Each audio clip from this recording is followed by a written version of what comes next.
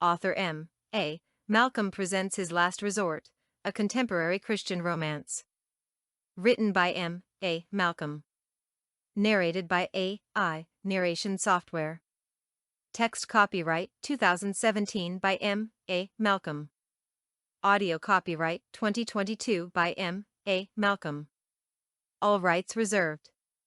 This audiobook is protected by copyright and other applicable laws in Jamaica and other nations and may not be duplicated, distributed, rebroadcast, or used in any other manner without the express written consent of the copyright owner. This material is intended for personal use only, and the public exhibition or broadcast of this material is prohibited by law. This is a work of fiction.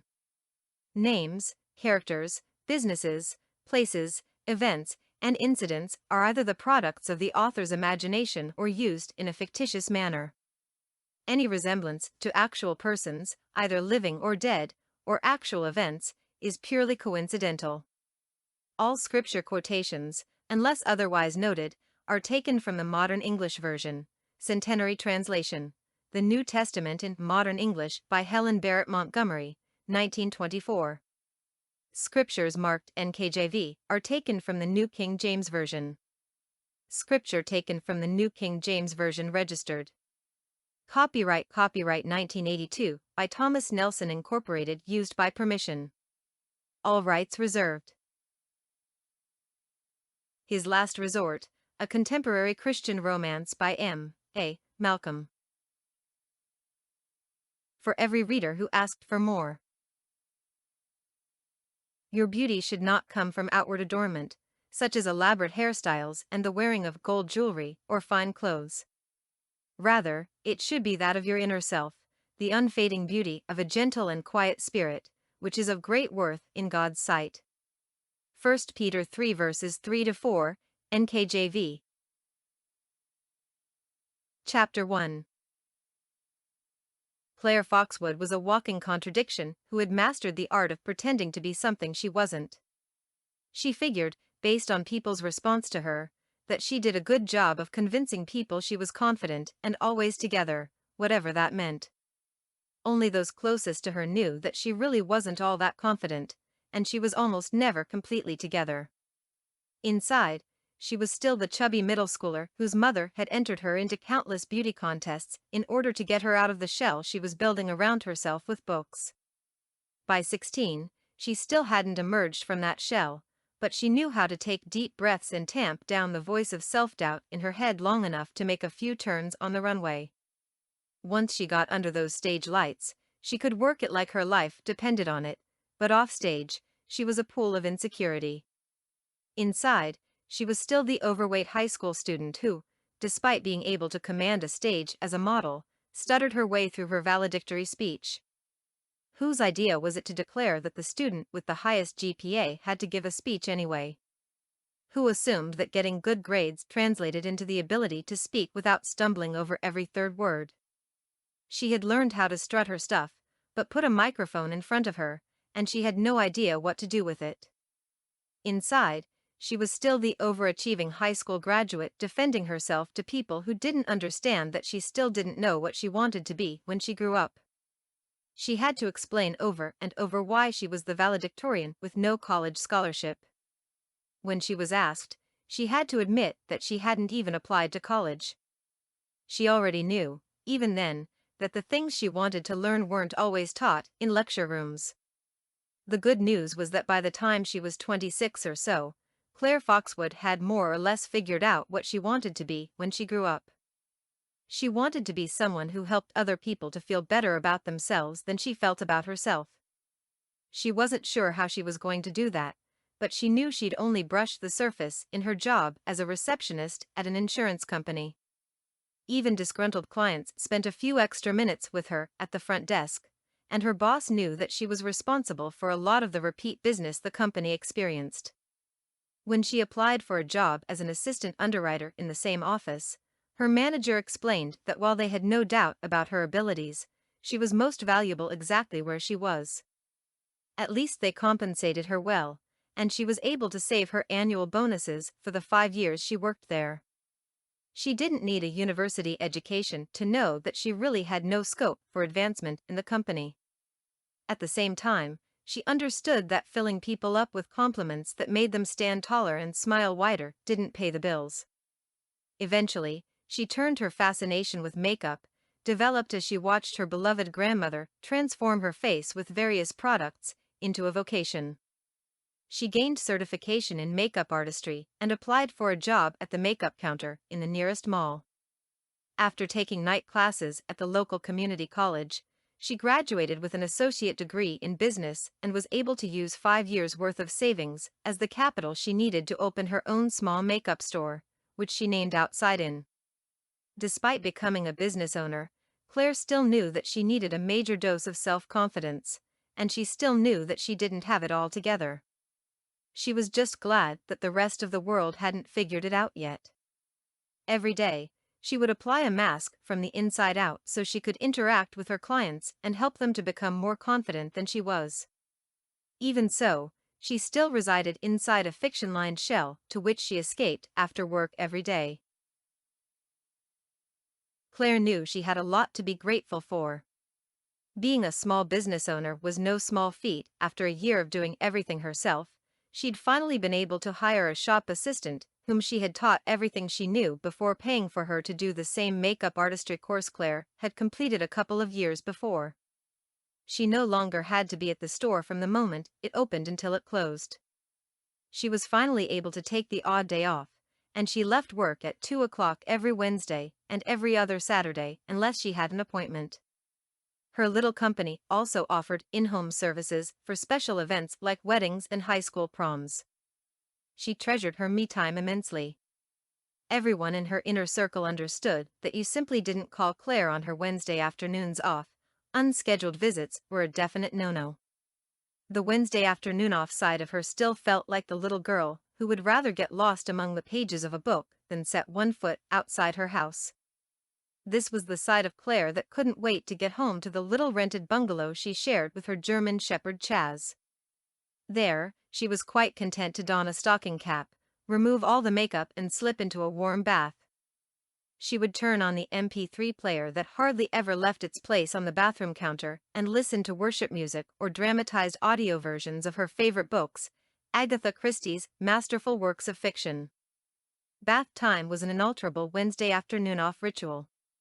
She would remove her contact lenses, strip down, wrap herself in a bathrobe, and give her achy feet or shoulders a quick massage before sliding into water scented with her favorite essential oil.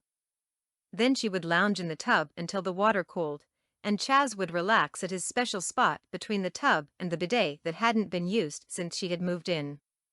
It was therefore no surprise that she was lying in the tub listening to Dame Christie's The Mirror cracked from side to side when Chez jumped up and ran barking towards the front door as the doorbell rang at around 6:30.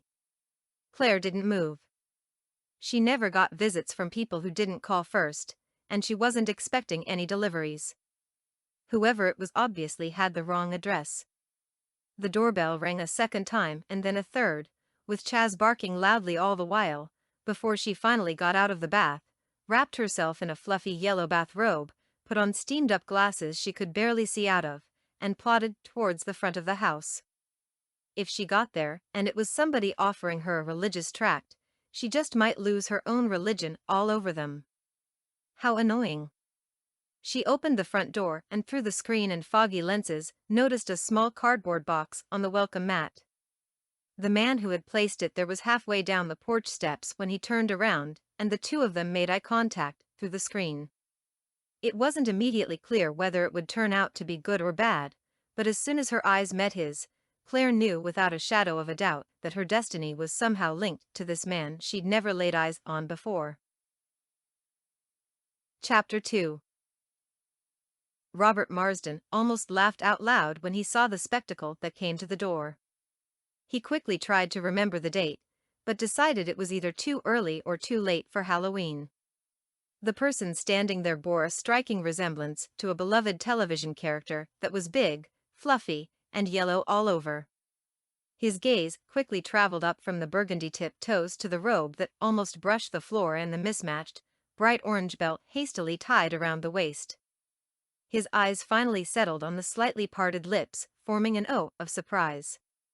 He forced himself to pull his gaze away from the pink mouth and look into the eyes, make that thick glasses, of the shower cap wearing woman who was staring at him as if trying to memorize his face. May I help you?" she stuttered. Yes. I'm looking for Mrs. Claire Foxwood. He tried, no doubt unsuccessfully, to hide his amusement. The woman pulled the lapels of her robe closer together, her other arm holding the knot in the belt. He wondered if she was afraid the robe would unexpectedly leap off her body and assault the screen door separating them. The German shepherd beside her remained standing, although it had finally stopped barking. "Well, you found her. And it's Miss Foxwood. How may I be of assistance?" "My name is Robert Marsden, Miss Foxwood, and I'm from the notes in the Margin bookstore in town. I'm sure you're familiar with it." His words started out as a statement but ended up as a question. Surely this person didn't go out in public. Very. The one-word answer was a bit abrupt, but it was understandable. It was obvious that Robert had caught her at a bad time. Maybe all her times were bad times, judging from the frown that seemed to be permanently etched into what he could see of her countenance. The woman's glasses seemed to take up half her face. He wondered again if she ever left the confines of her home. He imagined she was the kind of woman who didn't have many friends, the kind of woman who spent quite a bit of her workday on the telephone, the kind of woman who used books as a means of escaping her mundane life. "I'm sorry to turn up without calling first, but the telephone number you gave us is out of order, so I thought I'd just swing by with this." He waved in the direction of the box he had left on the mat. Claire winced as she remembered accidentally tripping over the telephone jack and pulling it right out of the wall. It had been a couple of days, but she hadn't remembered to get it fixed. "What is it?" She looked down at the box through the screen door she still hadn't opened. "Your prize." He smiled, revealing a row of perfect white teeth. "Say what, now?" She was confused. It was hard to stop focusing on the man's handsome face long enough to hear what he was saying. "You filled out an entry card at the bookstore recently, and you were the lucky winner." She vaguely remembered dropping a card into a wire basket. "I don't believe in luck." "Neither do I. Call it favor, then."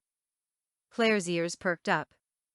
Was it possible that this fine specimen of a man was a believer? She quietly instructed her raging hormones to return to their corner before asking in a measured tone, "So, what was I highly favored enough to win?" "A box of books. 12 paperbacks from the 3 categories you selected on the card." Now she remembered. She had selected cozy mystery, clean romance, and Christian fiction. "Congratulations, Mrs. Foxwood.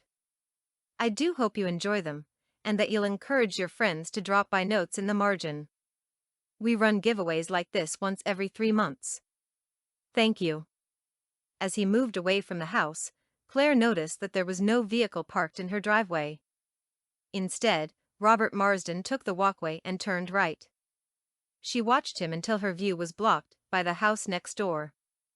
How was it possible that this man lived in her neighborhood, and she wasn't even aware of him?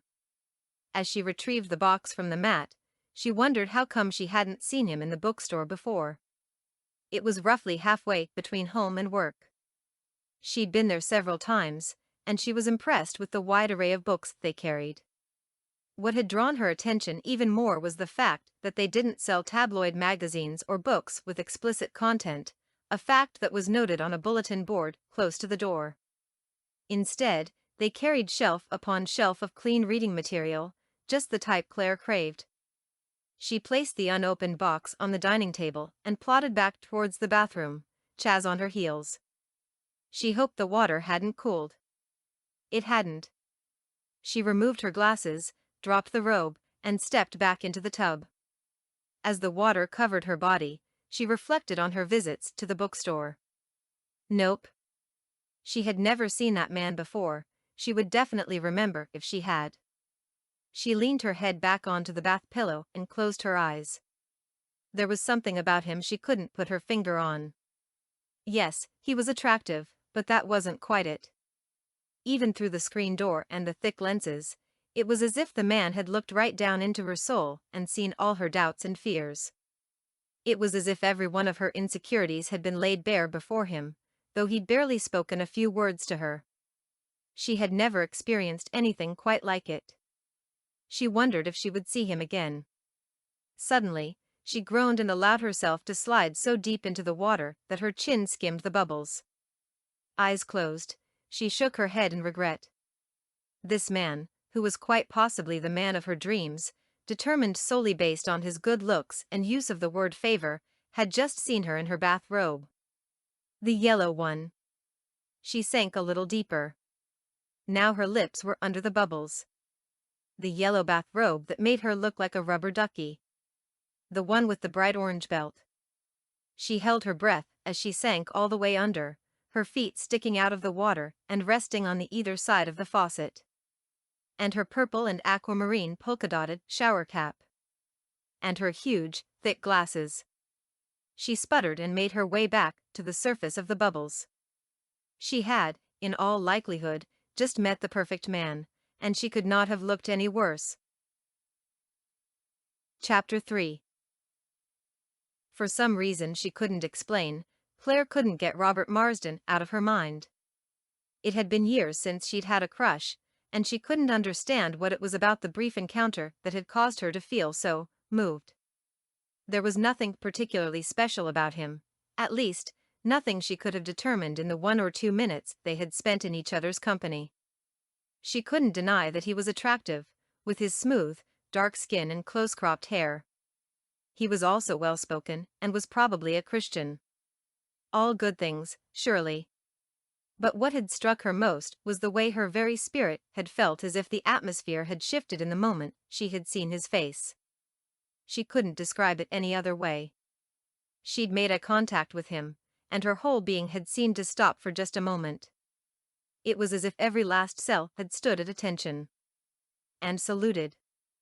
The problem was that more than 2 weeks later, she still couldn't tell if what had happened was good or bad. She had prayed about it, like she prayed about everything that captured her attention, but still had no clarity. So one Wednesday afternoon, curiosity finally got the better of her, and she stopped at notes in the margin on her way home from work.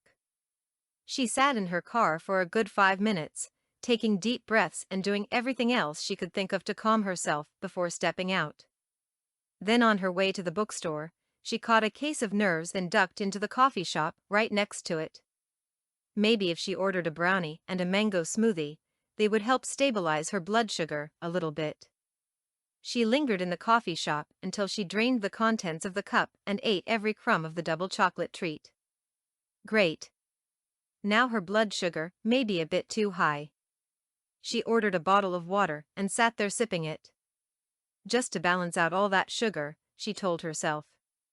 After several more minutes, she stood with determination. She had delayed as long as possible. It had been at least 25 minutes since she had shut her car engine off. It was now or never. So she went into the bookstore. And there, as usual, was the older woman who manned the register. With no one else in sight, Claire waved hello, and the woman smiled in her direction. Now what was she supposed to do? In her mind's eye, Robert would have been within sight, and he would have recognized her and come over to say hi. She stood there looking around for a moment, but he was nowhere to be seen. Now what? She headed towards one of her favorite shelves, Cozy Mystery, and dawdled there a bit, picking up a couple of titles from 2 of her preferred authors before stopping at the Christian fiction aisle, where she invariably spent most of her time on her visits to the store. She had always loved reading, and after getting saved, she'd started reading Christian romance novels. The big-name chains carried them, of course, but she was thrilled when Notes in the Margin had put up a sign on the notice board at the church she attended. She chose 3 more novels and headed to the counter with her treasures, stopping briefly to examine a display of journals and devotionals in the center of the foyer area. "Good afternoon, honey. It's so good to see you again. How are you doing?" The woman sitting there was over 60 years old. She wore her hair in a short, natural style, and her glasses were a bit too big for her face. Her butterscotch skin was becoming wrinkled, and the laugh lines by her mouth told the tale of a life filled with good humor. "I'm fine, thank you. You know, honey, you come in here all the time, and I've never asked your name." "It's Claire." "Hi, Claire. I'm Ruby Crawford, but everyone calls me Aunt Ruby." "Nice to meet you, Aunt Ruby." Claire smiled and deposited the books on the counter. Aunt Ruby rang them up and Claire handed over her credit card and driver's license. Aunt Ruby read the name and looked up at Claire. "You're Claire Foxwood?" She gave her a quick once-over. She shrugged and smiled. "I am. Why do you ask?" "You won our book giveaway last month." "I was wondering who our winner was." "I did. Thank you very much, by the way. The books were great." "I'm sure they were." Claire felt enveloped in Aunt Ruby's warm, welcoming smile.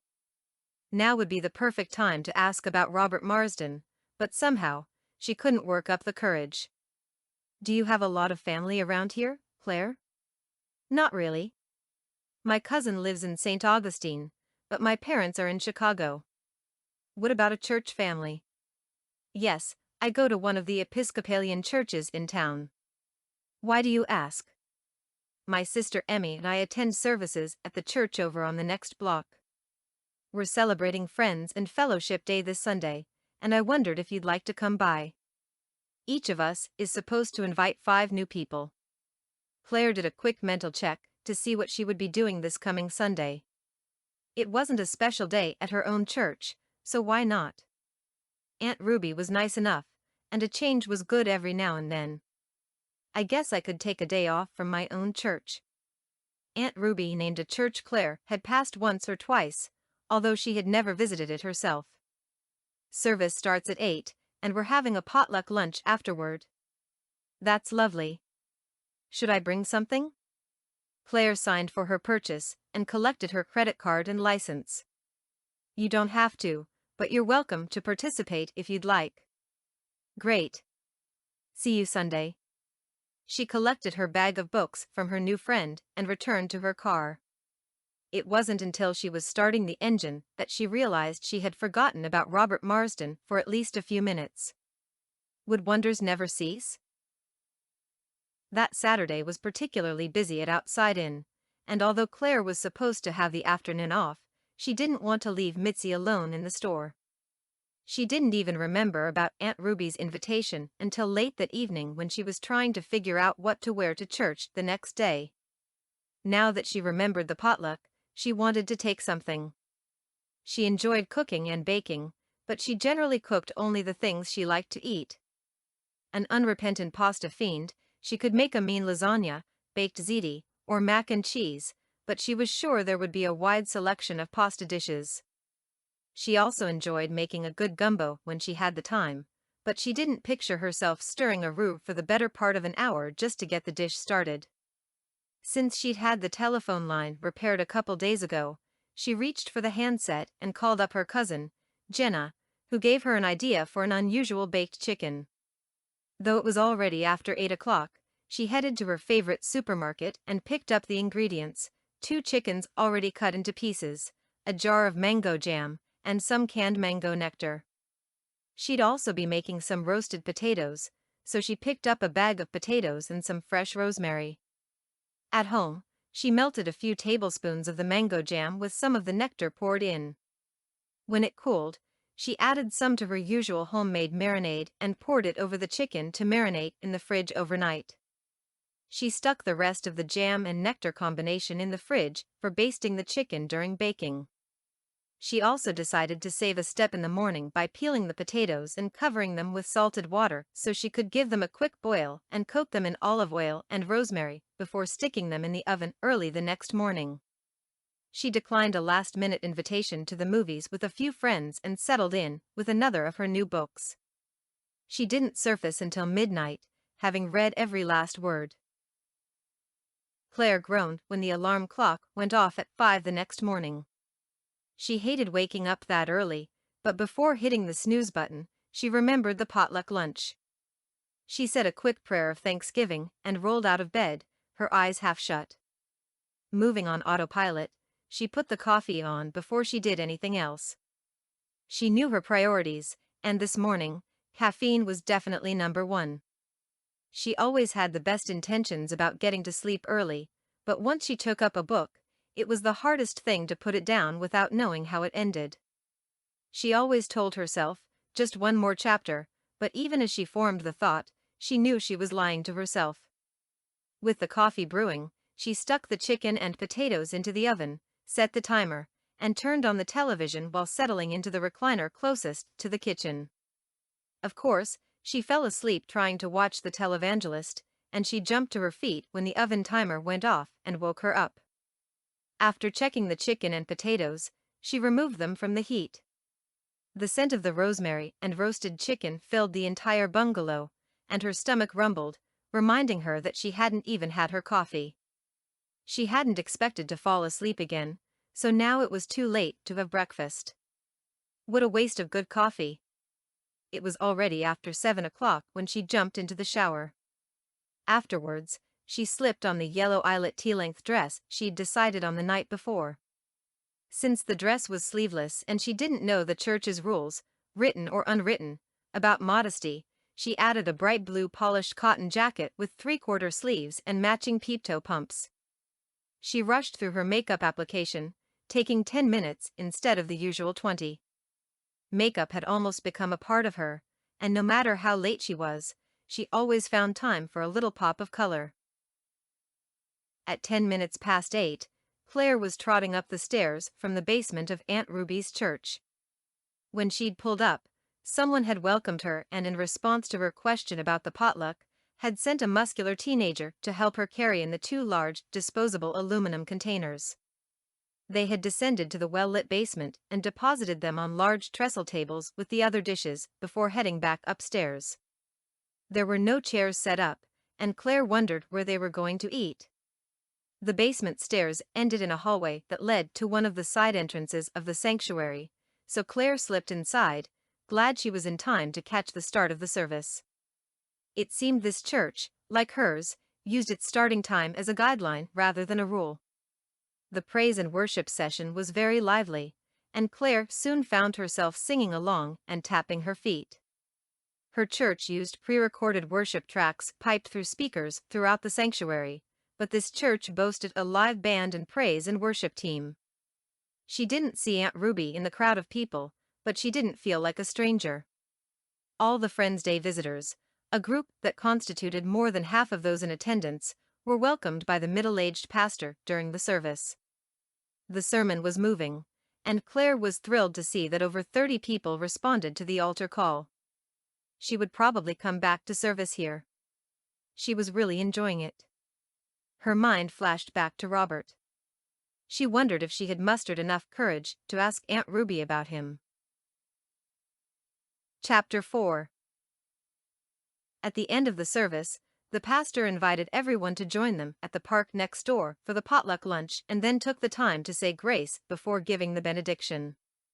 Claire realized that while the service had been going on, volunteers had been moving the food to the outdoor area next door. The park was well equipped for events like these, with an open-sided eating area and concrete tables on the patio. The food had been placed in the covered area, and lines formed immediately. When Claire got to the tables where the food was being served, she was pleased to finally find Aunt Ruby among a group of ladies serving plates. There was so much food that Claire wasn't sure what to choose. She finally decided on a rich-looking chicken and seafood gumbo over rice. She added a side of buttered corn on the cob. Her mother wasn't around to frown at her, so she didn't bother with the usual charade of adding salad to her tray. Corn was a vegetable, and that had to be enough. After pouring herself a cup of lemonade, she stood wondering where to sit. There were a few empty park benches, but she didn't want to appear standoffish, as Grandy used to say.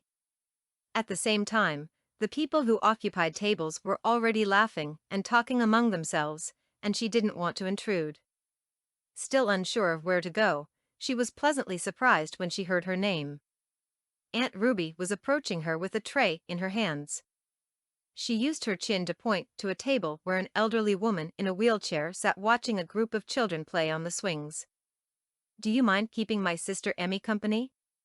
I served up this plate for her, but I can't sit with her just now. The lines are still pretty long. Claire smiled. No problem. Does she need help feeding herself? She followed Aunt Ruby towards the table. No, no. She can handle it. They reached the table and Aunt Ruby put the tray down before moving to stand behind the wheelchair. Emmy, this is Claire. Claire, meet my sister, Emerald Donahue. Claire reached for the wrinkled hand and shook it warmly as the woman's face broke into a smile. Up close, she wasn't as old as Claire had thought she was. She doubted that the woman had even reached 70. Such a pity she was already wheelchair-bound. Claire, how nice to meet you. Come sit by me and tell me all about yourself.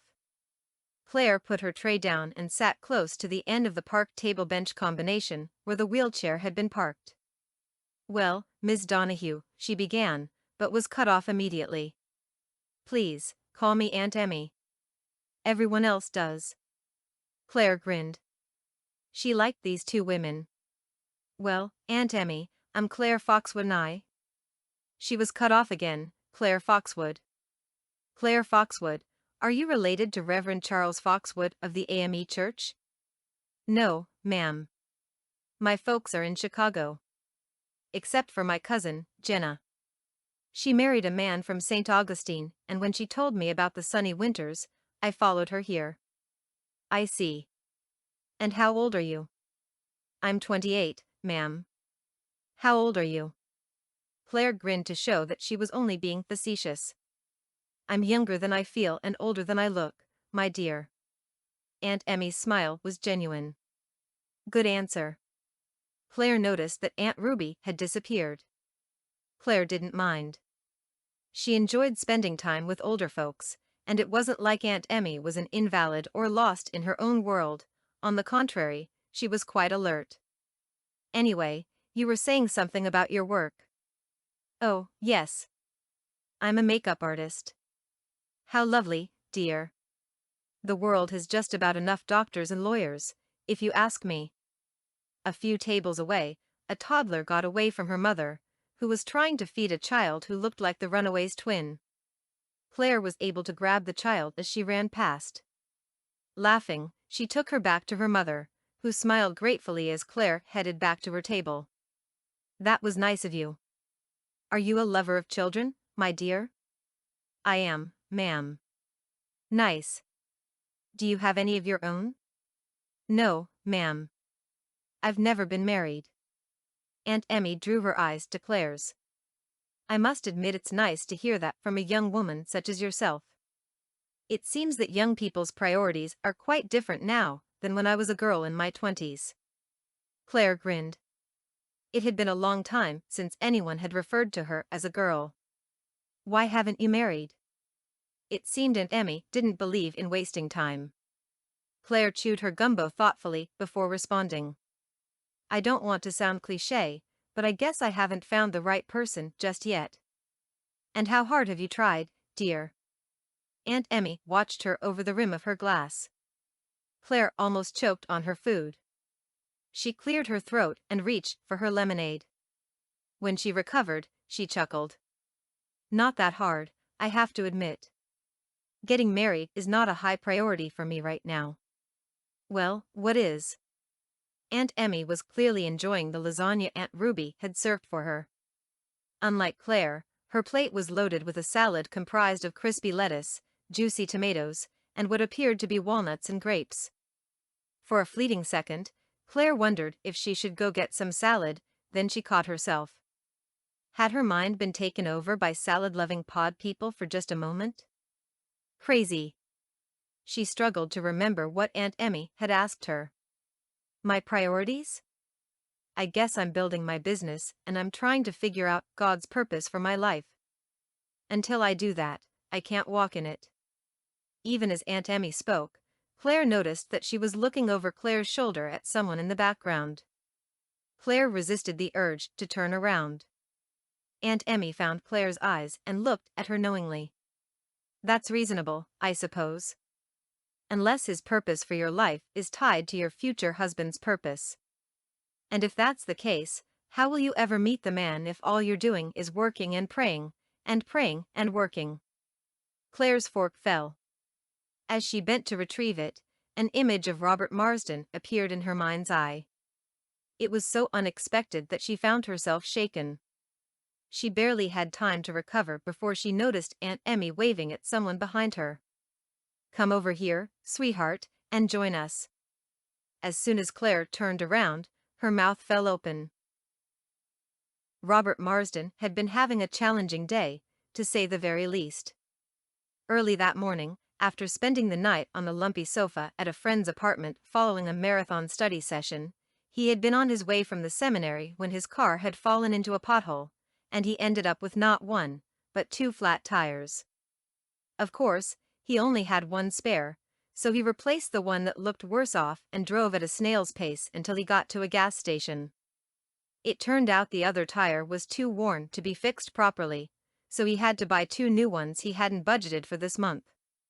By the time he hit the Jacksonville city limits, he was so tired, dirty, and annoyed that he went straight to his apartment and cleaned up.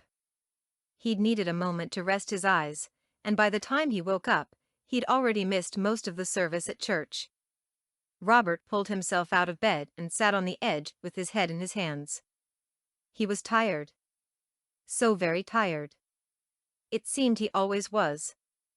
Disgusted with himself for falling asleep, he almost decided to stay home for the day, but it was after midday, and he was yet to even think about Sunday dinner.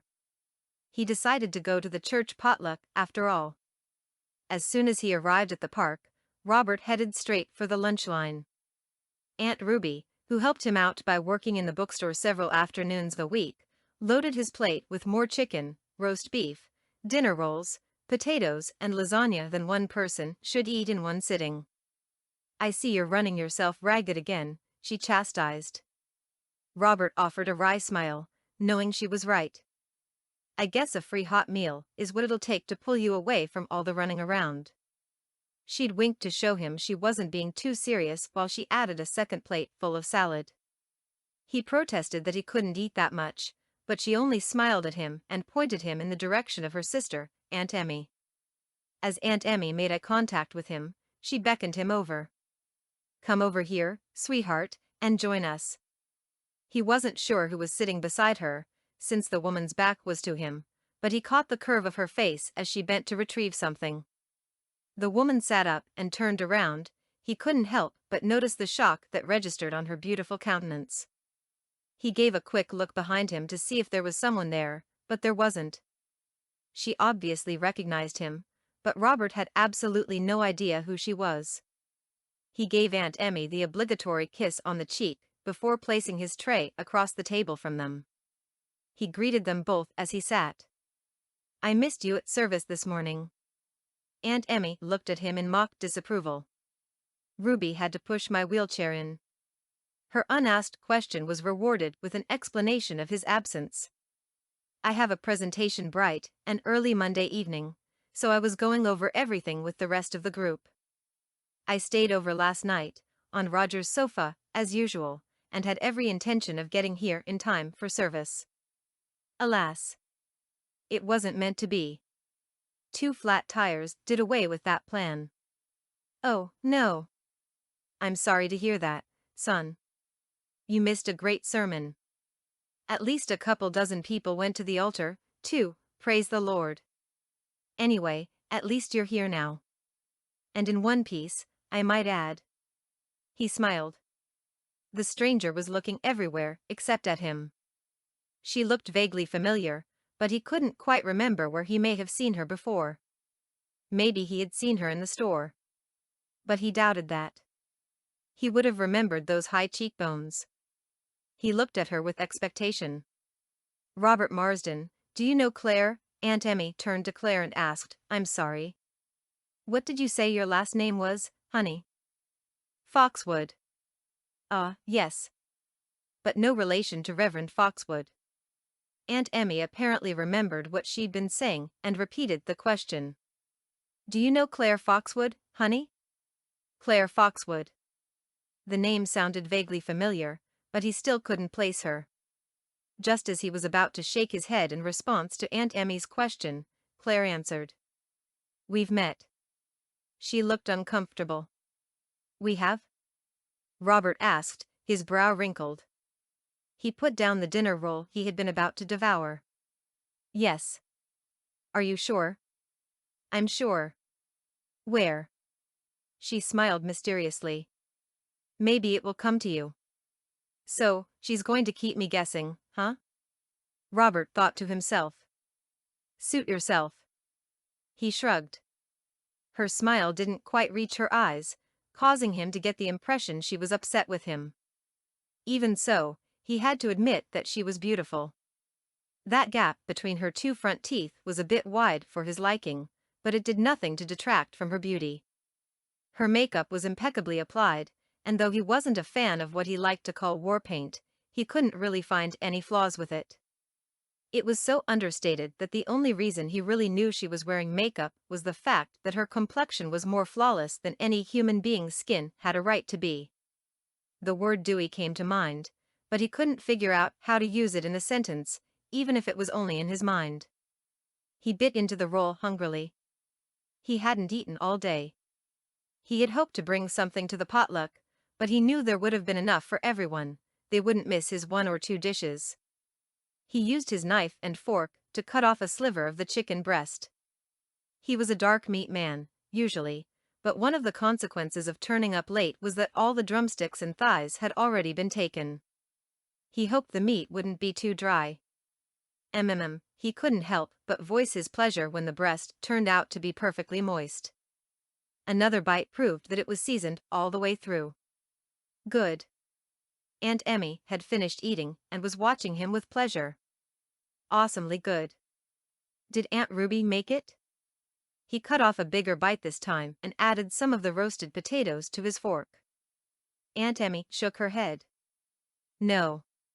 She made the roast beef and a tuna casserole. He took her hint and speared some of the succulent beef. It was heavenly, but he had expected that. Aunt Ruby had once told him that she let the roast marinate in the fridge for 2 days if she could. The roast is perfect, as usual, Aunt Emmy. My regards to the chef. To be honest, I'm not usually a fan of baked chicken, but this is good. Did you taste it? He looked at both women. It has a hint of something. It's sweet but savory at the same time. Kind of fruity. I'm not sure. Actually, I think that's the chicken I brought, the enigmatic Claire Foxwood claimed. He chewed thoughtfully and swallowed before taking a swig of cola. You brought this? I did. Why would I say I brought it if I didn't? Her tone was more than a tad offensive, and Robert held his hands up in his own defense. I used mango jam and nectar. No need to get defensive, Mrs. Foxwood. He wondered if she knew he was fishing for information. She wasn't wearing a wedding band, but that meant little these days. It's Miss Foxwood, actually, but feel free to call me Claire. Well, Claire, Aunt Emmy began, it takes quite a lot to impress this man when it comes to good food. He's quite the chef himself, you know. I see. Robert wondered what he had said or done to make this pretty woman so clearly upset. Was it because he didn't remember her? In his work at the bookstore and his studies at the college, he came into contact with a lot of different people on a daily basis. He couldn't help it if he was bad with both names and faces. He shook his head as he turned his full attention to the plate, determined to keep quiet for the rest of the meal. The chicken was pretty good, though, and now that she had said it, he could identify a hint of mango flavor throughout. He wondered if he could replicate it. He'd ask for the recipe, but she might bite his head off. He shook his head again. Women. Claire couldn't help it. When she was uncomfortable, she became defensive, and to overcompensate for the defensiveness, she usually went on the offensive. Without even intending to, she'd done the same thing with Robert Marsden. What was it St. Paul had said? The things he wanted to do he didn't do, but the things he didn't want to do, those were the things he did. And he was a saint. She was sure her heart had skipped 2 or 3 beats, maybe even 30, when he'd strolled into her line of vision. Again, she had felt a very strong sensation that this man would have some kind of significant impact on her life, but she couldn't tell whether she would appreciate or rue it. What she could tell in that moment was that she found him extremely attractive. And she could see she wasn't the only one.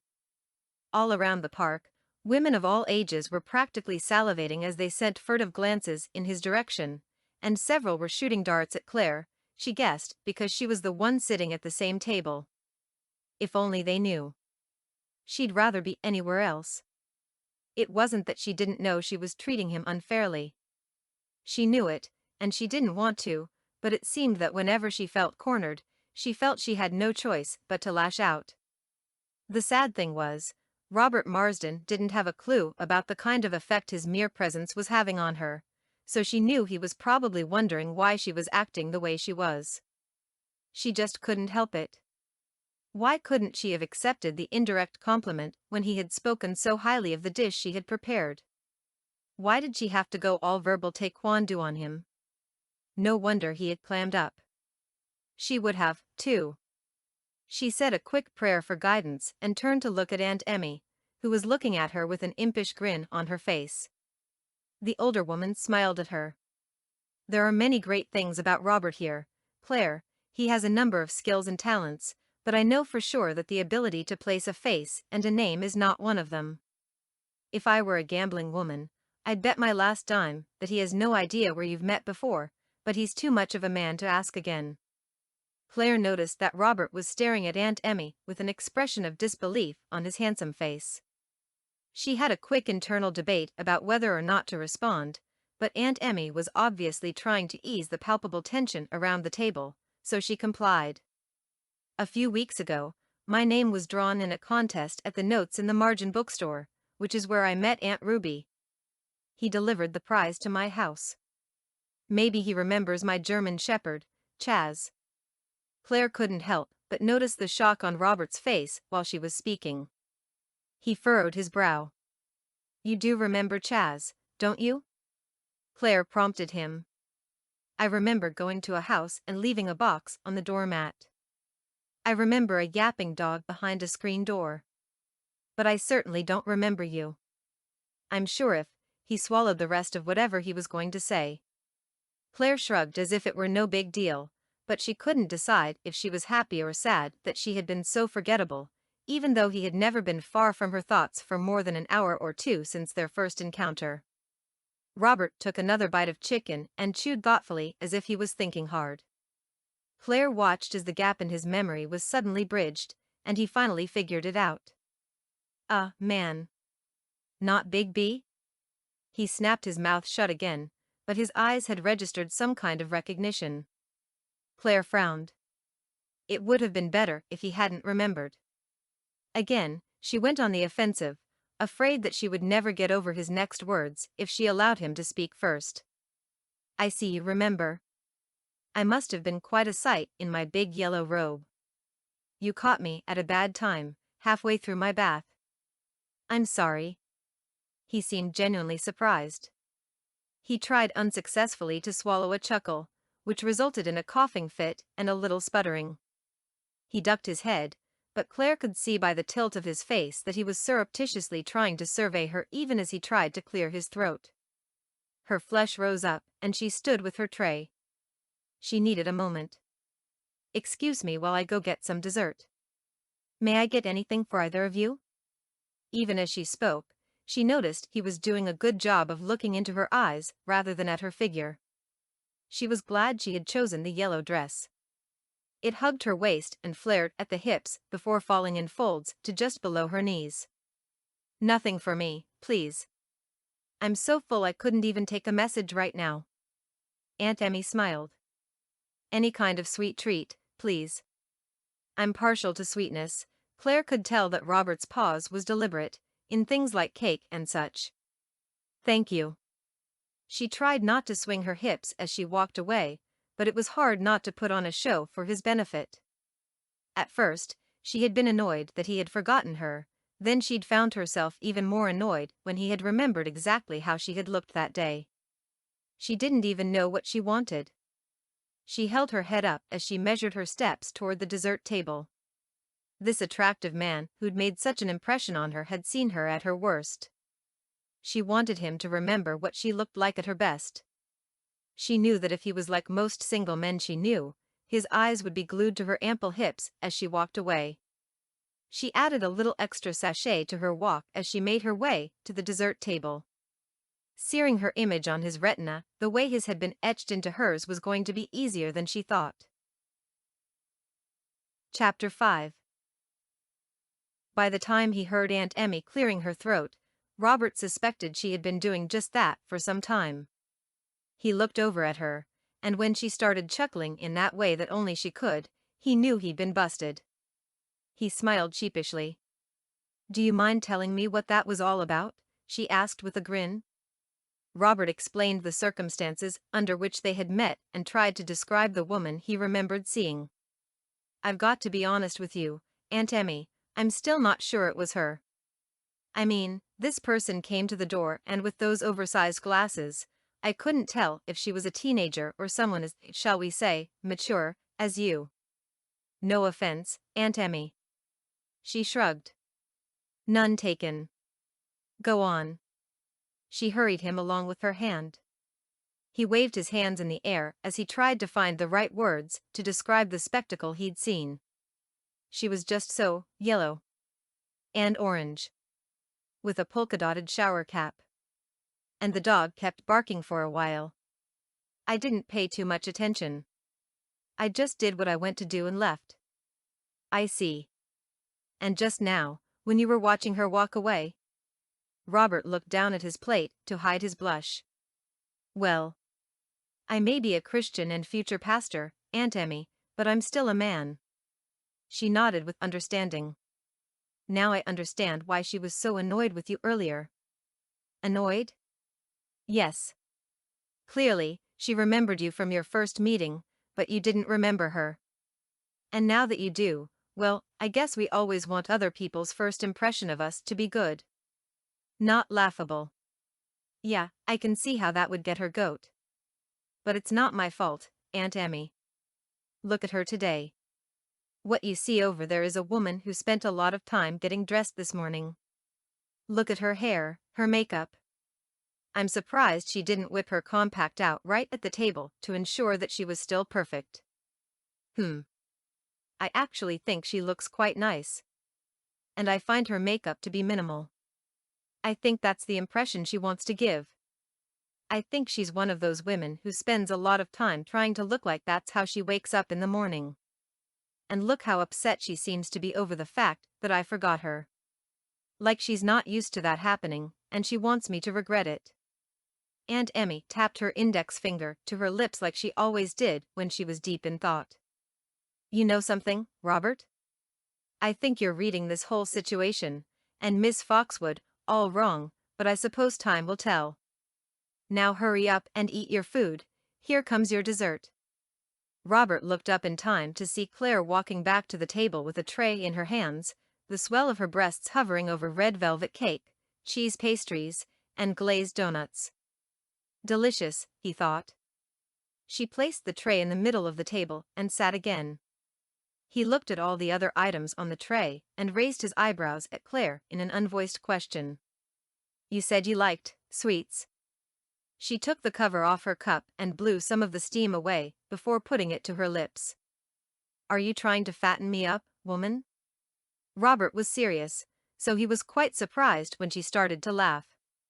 Her chuckles were contagious, and before long, he found himself laughing along with her.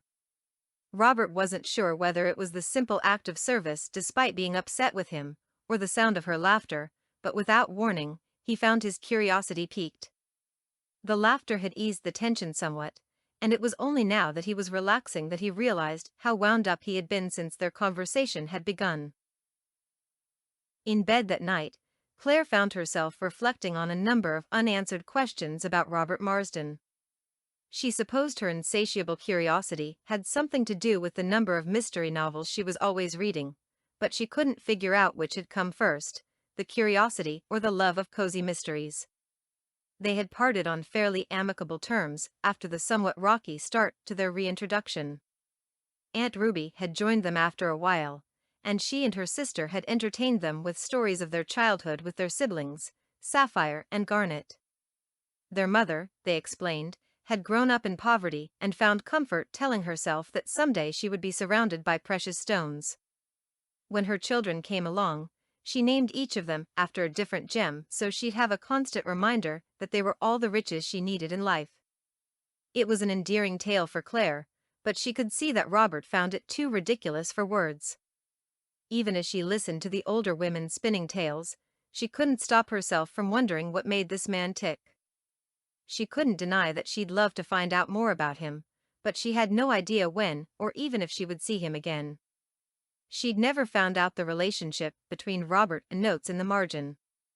Maybe Aunt Ruby owned the store and had just asked him to deliver the box because he lived in the neighborhood. All she had been able to deduce was that he was a student and a member of Aunt Ruby's church. Her curiosity was at an all-time high, so she actually had to promise herself that she wouldn't start visiting their church more often just so she could see this man again. That would never do.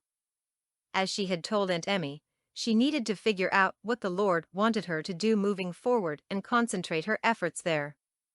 As soon as the thought had formed in her mind, she remembered what Aunt Emmy had said to her just before Robert made his appearance that day. Something about the possibility that her own purpose was tied in to that of her future husband. She wondered what had inspired Aunt Emmy to make that cryptic statement while staring at Robert Marsden. Again, Claire couldn't shake the feeling that her destiny was somehow inextricably linked to this man. She whispered a word of prayer, asking the Lord to show her his plans for her life and to open and close the right doors so that she would end up exactly where he wanted her. She had, in a way, been praying about her future husband for a long time, just as her parents had implored her to do. Even so, she wasn't yearning for marriage the way her favorite cousin and best friend, Jenna, had done. She was happy living her life just the way she wanted, going where she wanted to go, doing what she wanted to do, consulting only God for guidance. She had read the scripture that spoke about a wife submitting to her husband, and her prayers were for the Lord to send her a man she'd be comfortable submitting to. She didn't relish the idea.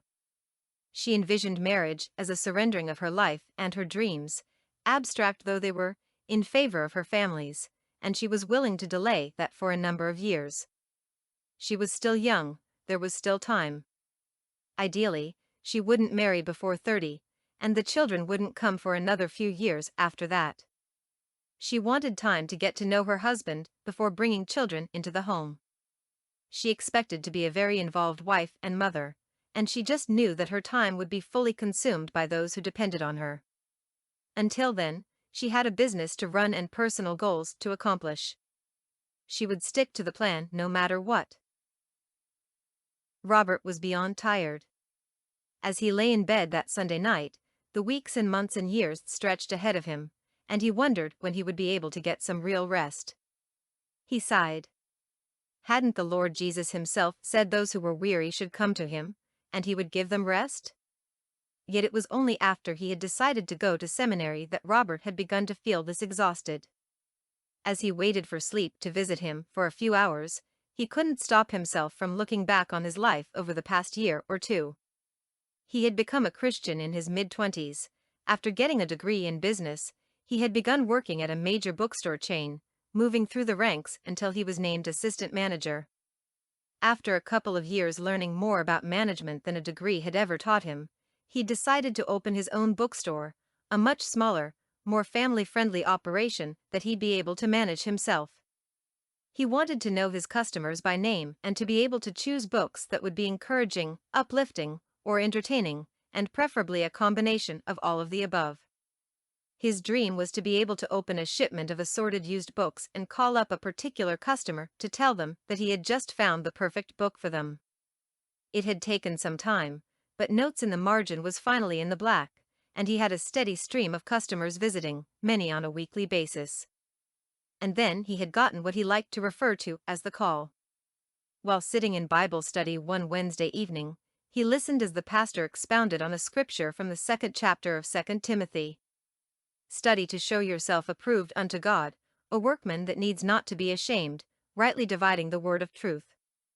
Robert felt the firm grip of a hand on his right shoulder. Almost as soon as he felt it, the hand moved. He was sitting at the end of the row, so he turned around, but the only people who were sitting there were a couple of middle-aged women. Surely neither of them had such a strong grip. Worried he might have imagined it, he turned back to the discussion at hand, and once again, he had the same sensation. There was no mistake about it. There was definitely a man's hand on his shoulder. Again, he turned, and again there was no one there. He understood that he was receiving some kind of holy visitation. Closing his eyes, he bowed his head and began to pray for the Lord to speak to him. Though there had been no audible words, he somehow knew in his spirit that the Lord, through this invisible messenger whose hand he could still feel, was telling him that he had chosen him to be a minister of the word. As sure as he was sitting there praying, he knew he was being called to preach. Preaching had never entered his mind before that night, but afterward, he found himself rather hard-pressed to get it out of his thoughts. Despite the visitation, he still hadn't been sure about becoming a minister, so he'd prayed about it, read the Bible, and prayed some more. He hadn't discussed the leading with anyone, but a week later, on his way to Bible study, he prayed that the Lord would confirm his instruction through someone he had never spoken to before. Lord, if this is really you, he prayed silently, afraid the devil would hear his petition and use his own words against him. Please use someone at church to confirm it. I want to be used by you in any way you see fit, and if becoming a minister is what you would have me do, please allow a stranger to ask me if I ever considered becoming a pastor. I thank you, Lord, that even in the silence of this vehicle, you hear my prayer and will give me a clear answer tonight. I pray in Jesus' name, Amen.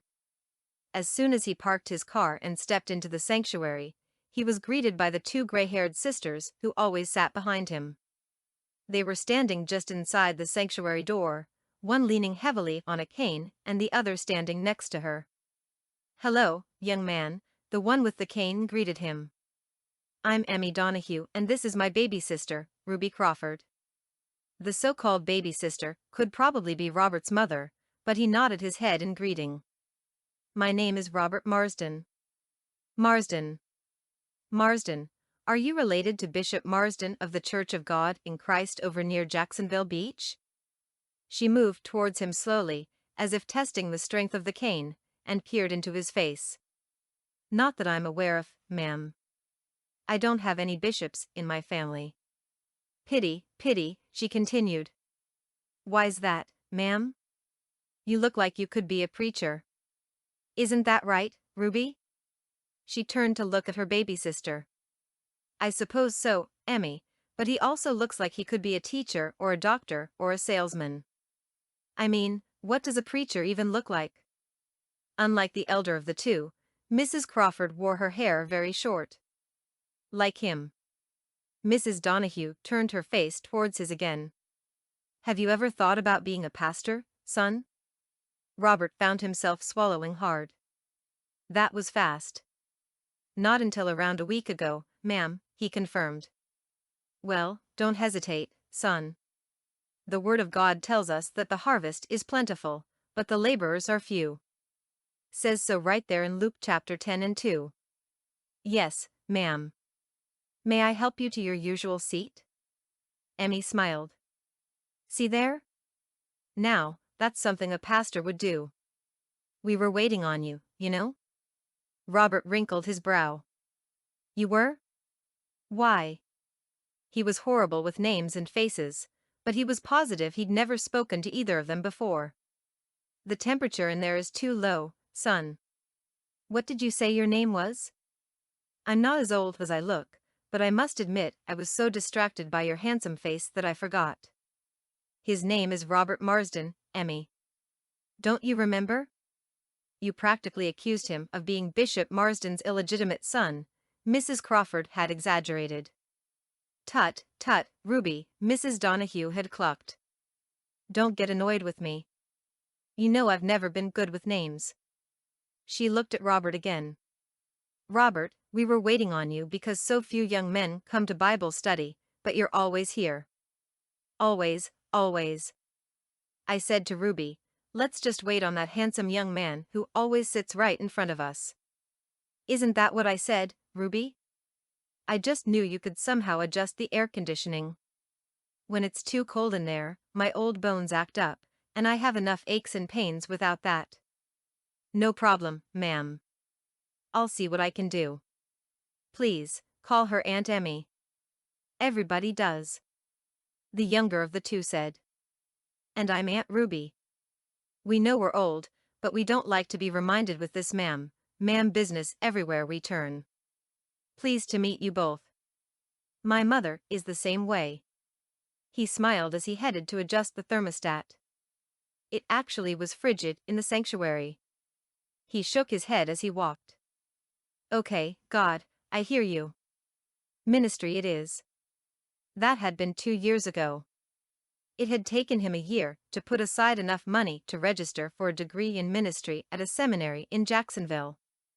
It was the closest one to his home, but it was still over half an hour away.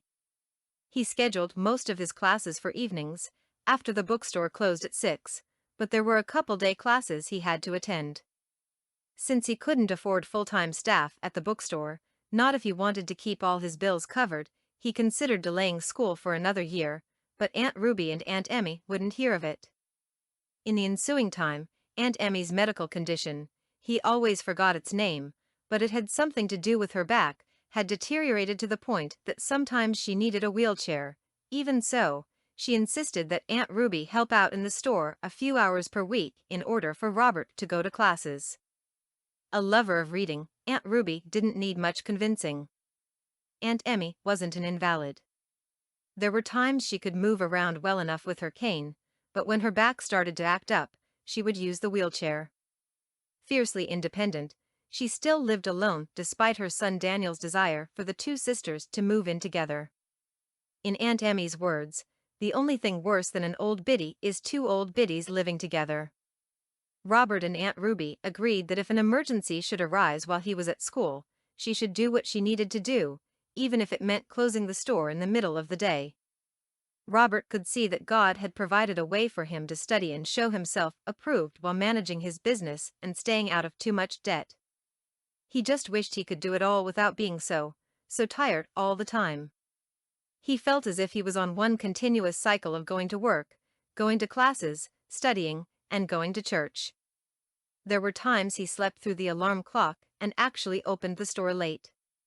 He knew he probably couldn't keep this up for the remaining 3 semesters in his current program, but he was determined to do what he could and trust God to do the rest.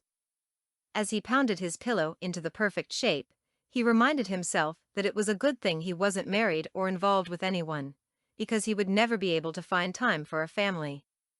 He'd had several girlfriends, of course, but there was no one he could imagine spending the rest of his life with. He wasn't really looking, but he'd begun to wonder if such a woman even existed.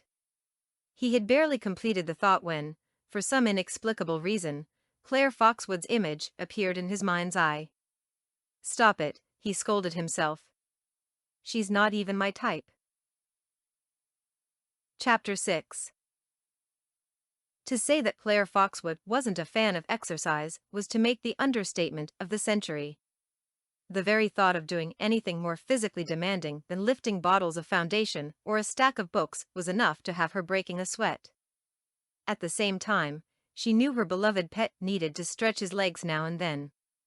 She tried to take him for a walk at least once every 2 or 3 days, even though he spent a couple of hours in the yard every evening after she got home. More often than not, the walk would turn into a run as she tried, and failed, to contain his boundless enthusiasm. A few Saturdays after chatting with Aunt Ruby at the bookstore, Claire came home from outside in to find Chaz in an energetic mood. Before she could convince herself not to, she changed into black sweatpants with a matching top and sneakers and grabbed the leash from its place near the front door. The moment she got the leash, the German Shepherd became even more animated, and his excitement was contagious. Although Claire would rather be reading, she couldn't help but smile at the dog's antics. They headed to the end of their walkway, the dog leading the owner, as was always the case. This time, instead of turning left like he usually did, Chaz flipped the script by turning right. Claire complied. They had only been walking for a couple of minutes when Claire had to pull back hard on the leash to prevent the dog from running in front of a car that was turning out of the parking lot of a two-story apartment complex. The driver slammed on his brakes before making a rude hand gesture and gunning the car.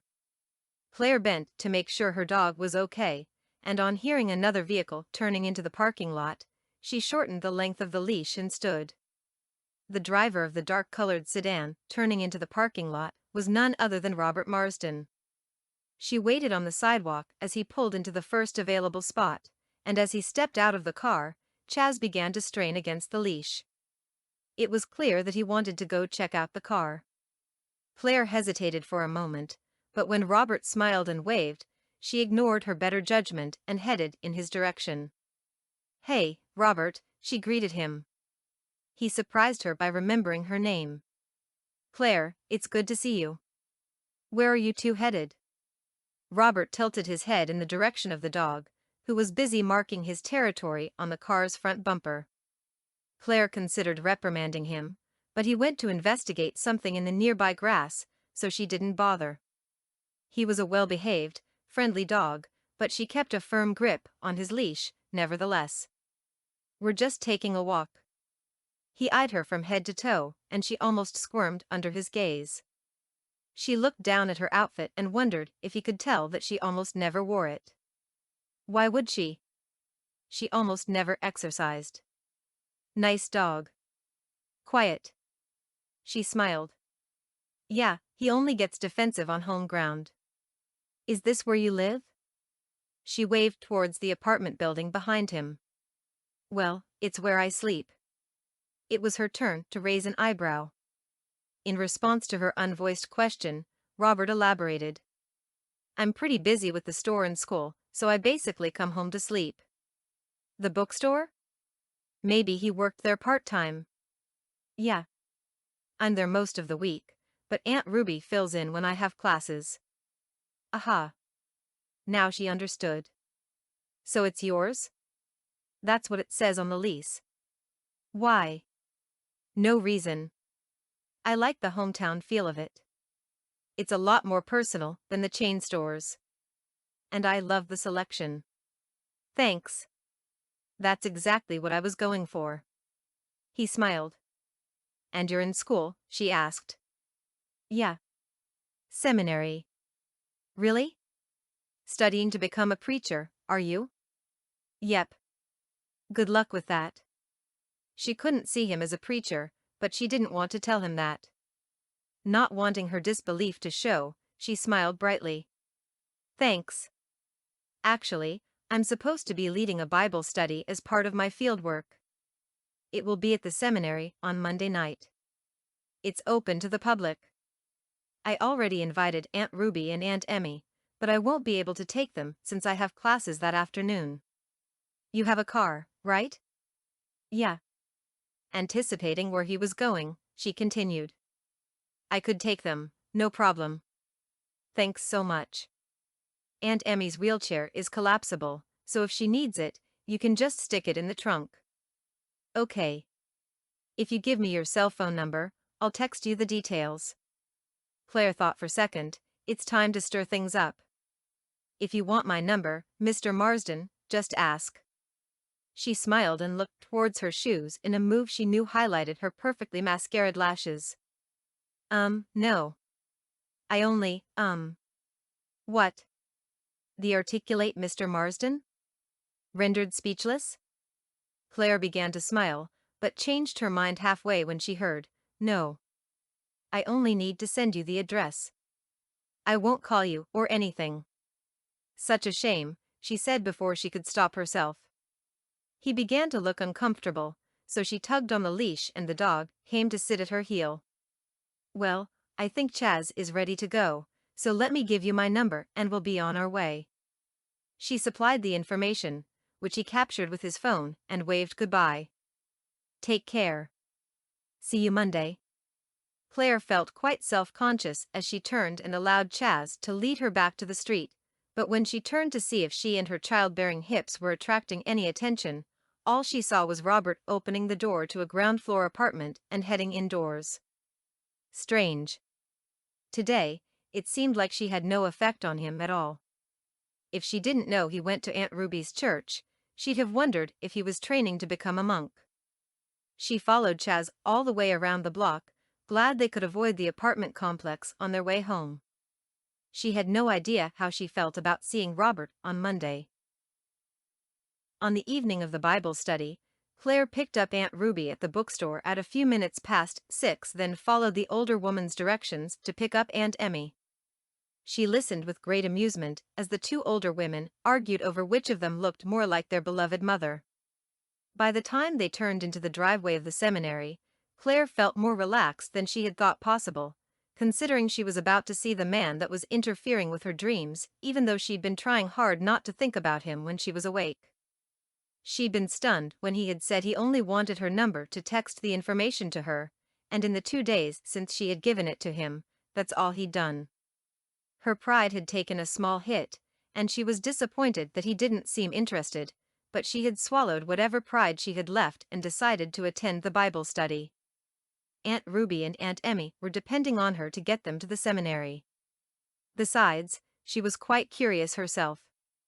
This would be her first Bible study in the 11 months or so since she'd gone to the altar on a visit to the church closest to her house.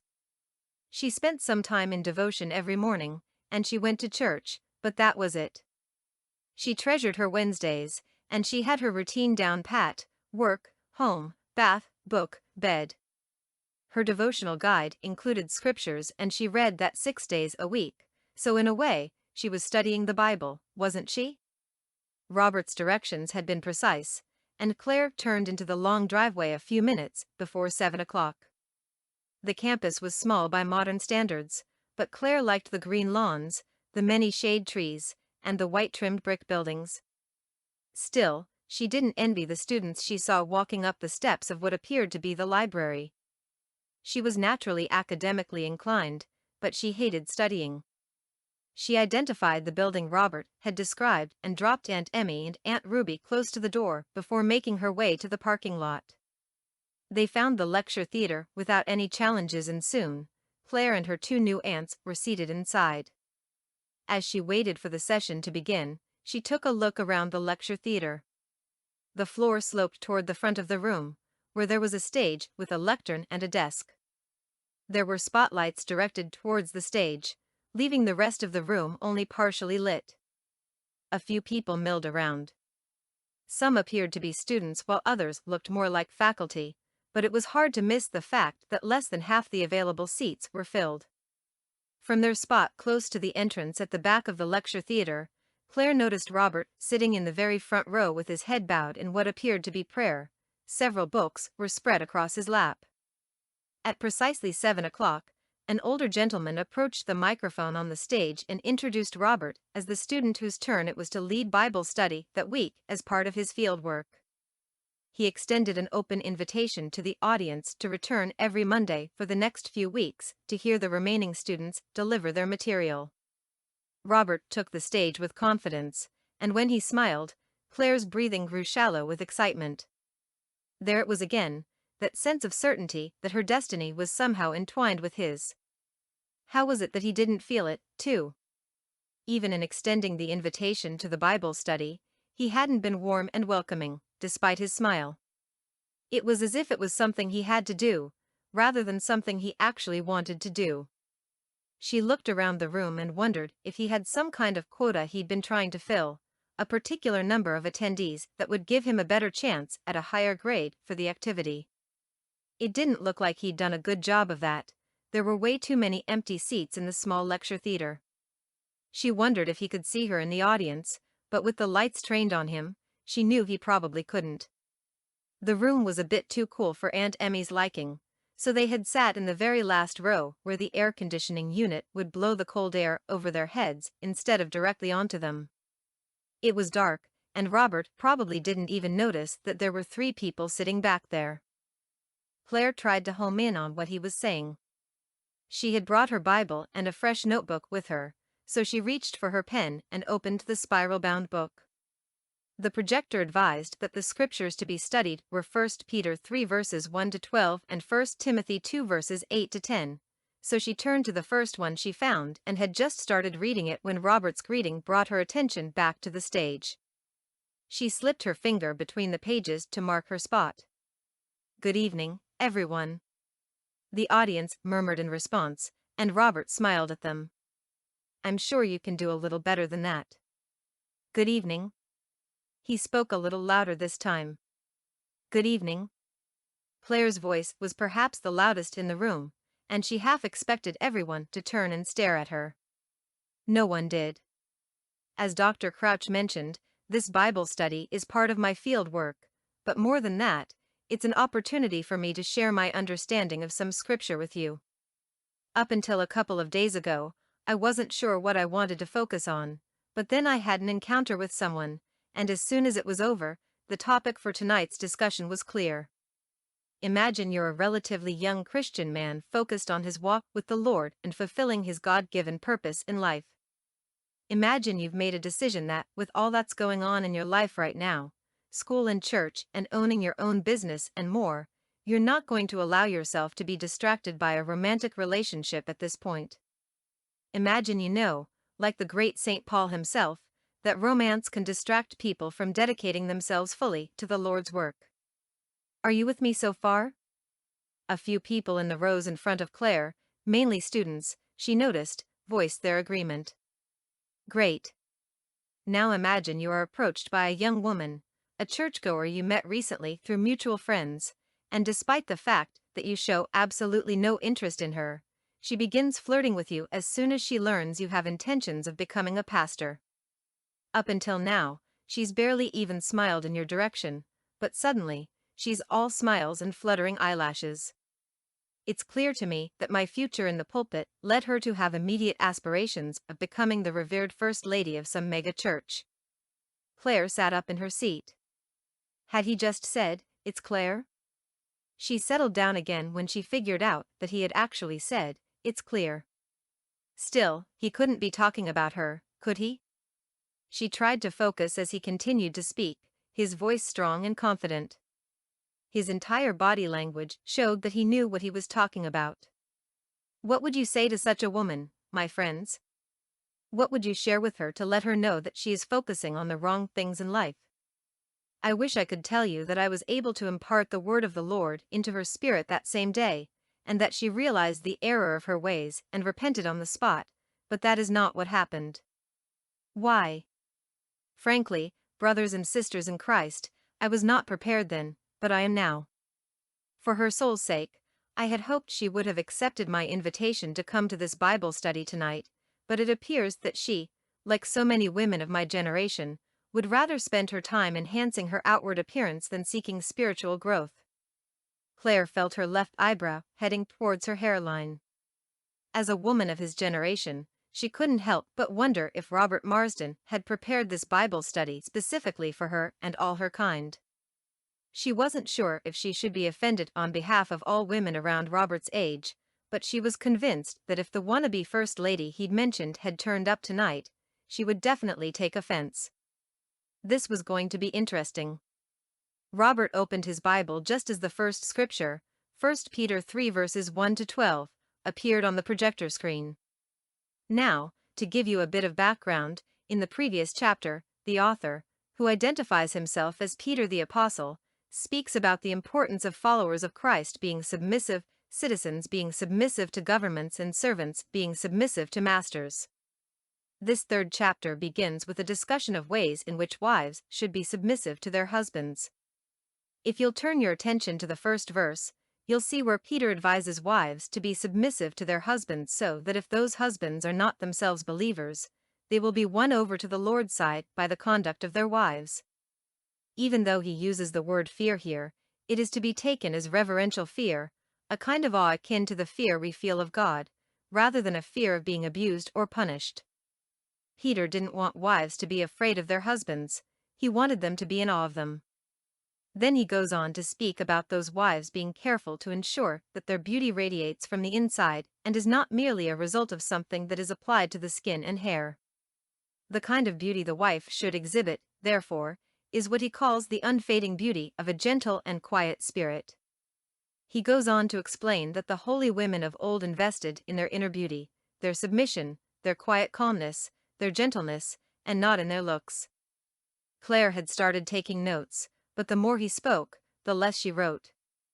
She sat there, her pen hovering over the page, waiting for something she figured she might actually want to remember. As Robert spoke about all the things contemporary women were doing to their bodies, she capped the pen and lay it on the book.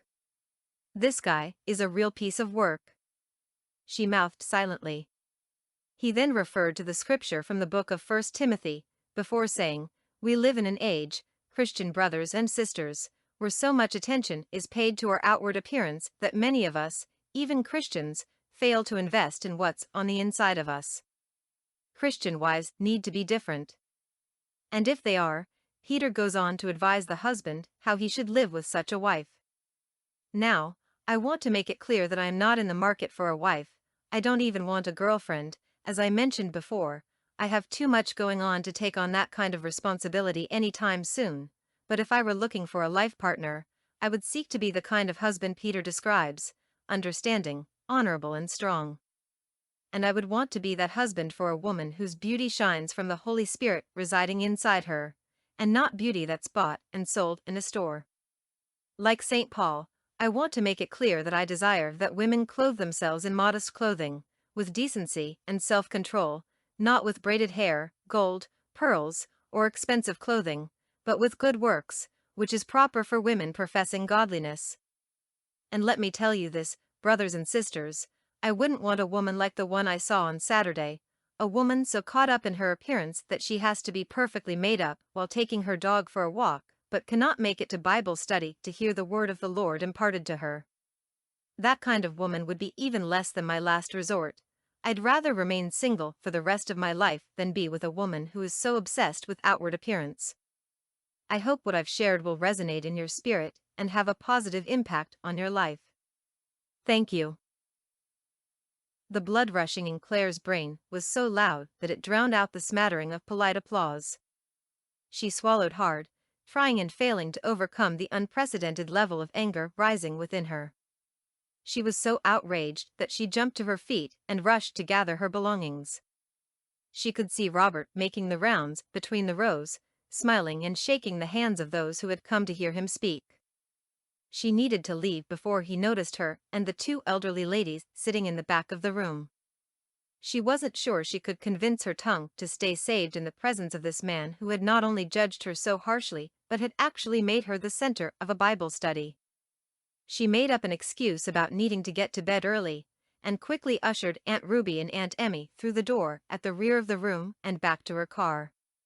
She gunned the engine so hard that her tires actually squealed as she made her way out of the parking lot. Aunt Ruby, who was sitting beside her in the front, made a show of clicking her seatbelt into place with her left hand, while holding on to the dashboard with her right. "In a big hurry, dear?" she asked without a hint of concern. "A bit." Claire tried to smile, but she was glad the interior of the car was dark, and Aunt Ruby couldn't see the unconcerned mask that was slipping out of place. "That young man has a great future ahead of him, don't you think, Ruby?" "He's very confident," Aunt Emmy said from the back seat. "He sure is, Emmy, but he also has a lot to learn." Aunt Emmy responded, "Well, that's why he's in seminary, honey. At least the faculty who were in attendance will be able to show him where he went wrong in his presentation tonight, so that he won't make the same mistakes going forward." "Yes, that's true. With his charm and that voice, he's the kind of speaker that could read the dictionary to me and I'd sit and listen, but for those same reasons, he's got to be careful what he says. He could easily lead people astray by saying things without putting a lot of thought and prayer into his words. He is in the right place, though, for guidance and leadership. Let's keep praying for him. You all right, honey?" Aunt Emmy asked Claire as they made their way back to the other side of Jacksonville. Claire began, but then remembered she was talking to someone old enough to be her mother. "Yes, ma'am. Aunt Emmy. I'm just not feeling very well at the moment. I'll be fine." "Okay, sweetie. You make sure to make a nice cup of chamomile tea when you get home, you hear?" "Yes, Aunt Emmy. I will." She realized she was gripping the steering wheel so tightly she might develop calluses, so she relaxed a little. Claire dropped Aunt Emmy off first. Afterward, she took Aunt Ruby to her house a couple of blocks from the bookstore. As Aunt Ruby gathered her purse, she thanked Claire for driving them. "Of course, Aunt Ruby." Claire mustered up enough energy for a half smile, but she knew it would probably be a while before she went back to the bookstore. If she ever did. Chapter 7. At home, Claire Foxwood did something she rarely ever did at 9 o'clock on a Monday night. She drew herself a bath, to which she added a generous handful of lavender bath salts, hoping the scent would calm her aggravated nerves.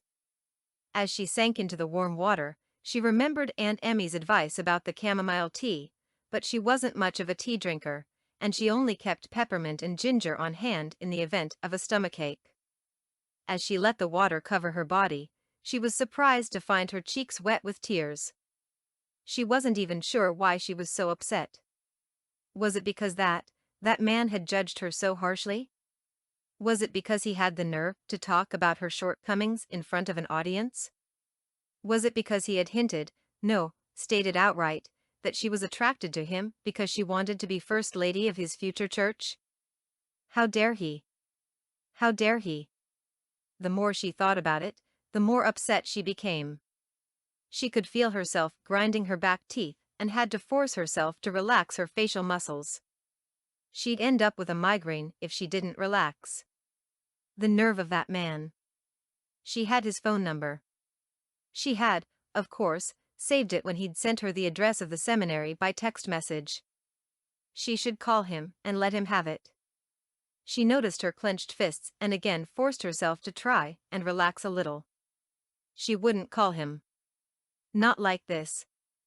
If she unleashed her very justified fury on him, he'd no doubt classify her as another mad black woman and find some way to dissect her behavior in a future sermon or Bible study. She needed to calm down. She needed to stop all this silly crying. After half an hour, she got out of the bath and toweled herself dry. Sitting on the edge of her bed, she massaged lotion into her skin and tried to think of something, anything other than the whole situation. Her phone pinged and she looked at the screen.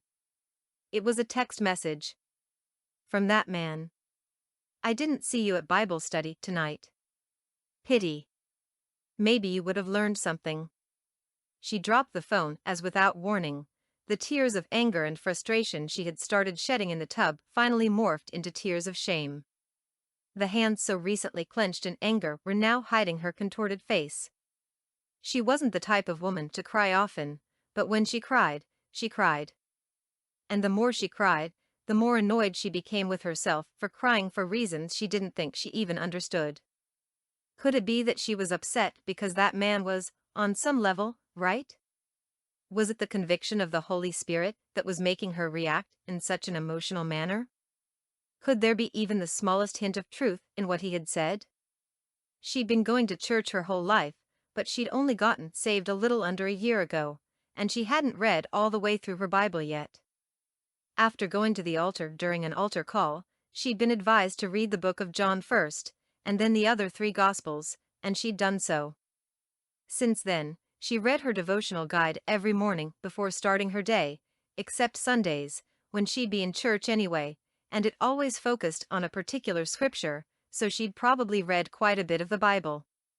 But at no time in the last year had she come across the scriptures that man had preached about today. She wouldn't have forgotten them, not when she made her living as a makeup artist. Knowing that trying to sleep would be futile, Claire headed into the living room to retrieve the Bible and notebook from the tote bag she had dropped on the dining table when she'd come home. She had only managed to write down the 2 scriptures and a couple of points, all intentions of note-taking suspended when she heard the diatribe that man had launched against the wannabe First Lady she later found out was none other than herself. With her back against the headboard of her queen-sized bed, she skipped through the pages to 1 Peter, and was surprised to see that her hands were trembling. She was quite nervous about what she was going to read. Was she about to confirm that her work, what she had thought was her life's calling, was actually something that a Christian woman like herself was expected to condemn instead of condone? There it was in plain English: do not let your adornment be merely outward, arranging the hair, wearing gold, or putting on fine apparel, rather let it be the hidden person of the heart, with the incorruptible beauty of a gentle and quiet spirit, which is very precious in the sight of God. She closed her eyes and leaned her head back against the headboard. What did this mean? She looked at the notebook to remind herself of the second scripture and had to search the index to find the book of 1 Timothy. She could never remember which books of the Bible were from the Old Testament and which were from the New. There it was again, the same message in different words, and apparently from a different writer.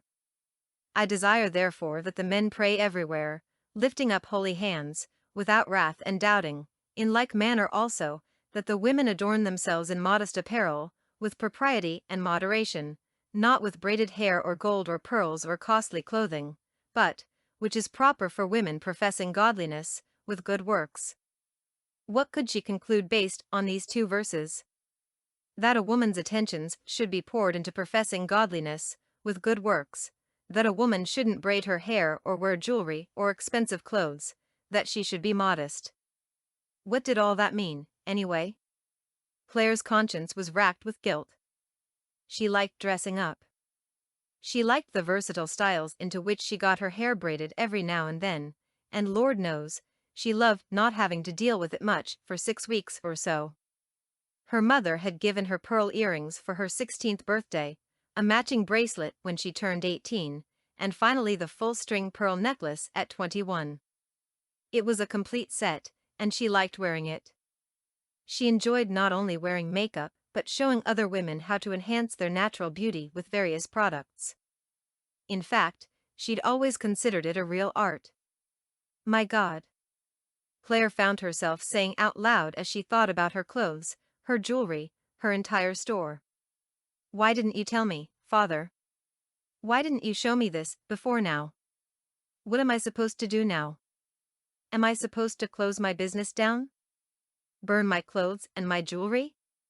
Stop getting my hair done? What now, Lord? What now? Chapter 8. Claire sat in her car contemplating whether she should go into the bookstore or beat a hasty retreat. After all, one of the huge stores in the mall was likely to have the same devotional journal she'd seen in notes in the margin. They stocked just about everything in those bigger stores. It might take a longer time to find it, and it would probably be difficult getting an actual human being to help her, but surely it was there. Should she take her chances that that man was not in the store in front of her that day? She scoped out the parking lot. Looking for the car he'd been driving that day, she had batted her eyelashes at him and somehow given off the vibe that she was interested in him only because he was a future pastor. She felt her jaw tighten up and knew that she wasn't fully over the whole situation.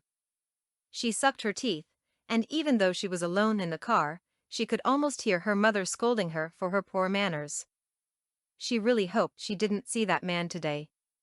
She wasn't big on confrontation, but when she got mad enough, she could hold her own in any quarrel. A few deep breaths and a whispered prayer later, she stepped into the bookstore and took a quick look around. As was usually the case when she visited, Aunt Ruby was at the cash register at the front of the store reading a book.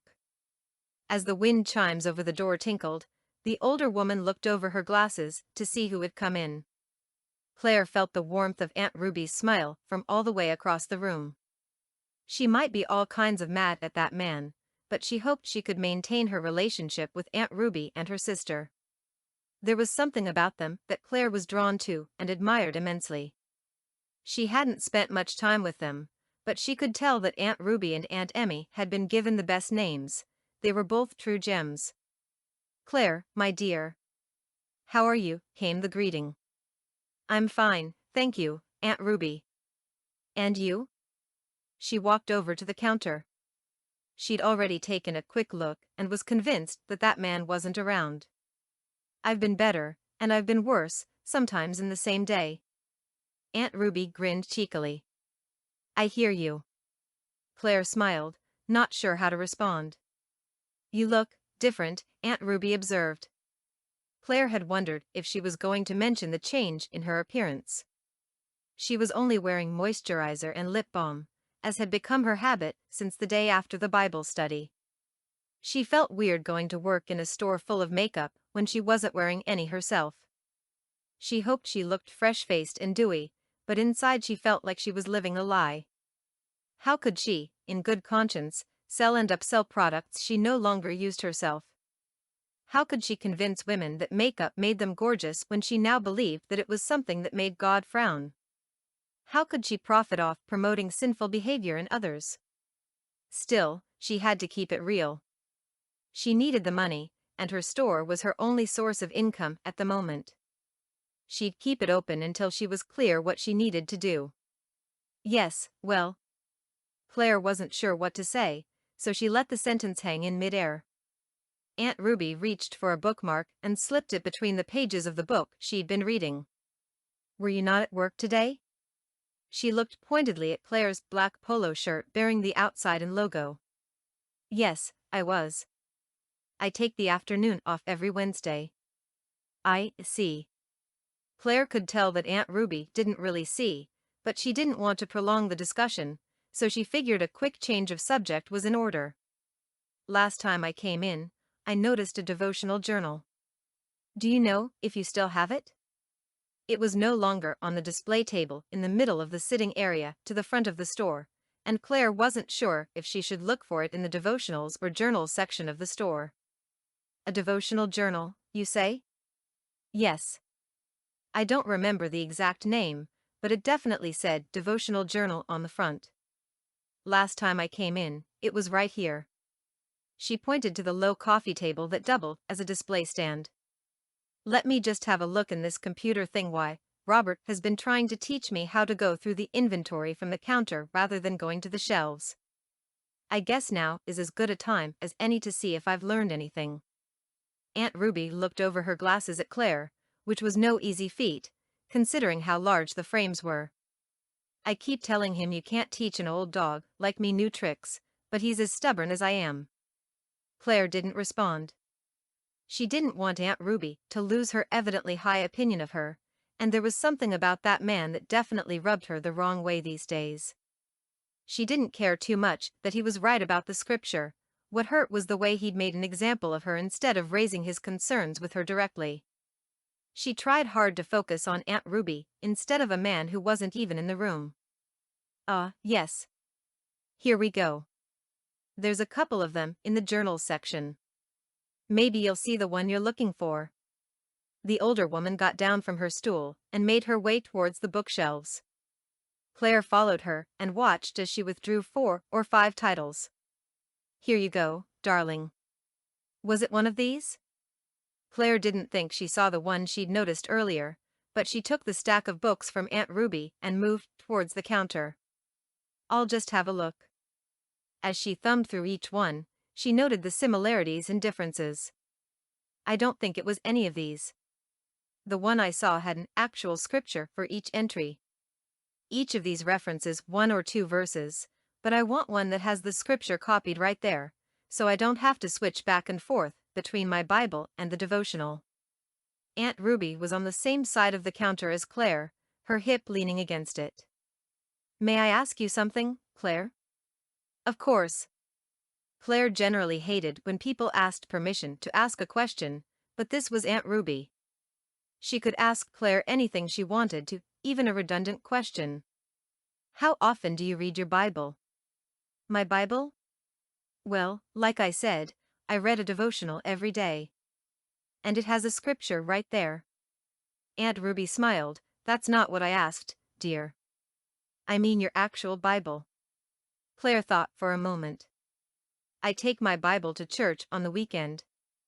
Yes, of course, that almost goes without saying. So I take it you don't crack it open between Sundays, then? Ouch. That was harsh. Claire almost said the words out loud, but she stopped just in time. She knew Aunt Ruby didn't mean to hurt her. Besides, she was right. Well, she wasn't sure what to say. Don't feel bad, Claire, it's a pretty common situation. How's your prayer life? Whoa. Aunt Ruby isn't pulling any punches. I pray in the mornings, after I read the devotional. I see.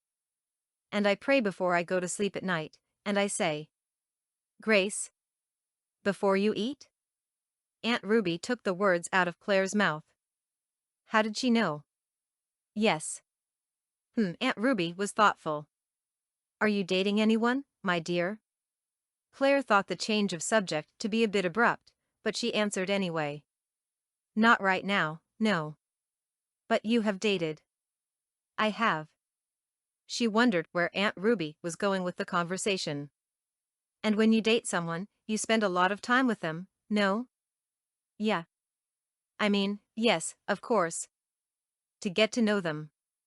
The woman she was talking to might be her friend, but she was still old enough that her very age demanded respect. Well, honey, how do you ever expect to get to know the man upstairs if you don't spend lots of time with him? What do you mean?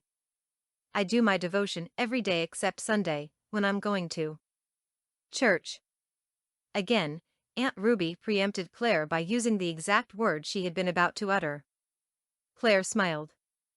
And when you do your devotion, do you spend some quiet time afterward? Well, no. I do it before I get ready in the morning, so I don't have the time. Aunt Ruby smiled again, and Claire instinctively knew that this was the smile Aunt Ruby reserved for small children who didn't quite understand what was going on in the world. Claire, honey, I don't want to tell you how to live your life, but you don't get as old as I do, you don't serve God as long as I have, without picking up some important lessons along the way. Now I won't tell you what to do, but here's what I do. When I wake up in the morning, the first thing I do is tell God thanks for waking me up. I won't lie, some days, I ask him why he woke me up. All these aches and pains, you know? Then I go to the bathroom before heading straight to the kitchen for my coffee, an extra dark roast with a few grains of salt to cut the bitterness, and I gather up my books right there on the kitchen table. Books? Yes. I have a couple of devotionals I read, but I always keep my Bible and my journal close at hand. I use the journal to write down my thoughts about the scripture and the devotional entry. And I always spend some of that morning devotion time in prayer. And after I pour out my feelings, my concerns, my requests, my praise, my worship to the Lord, I wait. You wait? Claire was curious. Yes. For an answer. To what? To my prayers, dear. Do you mean to tell me that God actually answers your prayers? Every day? Not at all, honey. But there are times when he speaks to me, and I've found that, in my experience, he speaks more when I am silent. God has good manners, you know. He won't talk while my mouth is flapping. She chuckled. Claire smiled, I suppose. So do you hear, like, an audible voice? No, although Emmy says she does. I get more of a feeling, an unction in my spirit. And what does he tell you? It depends on what I need to hear, I suppose. Sometimes he gives me a direct answer to a yes or no question. Sometimes he gives me a scripture I need to meditate on. Sometimes he shows me someone in my mind's eye, someone I should minister to in some way or other. He does what needs to be done. Aunt Ruby looked over her glasses at Claire. Now I'm not saying this is what you should do, this is a description, not a prescription. This time Claire joined in the chuckling. She had to admit that Aunt Ruby was a witty one. And sometimes he tells me something that's going to happen in the future, something I should look for, a sign that he's involved in something. I have visions I wrote down years ago that still haven't happened yet, but I look forward to them with joyful anticipation. Claire was fascinated. She didn't realize God was still speaking to regular people. Since getting saved, She'd always thought he only spoke to ministers and deacons and other religious leaders, certainly not to the people who sat in the middle pews of the church.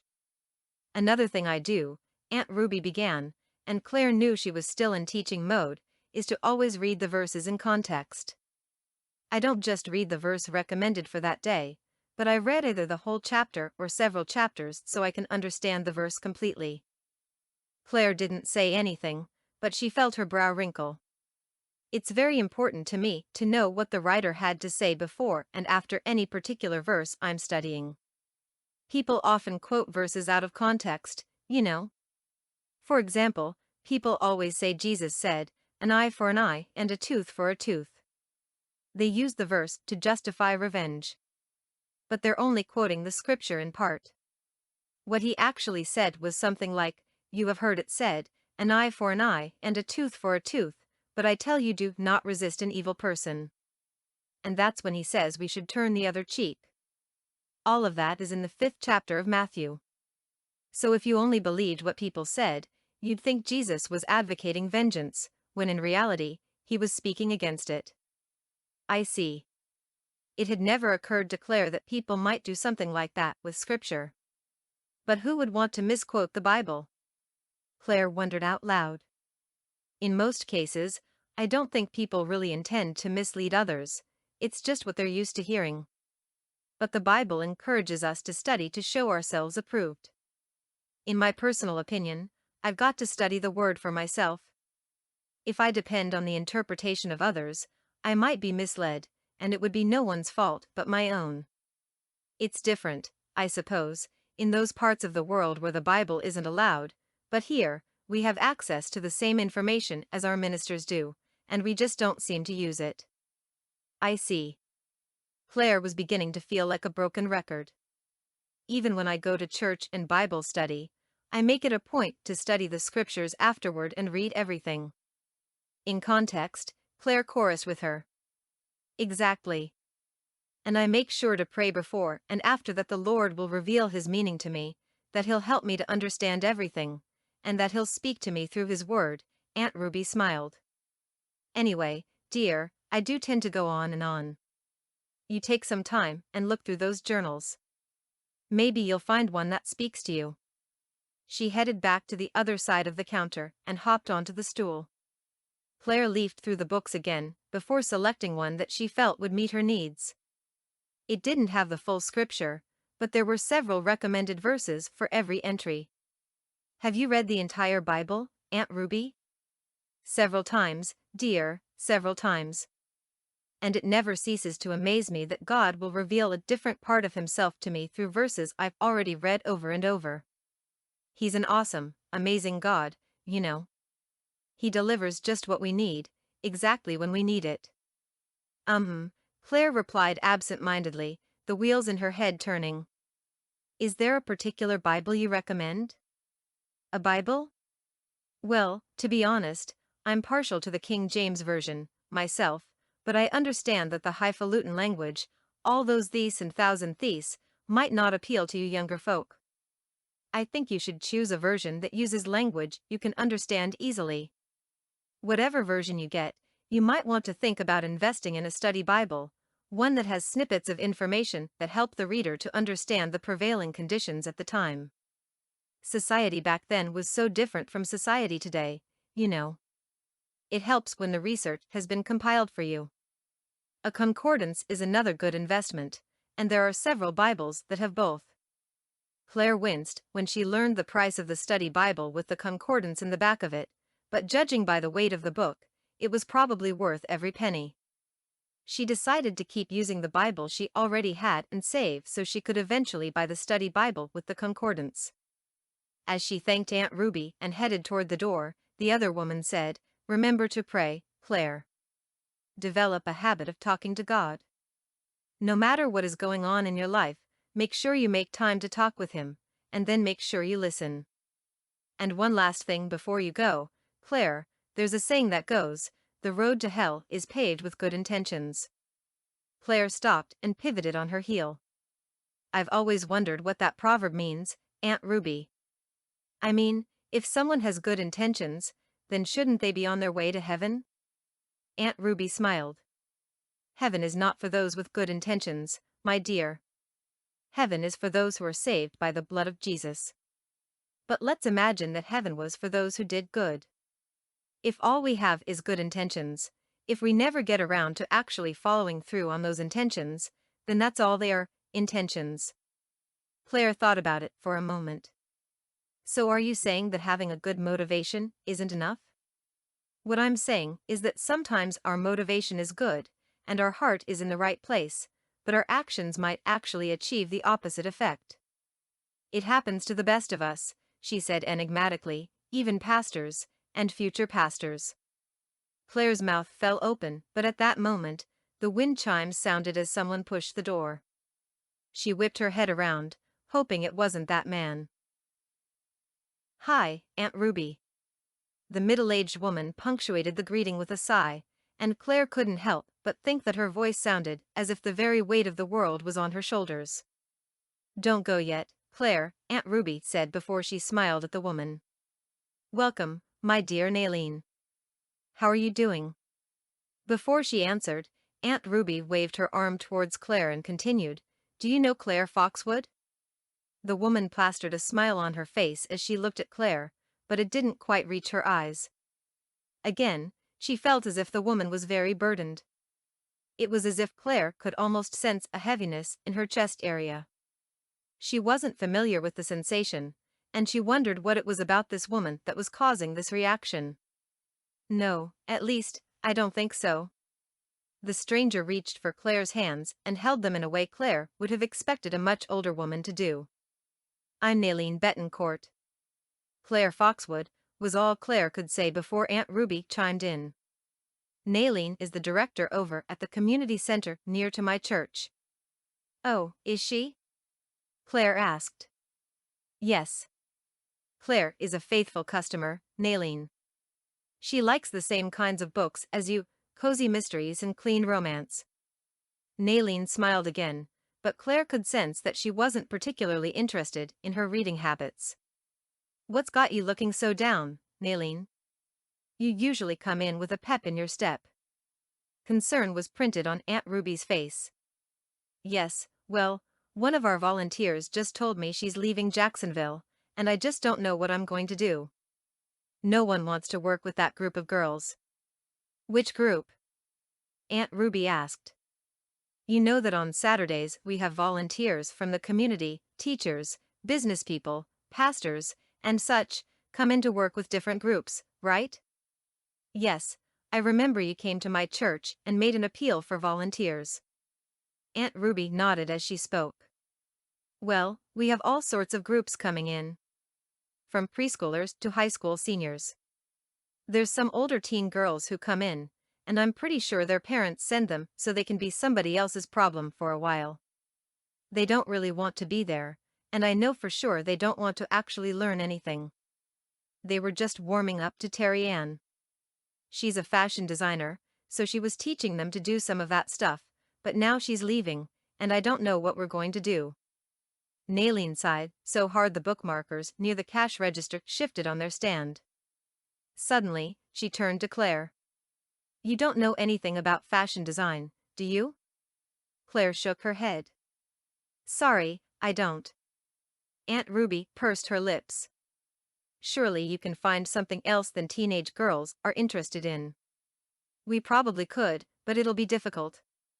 Terry Ann had started working on a fundraiser and everything. Now she's been offered a job in one of those major fashion houses in New York. It's just one more thing to worry about, you know. I remember you saying your funding had been cut. Yes, and we need a breakthrough soon, or we're going to have to start cutting programs. If it wasn't for businesses like this one, we'd probably have done that already. Speaking of which, I have your books right here. How's your back, Claire? Could you come pick up this box back here? Sure. Claire put her bag down and joined Aunt Ruby behind the counter. The older woman pointed at a box on a shelf below the register, and Claire lifted it with a grunt. It was heavier than she'd thought. I'm sure you've noticed that we have a read and return program, Claire. If you bring back your books after you're done, You get a credit worth 30% of what you paid for the book. Some of them we sell in the back of the store, and others we donate to the center. Would you mind just taking that to my car, Claire? Nayleen asked.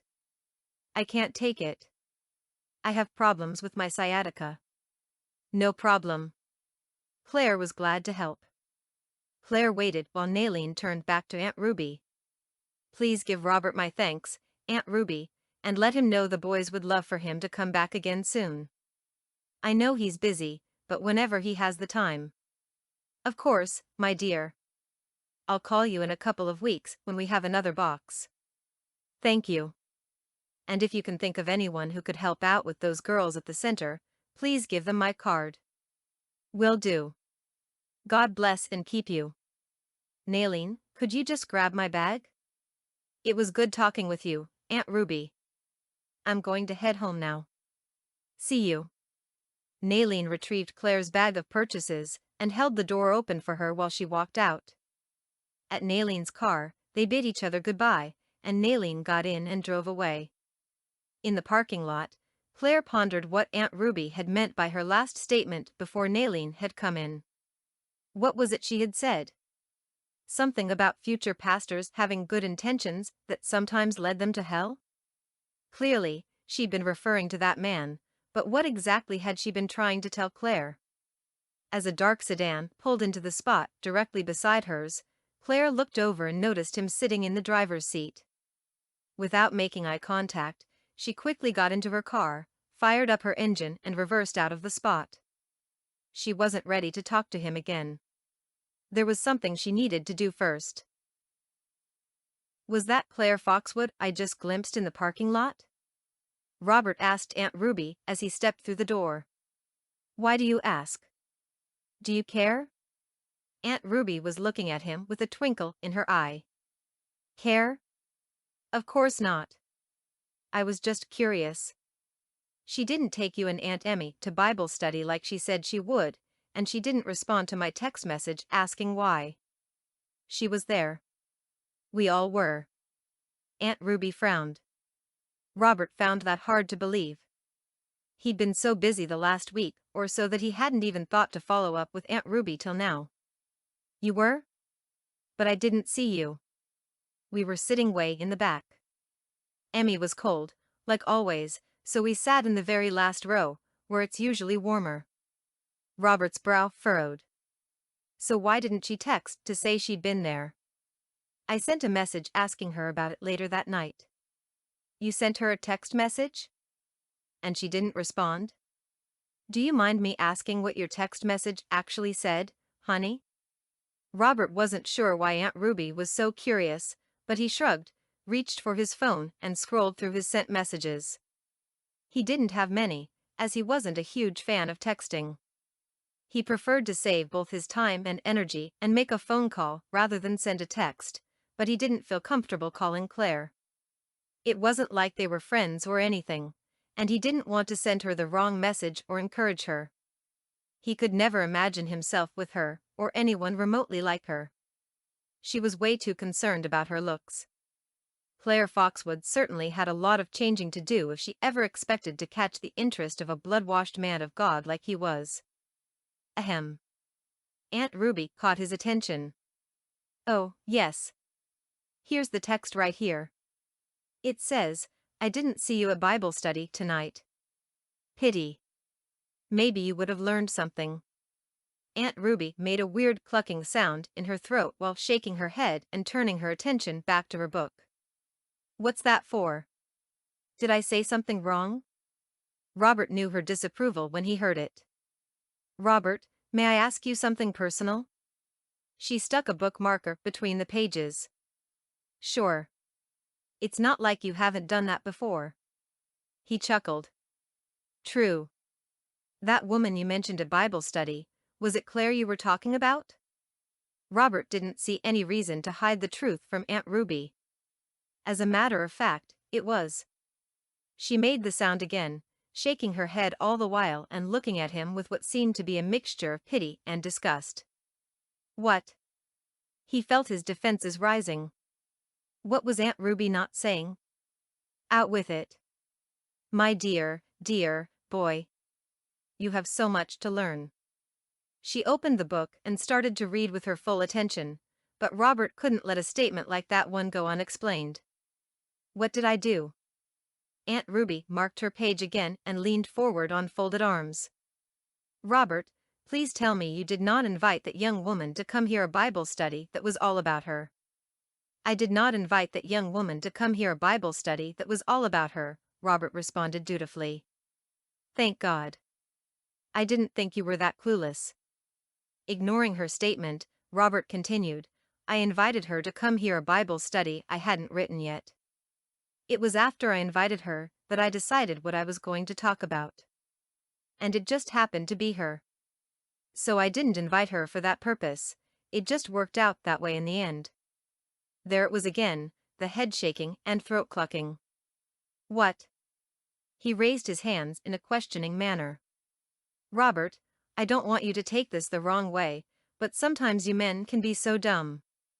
Huh? How could he not take that the wrong way? She had just insulted his intelligence. He swallowed what he'd like to say and looked into her eyes.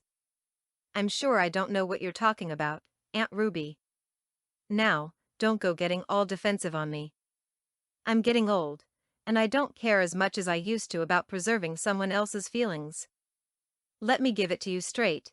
I don't think there's anything wrong with planning a study about something someone said or did, but to go on stage and talk about someone you expect to be sitting in the audience, well, what exactly did you expect to accomplish? I expected her to do some introspection, see where she's going wrong, and change her ways. And I'm almost sure something has changed. She didn't have that layer of war paint on just now. Clearly, something I said struck a nerve with her. And I wasn't wrong, Aunt Ruby, the scripture clearly says. You know, honey, Aunt Ruby cut in, my concern at this point in time is not about how right or wrong your interpretation of the scripture was. My interpretation? Robert almost voiced the thought out loud, but he realized she was still speaking. That's between you, God, and your professors. I just don't like how you went about the whole thing. Strange. His supervisor at the seminary had just mentioned something along the same lines an hour or two earlier, but their meeting had been cut short by a fire drill. By the time they could go back into the building, Dr. Crouch had a class and they had agreed to meet in another few weeks. What do you mean? He may as well ask Aunt Ruby.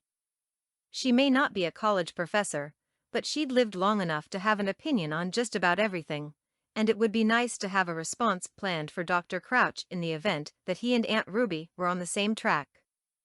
There's a scripture that encourages God's servants to be gentle and to display humility when correcting people with opposing views to theirs. It's from 2 Timothy. And you're saying that to say? Robert prompted her. It's about humility and not humiliation. The first is a good trait in a pastor, my dear. What I'm saying is that there are things that should be done in private, and one of them is correction. In the future, when you become a minister, I wouldn't recommend you get behind a pulpit and humiliate members of the congregation. You'd soon find yourself alone in that church. Robert wasn't sure how to respond. I wasn't trying to humiliate her, Aunt Ruby. I was merely trying to show her the error of her ways. According to whom? According to God. Robert's answer came out more harshly than he'd intended, and he noticed Aunt Ruby's penciled eyebrows dart upwards. You mean according to you? You practically called the woman a harlot. You decided she was unworthy of your attention and that you would punish her for the audacity of being attracted to such a holy man as yourself when she clearly didn't meet your standards. So instead of rejecting her privately, in the very moment you became aware of the attraction you apparently don't share, you decided to use her. I most certainly did not. Well, what do you call it, honey? You yourself said you didn't know what to focus on until she gave you the idea.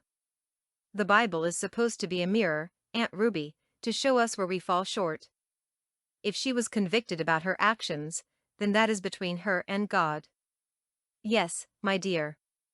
You're absolutely correct. The Bible is a mirror, you're not. And you made it so that it was between her and God and you and the entire audience. Robert felt his temperature rising.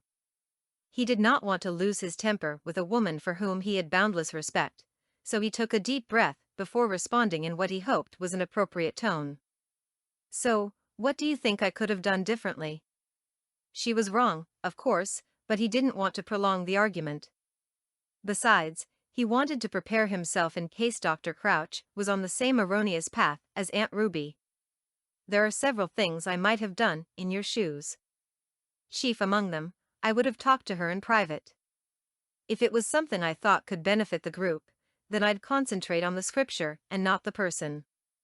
I'd think about how I'd feel in her shoes, and I would not have gone on stage and berated her. Robert decided against defending himself.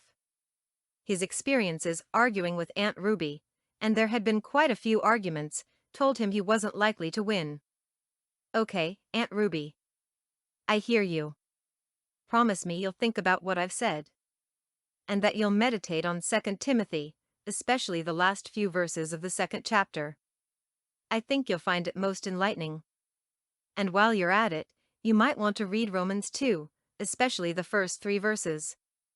Here, I'll write them down for you. She reached for a sticky notepad, made a few jottings, and handed the square of paper to him. All right, Aunt Ruby. I will. My last class today was cancelled, so I figured I'd come by. You can have the afternoon off if you'd like. I think I'll just stay and finish reading this book. Aunt Ruby came around the counter and placed her hand on Robert's. Son, I love you, and I want you to be the best you can possibly be. You know that, don't you? Robert smiled and nodded. Without a doubt. She reached up to kiss his cheek and then headed toward the sitting area with her novel. Chapter 9. For the next few weeks, Claire Foxwood immersed herself in the Bible. At first, it was difficult to maintain her focus, and a couple of times she found herself waking up when she didn't know she'd been sleeping. Eventually, she began to look forward to reading it. The word really was becoming like her daily bread.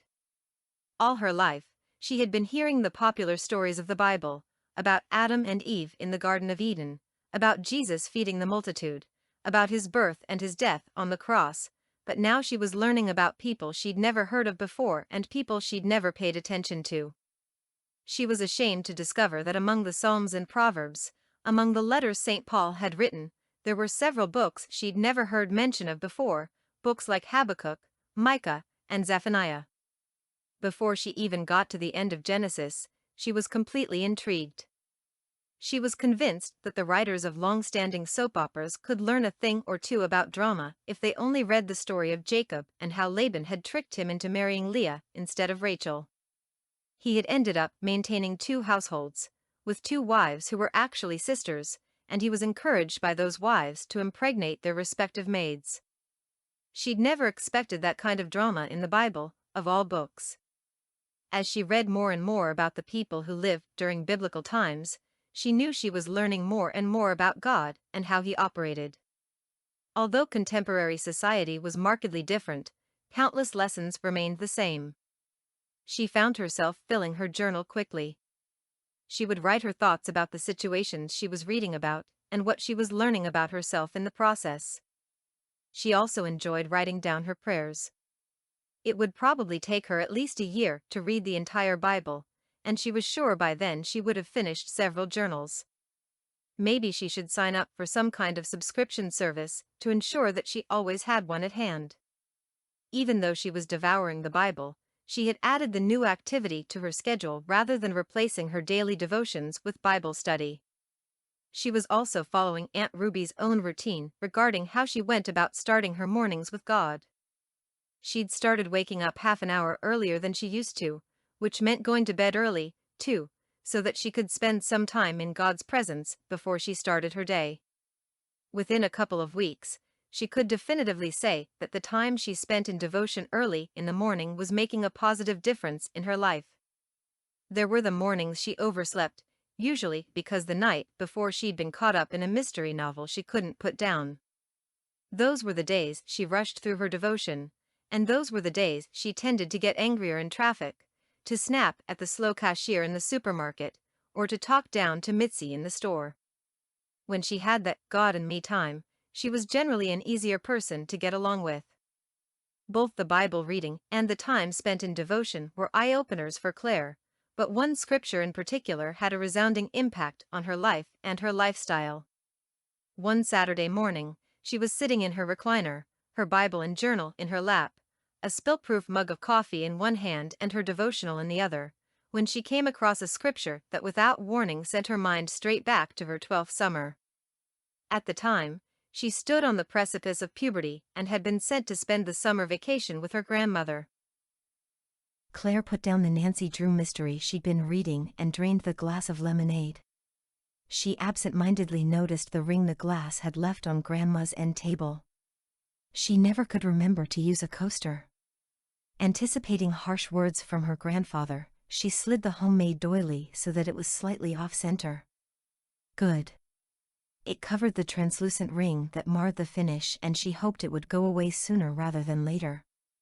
After rinsing her glass at the kitchen sink, Claire stood there staring out the window, her left foot resting on top of her right. It was kind of strange to be looking at the small rectangular yard her grandfather did a great job of maintaining. She wasn't sure what kind of tree was out there, but it had low branches that were perfect for sitting in while she lost herself in yet another library book. The view out the window was so different from her parents' apartment back in Chicago. They lived in a 2-bedroom apartment, with all the windows facing a brick wall behind their building. There was no view unless she walked to the park a couple of blocks away. She loved being here in South Bend, Indiana, where her grandparents' bungalow was small enough to be cozy but big enough that they weren't falling over each other all the time. And the best thing of all? When she spent summers with Grandy and Grandpa, she had a bathroom all to herself. No waiting till Daddy or Mommy got out so she could take a shower. She moved out of the kitchen and down the hallway to the bedrooms. After knocking at her grandparents' bedroom door, she waited dutifully for a response. She'd only been there a couple of days, but she had already been reminded of Grandpa's house rules. Children should be seen and not heard. Speak when you're spoken to. Answer when you're called. Knock on a closed door and wait for a response. If you don't get a response, don't open the door unless it's a bathroom door, and only if you're about to make a puddle on the floor. Claire was pretty sure Grandpa was on the porch, and she knew Grandy wasn't as much of a stickler for rules as her husband of some 50-odd years, but Claire preferred to err on the side of caution. Grandpa's temper was legendary. "Come in, Claire, my dear." Her grandmother was getting old and rickety, as she liked to say, but she had a musical voice that tinkled in Claire's ear. It was the first time Claire had gone into Grandy and Grandpa's bedroom, and she was greeted by a scent she later learned was the gardenia perfume Grandy would spray on the linens. Grandy was seated in a white ladder-back chair facing the vanity mirror with a few small brushes and open jars on a black velvet tray in front of her. When she turned towards her grandchild, Claire was amazed at how different she looked. It was as if she had dropped 2 decades of her 70-plus years since she'd seen her only half an hour earlier. "Grandy, you look so different." "Why, yes, my dear. I bet I sound different, too." It was nothing short of remarkable. It was as if someone had waved a magic wand over her grandmother. Just before coming into the bedroom, she had said to Claire, "You're coming with me to the supermarket, isn't that right, Claire, my dear? I'm going to get ready. See you in 30 minutes or so." Yet here she was, her speech impediment miraculously gone. "Well, yes, you do. I put my dentures in, honey." She flashed Claire a toothy grin, and the child could see that she was, indeed, wearing a smile she hadn't had earlier. In the 2 days since her parents had dropped her off, Claire hadn't seen her Grandy with her false teeth in place. What a difference they made! It was as if they had lifted the elderly woman's whole face. Claire watched, mesmerized, as Grandy applied something to her cheeks. "What's that, Grandy?" "It's blush, my dear. Makes the old girl look together, doesn't it? Especially when I get my eyeshadow and lipstick on." You wear makeup, Grandy? I do. Doesn't your mama wear makeup? Not really. She says she doesn't have anything against it, but she doesn't have time to get all dolled up when she has a child and husband to take care of. Well, I always say, to each his own, but I am definitely the type to get all dolled up. I don't go out the door without my eyeshadow and blush, honey. Maybe that's why I ended up with 6 children and your mama only has 1, but don't tell her I said so. She winked, and Claire suspected Grandy had said something she shouldn't have. But why do you wear makeup, Grandy? You're already beautiful enough, especially with your teeth in. It was the truth. Now that Grandy had popped her dentures in, she could probably pass for 65. It does Grandy's heart good to hear you say that, but I don't wear makeup to look beautiful. Why do you wear it then? Claire genuinely wanted to know. Well, Claire my dear, Grandy lay her lipstick aside and turned to look at her granddaughter. I wear makeup because it shows that I put a little thought into my appearance. I was born beautiful, but knowing that I look as good on the outside as I feel on the inside gives me a little extra pep in my step and lifts my spirits when they need lifting. Do they need lifting today, Grandy? Not really, honey. My grandbaby is here, and you're all the spirit lifting I need for the rest of the summer. Today, I just want to make your old granddaddy look twice. Gotta keep him interested, you know? Make him sit up and pay attention sometimes. Watch and see if he doesn't end up driving us to the store. She launched into a fit of giggling that had Claire raising her eyebrows. Grown-ups. She'd never understand them. I'm glad I'm lifting your spirits, Grandy. I didn't know I could do that. Of course you can, honey. You know, the Bible talks about people having different gifts. Some people have the gift of teaching, some have the gift of preaching, there's all sorts of gifts. Your gift, my sweet grandbaby, is to lift people's spirits. I can't tell you exactly how I know that, it's just an unction I have deep down inside me. I don't know how you're going to do it, but you're going to reach people's hearts in a way that just makes them feel better about who they are. You, my sweetheart, make me feel good from the inside out, and you mark my words, honey, that gift is going to make room for you. It's going to open doors for you that no man can shut. Claire looked down at the page and found the scripture again. It was from Proverbs 18. A man's gift makes room for him, and brings him before great men. Is that what Grandy had been talking about all those years ago? Claire knew Grandy went to church, but she wasn't the type of woman who spouted a lot of scripture all the time. Not for the first time, she wished her grandmother was still around to explain some of the enigmatic things she had told Claire as a child. Claire put the Bible and mug down and opened her journal. Lord, years ago my Grandy told me that my gift would make room for me, and that my gift was making people feel good from the inside out. You know that I've heard that same phrase so many times since then. I heard it so much when I was at the insurance company, even when they were telling me why they didn't want to promote me.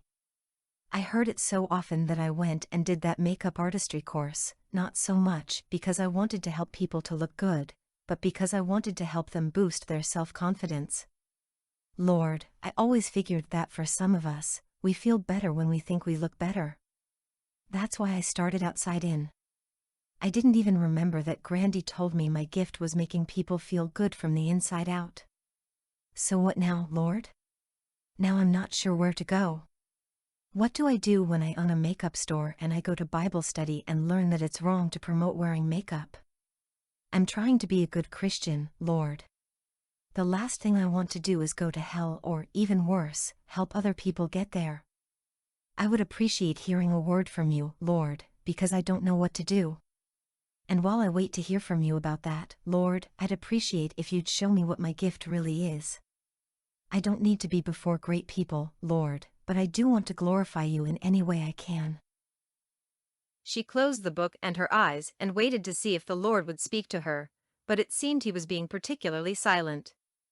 All that kept resonating in her spirit was the scripture she'd read: a man's gift makes room for him, and brings him before great men. Claire stood in the doorway of Outside In and smiled invitingly at the women who walked past.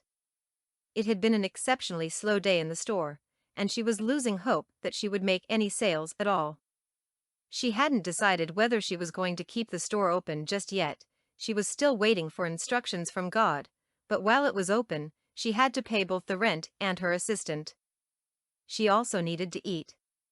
And read. She noticed a tall, middle-aged woman walking past and racked her brain trying to remember the woman's name. Miss Naileen, she tried. The woman looked up and smiled. I know you. She turned towards Claire. You were in the bookstore with Aunt Ruby last week. Yes, I'm Claire. Right. Claire, I remember. Call me Naileen. What with all the kids at the center, I hear enough Miss Naileen to drive me crazy. She smiled. A friend of Aunt Ruby and Robert is a friend of mine. Do you work here? She looked up at the sign over the door. Yes. This is my store, actually. Come on in. I'll treat you to a free mini facial, my treat. Claire stepped aside and waved Naileen into the store. Really? Of course. No offense, but you look like your spirit could use a little lifting. Claire wasn't sure what it was about this woman, but for the second time, being in her presence was causing Claire to feel heavily burdened. She wished there was some way she could lighten the load Naileen was so obviously carrying. If a facial mask and a neck and shoulder massage could do that, then she would be glad to offer the complimentary service. She waved Mitzi away and took Naileen to the private consultation area of the store to do the service. During that time, she asked about Naileen's work at the community center and her earlier life in corporate America. 40 minutes later, Naileen looked refreshed and renewed. As they stepped from behind the screen, a young woman Claire recognized as a regular customer came through the door. She told them she had a special dinner date and that she was confident her boyfriend was going to propose. I wanted to look special, for the pictures, in case he really does pop the question tonight. No problem. Missy smiled. Naileen appeared intrigued. Do you mind if I watch? I don't wear a lot of makeup, but I'm curious about how some of those looks are achieved. The young woman smiled readily, her excitement contagious. Naileen asked Claire a ton of questions as Mitzi applied primer, foundation, and a range of shadows and creams. Claire chuckled. You sound like you're studying for a test. All this is fascinating. Naileen turned to Mitzi. Where did you learn to do this? I did a makeup artistry course, but even before that, I learned almost everything I know from Claire. She's a great teacher. She's gifted. When I came in here, I didn't know anything about makeup. All I knew was black eyeliner. I even used it on my lips. She smiled ruefully, shaking her head. I don't know what I'd be doing if it wasn't for her. She took a chance and hired me straight out of high school when nobody else wanted to. And I made the right choice, didn't I, Mitz? You've blossomed into a lovely young lady. I'm so proud of you. Mitzi blushed and turned back to her client, who was waiting patiently. Naileen turned to Claire, who could almost see the wheels turning in her new friend's head.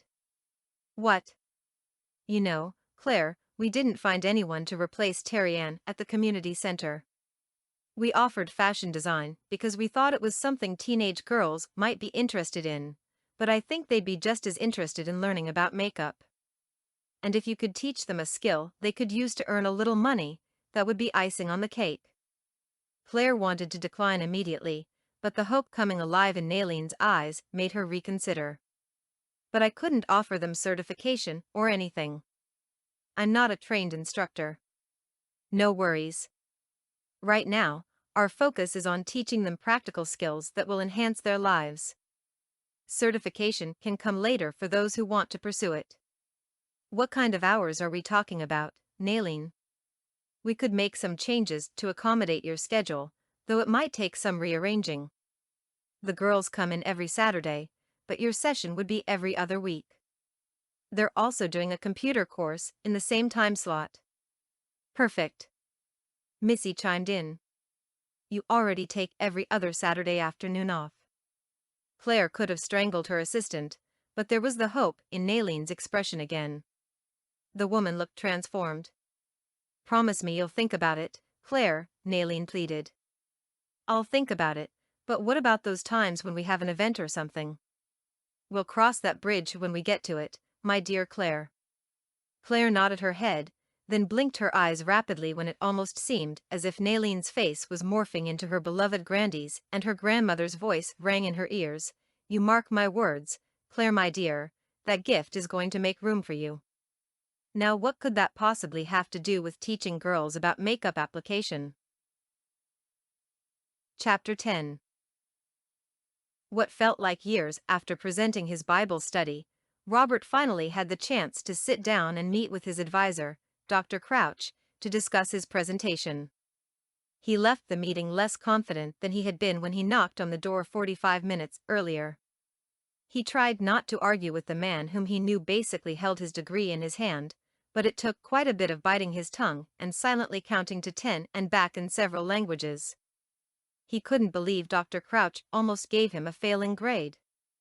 The whole idea was preposterous.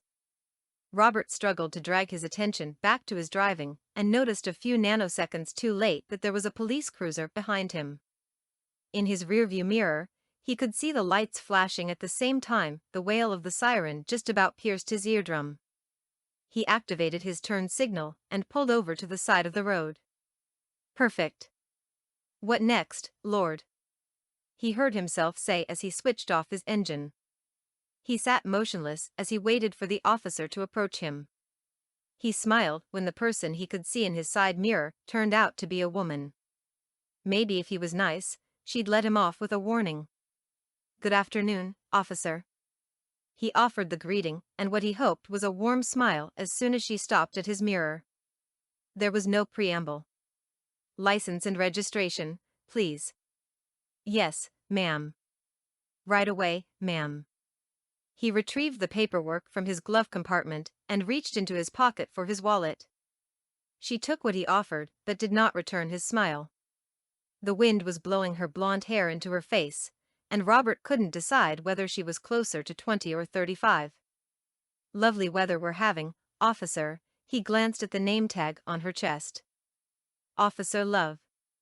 "Mr. Marsden, do you know how fast you were going?" "Well, Officer Love, is that your real name?" "Mr. Marsden, let's be clear here. I'm not interested in you. I am not interested in the weather. What I am interested in is whether or not you know how fast you were going." "Well, to be honest, She cut him off. "You were going 17 miles per hour above the posted speed limit, Mr. Marsden. In a school zone. But school is—" "Don't argue with me, Mr. Marsden. I don't take kindly to wrongdoers like yourself trying to argue your way out of consequences. And I especially don't appreciate your trying to flirt with me." Robert opened his mouth to say, "I was only trying to be nice," but decided against defending himself. She clearly had the upper hand, and it was in his best interest to remember that. She had assumed he was flirting with her when all he'd been doing was trying to talk his way out of a ticket. It was ridiculous how quickly she had jumped to conclusions about him. 5 minutes later, he stuffed the car's documents and speeding ticket into his glove compartment and drove away slowly. Not only had she ticketed him, but she'd also made him wait while she ran his license plate, and she'd given him a lecture about assuming every woman who crossed his path was interested in him. What a pill, he thought. All her assumptions about him had been wrong, and she hadn't even given him a chance to defend himself. The whole situation reminded him of the discussion he'd had with Dr. Crouch. He frowned so hard he could feel a headache coming on. He didn't even want to think about the meeting. Not yet, at least. Not till after he made it to the bookstore without another traffic ticket. He was supposed to relieve Aunt Ruby early so she could go to a meeting. He needed to relax before he saw her. As perceptive as she was, she would probably find out about the fine. And that would only lead to his third lecture for the day. He really wasn't up to another one. Robert felt only a little bit better by the time he got to the store, but he smiled at Aunt Ruby as he stepped through the door. "Robert," She grinned as she gathered up her things. You're right on time. Thanks for agreeing to the switch. Aunt Ruby, you're working here without taking a full paycheck, just so I can get to school. Making these kinds of adjustments, well, that's the very least I could do. Which reminds me, honey, that next check that you're going to write for me, can you make it out to the community center instead of the food bank? I want to make my donation to the fundraiser early. There's still so much stuff that needs to be bought. No problem, Aunt Ruby. I don't know why you think you can afford to donate all your earnings. It can't be easy living on a fixed income. Don't worry about me and my income, son. I'm not as dumb as I look. She winked at him. I've made some shrewd investments in my time. And my sweetheart took care of me when he passed away, so I'm doing okay. Unless I live to be older than 105. Then I might ask you to make the check out to me instead. She laughed, as she always did when she made a joke, and stepped from behind the counter. So, where are you off to this afternoon? Robert sifted through a stack of bills that had come in. The center, honey. I volunteered to help with the decorating. Today we're going to be sewing the curtains for the back of the stage. The fundraiser is this weekend, remember? You're planning to be there, aren't you? And remember you promised you would wear something other than jeans. Just for me. She batted her eyelashes, and he couldn't help but chuckle. Aunt Ruby was something else. Yes, Aunt Ruby, of course. Robert hadn't remembered a thing about the event until she'd brought it up earlier, but he had promised to stop by after closing up the shop that coming Saturday. It's just wonderful how Claire stepped in and saved the day over at the center, Aunt Ruby said. Robert could tell she was just pretending to look for something in that huge pocketbook she always carried. She was baiting him. He took a breath. She could bait all she wanted, but he was not going to bite the hook this afternoon. His day was already going pretty badly, and he didn't want her to get on his case about Claire and the Bible study. He smiled and reached for a box of used books that needed shelving. Yes, sir, she continued, she has been making such a huge difference in just a few weeks. He dug deeper into the box, hoping she would take the hint and go away. She didn't. You know, they had a volunteer who was teaching the girls all about fashion design, and she had to leave. And Claire happened to be in here one day when Nailene came for her books, and the rest, as they say, is history. Claire is teaching a course a couple afternoons a month. Oh, really? Didn't know she was a teacher. What does she teach? He was genuinely interested. What could a woman like Claire possibly share with a group of teen girls? Makeup application. He huffed. Makeup application? She really didn't learn a thing from the Bible study, huh? I'm not sure she was the one who had something to learn from that Bible study. Robert could feel yet another lecture coming on, so he was relieved when all she said was, "Are you familiar with the saying, 'Physician, heal thyself, my dear'?" Yes, Aunt Ruby. Let me leave you with something of a variation on that, Professor, teach thyself. See you tomorrow, dear. And with that, she was gone, the wind chimes over the door signaling her exit. Robert shook his head. What was it with her and Dr. Crouch? Was he too dense to figure out what they were saying to him? He still wasn't clear about where he had gone wrong with his Bible study. And he had definitely gone wrong somewhere. The grade he'd gotten was sure proof of that. Chapter 11. Claire had been working on the fundraiser for weeks. She'd been spending almost every spare moment on it, so much so that her reading was suffering.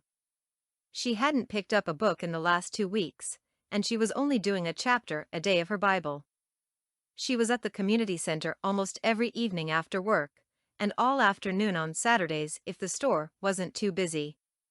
Thank goodness the center was closed on Sundays, or she was sure she'd be there after church, too. She would be glad when this whole event was over. She had been working with the group of 15 to 17-year-old girls for almost 2 months now. They had come in either overconfident for the wrong reasons or lacking in confidence. Many were rough around the edges, but she had worked patiently with them, and she was so proud of how far they'd come. She really hoped their friends and family members would be able to come to the fundraiser and see how they'd been spending their time lately. Maybe it would inspire some of them, too. It was, in fact, an inspiration for her, as well. The more time she spent with the girls, the more evident it was that her makeup artistry was a gift the Lord had given her so that he could use her to reach others for him. She had meditated on the chapters Robert had shared, and after praying about them, she arrived at the conclusion that there was nothing wrong with wearing makeup, fancy hairstyles, or attractive clothes. The problem, she believed, was when these things became more important than developing a spirit that was pleasing to God. She had been praying and studying the Word, and she knew that she was a changed person. She liked makeup, enjoyed wearing it and showing others what it could do, but she didn't depend on it to make her feel better. She depended on the Lord who had created her. She placed her faith in him every day and asked him to help her to become more confident within herself, regardless of what was happening on the outside.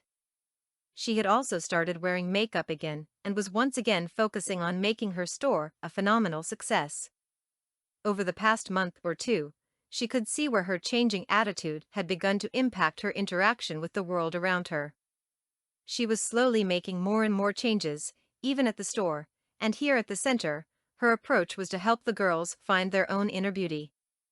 It was the evening of the fundraiser, and she and the others were as busy as proverbial bees backstage. The show would be starting soon. That week, Aunt Ruby, Claire, and the other volunteers, as well as the young participants in the various programs, had transformed the auditorium, and she was very pleased with how well their vision had turned out.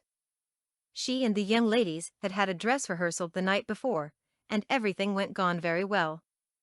They'd sought sponsorship from the local business community, and many were glad to help, providing them with the material they needed to create the magic Claire had been teaching them.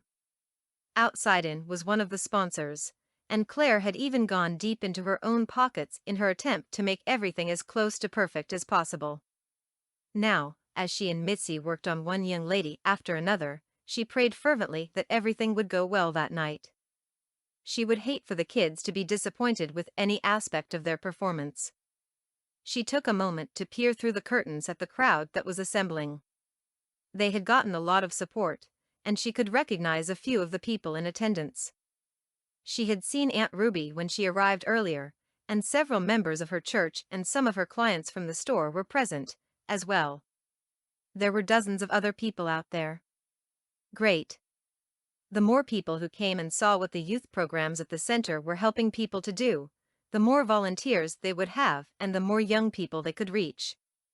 Maybe they could even drum up some more financial support from the business owners.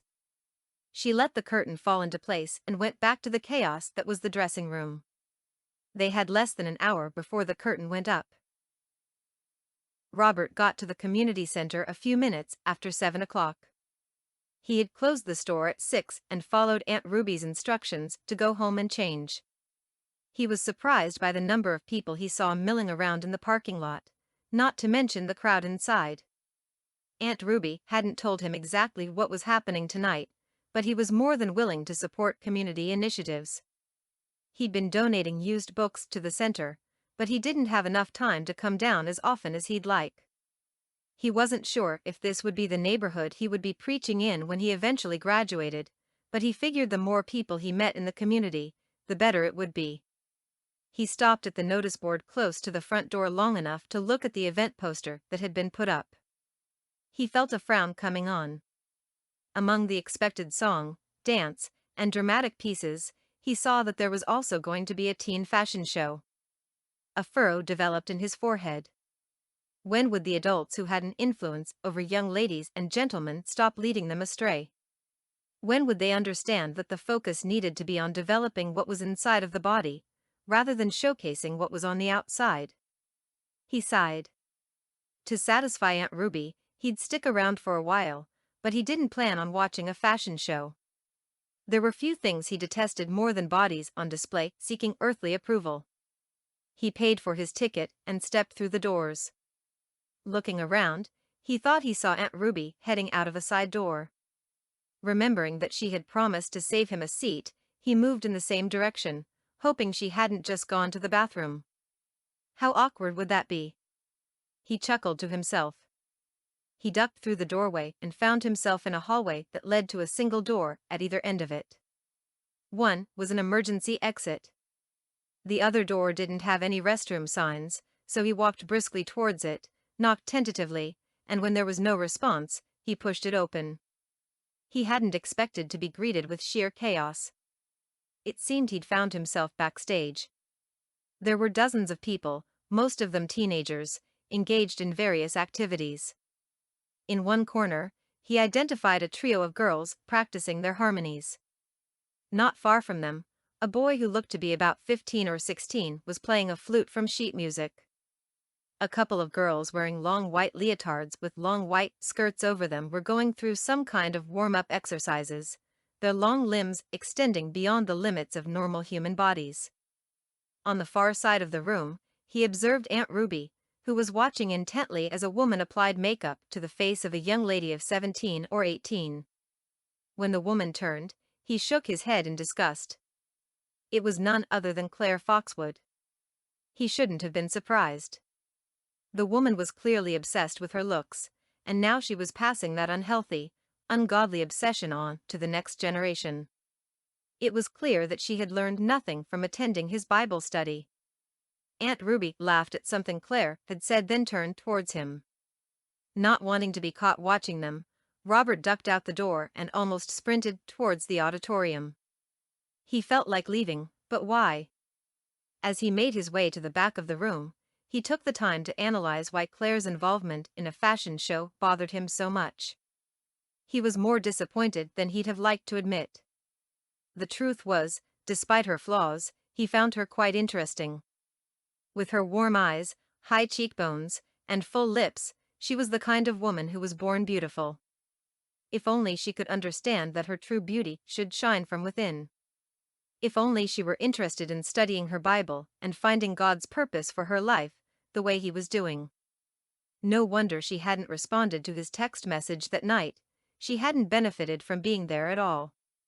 He was still deciding whether or not to stay when he heard his name. He turned to see Aunt Ruby calling him over. He reluctantly turned and moved to join her as she stood close to the wall, but before he could open his mouth, the lights dimmed, and the stage lights came on. She moved into a row of seats close to the front, and he saw that there was a seat available beside her. He didn't see Aunt Emmy, so he sat and returned the older woman's smile. The first performance was a scene from a play about a teenage girl who was so desperate to be accepted by the popular kids at school that she was willing to do whatever it took for them to notice her. The storyline was not unfamiliar to Robert, but the playwright had made it more interesting by adding songs and incorporating offstage voices that represented the battle between good and evil as it took place in the main character's mind. Robert was intrigued, and the scene ended so dramatically that he found himself wishing he could see the rest of it right away. It was only then that the MC appeared close to the extreme right of the stage and announced that the complete play would be separated into 3 scenes, with the interlude between scenes being filled with other performances. Robert was so intrigued that he forgot about his desire to leave early. During the first interlude, the audience was treated to performances of song and dance, as well as a brief set by the flautist Robert had noticed earlier. The kids were fantastic, and it was obvious that a lot of time and effort had gone into the entire production thus far. Robert was impressed, as was Aunt Ruby. The second scene of the play was as intriguing as the first. Again, it ended on a cliffhanger that left the audience desperate for more. Robert was truly invested in finding out how this play would end. For the first time in a long time, he wasn't sure if good would triumph over evil as it usually did in these kinds of dramatic pieces. He was beyond disappointed when it was announced that they would be taking an intermission. "Honey, could you be a dear and go get me one of those bottled waters? Not too cold. And maybe some popcorn? Extra buttery, if you don't mind. With only a light sprinkling of salt." She smiled. "No problem, Aunt Ruby. I'm a little hungry myself." He was, in fact, famished. He hadn't eaten since lunch several hours earlier, and he felt as if he had a gaping hole where his stomach used to be. He made his way to the parking lot, where a food truck in the shape of a hot dog beckoned him. The crowd in front of it was small, so he joined the others and patiently waited his turn. He ordered 2 jumbo hot dogs, one with chili and the other with onions and peppers, and a massive lemonade to wash them down. He also got Aunt Ruby's water, but since they didn't sell popcorn, he'd have to join the line in front of the concession stand inside. Back inside the auditorium, the fashion show was starting. He contemplated heading home, but he still had Aunt Ruby's snack.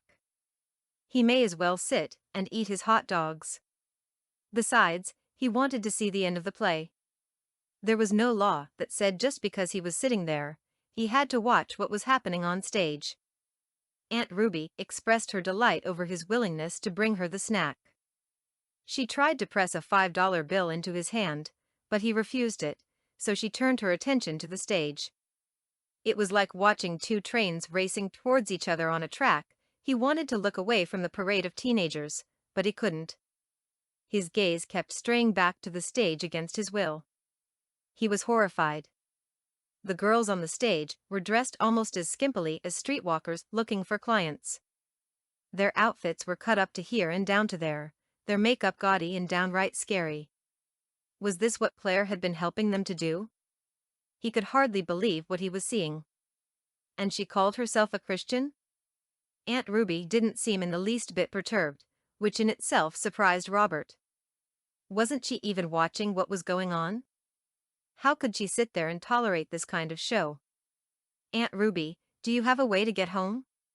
He asked while hastily stuffing his half-eaten food into the paper bag. I'm sure Claire will take me home. Emmy had an unexpected visitor, so she decided to stay in at the last minute. She and her friend dropped me off earlier, but I told them I'd make my way home. Are you leaving, son? Yes. This is not my style. He pointed in the direction of the stage with his chin. Aunt Ruby raised her eyebrows. Could you stay, honey? Please? As a personal favor to me? She placed her hand on his arm just as he was about to stand. Though her touch was light, it was powerful. He remained, but he could feel his back teeth clenching together. He forced himself to relax. The young men on stage looked no different from some he had passed loitering in the parking lot after locking up the bookstore. In fact, he wasn't sure they weren't the same boys. Aunt Ruby kept her hand on his arm, effectively arresting him. All right, he told himself, I'll stay for a few more minutes. He leaned back in his seat and slowly unwrapped his second hot dogs.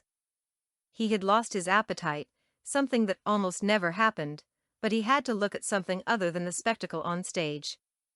He bit into the chili dog and used a napkin to catch a bit of the sauce that was dribbling down his chin. He took a sip of his lemonade. It was tart, just the way he liked it. They had used fresh lemons instead of the bottled stuff that gave the lemonade an almost industrial quality.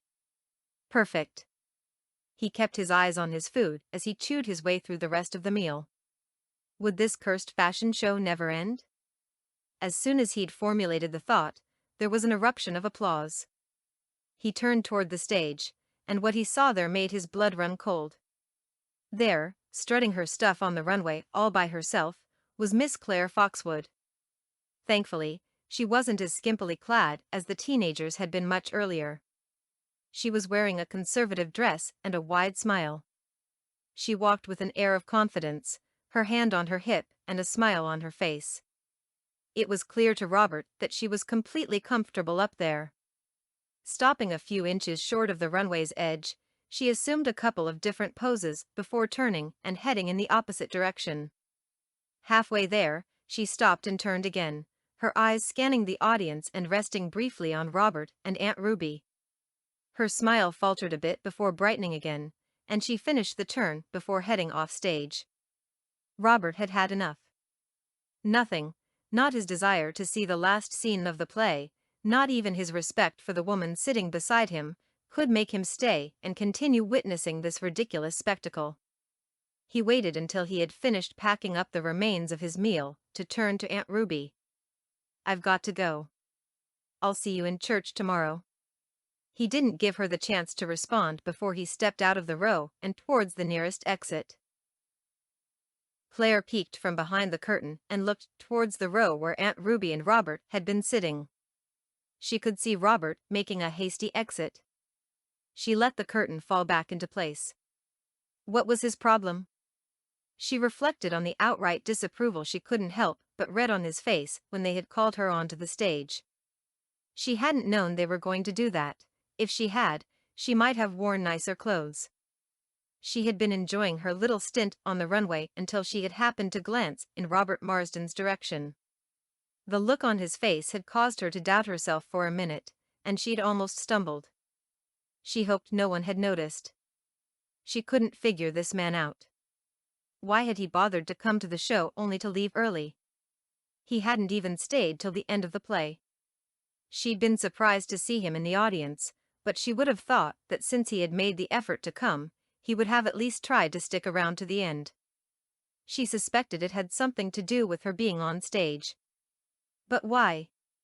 What was it about this man that made her even care what he thought, anyway? She sucked her teeth in a habit she thought she had outgrown, then turned back towards the stage when she heard her name being called.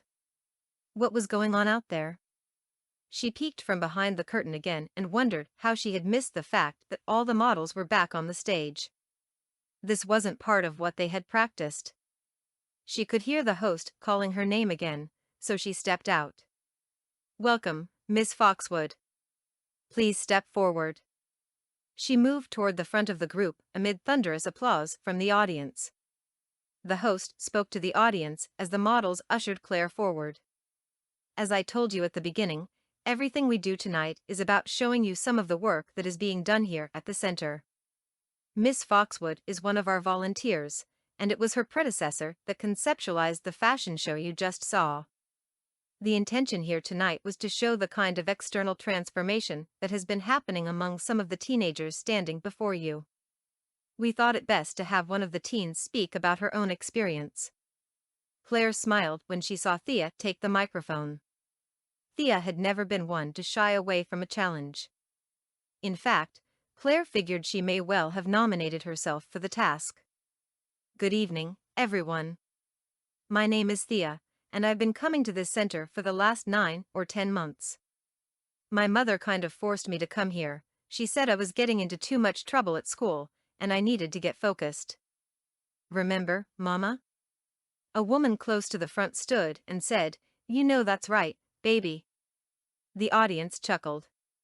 "Well, at first, I didn't really like it, but then they started teaching fashion design and it didn't seem so bad anymore.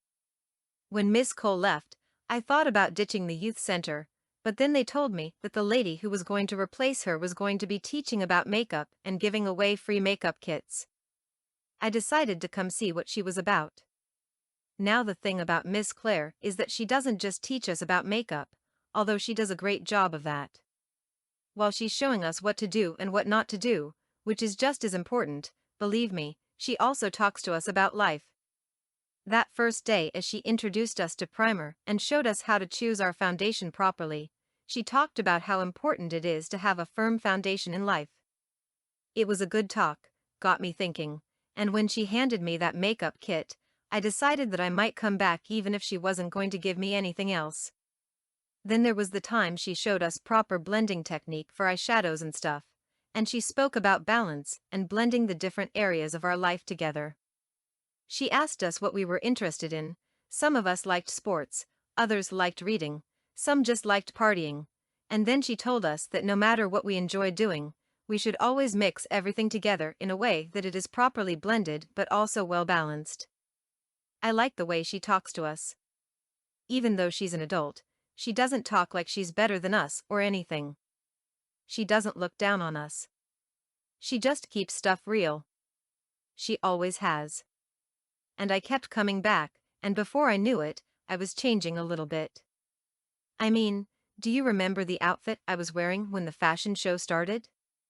When some of the audience members shook their heads, she described it for them. I was the one dressed in the baggy clothes with my pants sagging.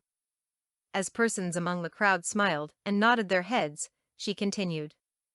Those were my clothes. That was an actual outfit that I used to wear.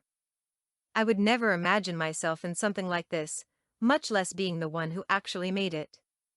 She waved her hand in front of her understated wrap dress. I mean, I don't dress like this every day, but I understand that there's a time and a place for this, too. Miss Cole and Miss Claire taught me that. Being at this center taught me that. Miss Claire says that people say we shouldn't judge a book by its cover, but the truth is that people do judge a book by its cover. She said that we should always be mindful of our first impression on people. Now, don't get me wrong, she isn't all about people's looks. She just wants us to understand that there's got to be balance.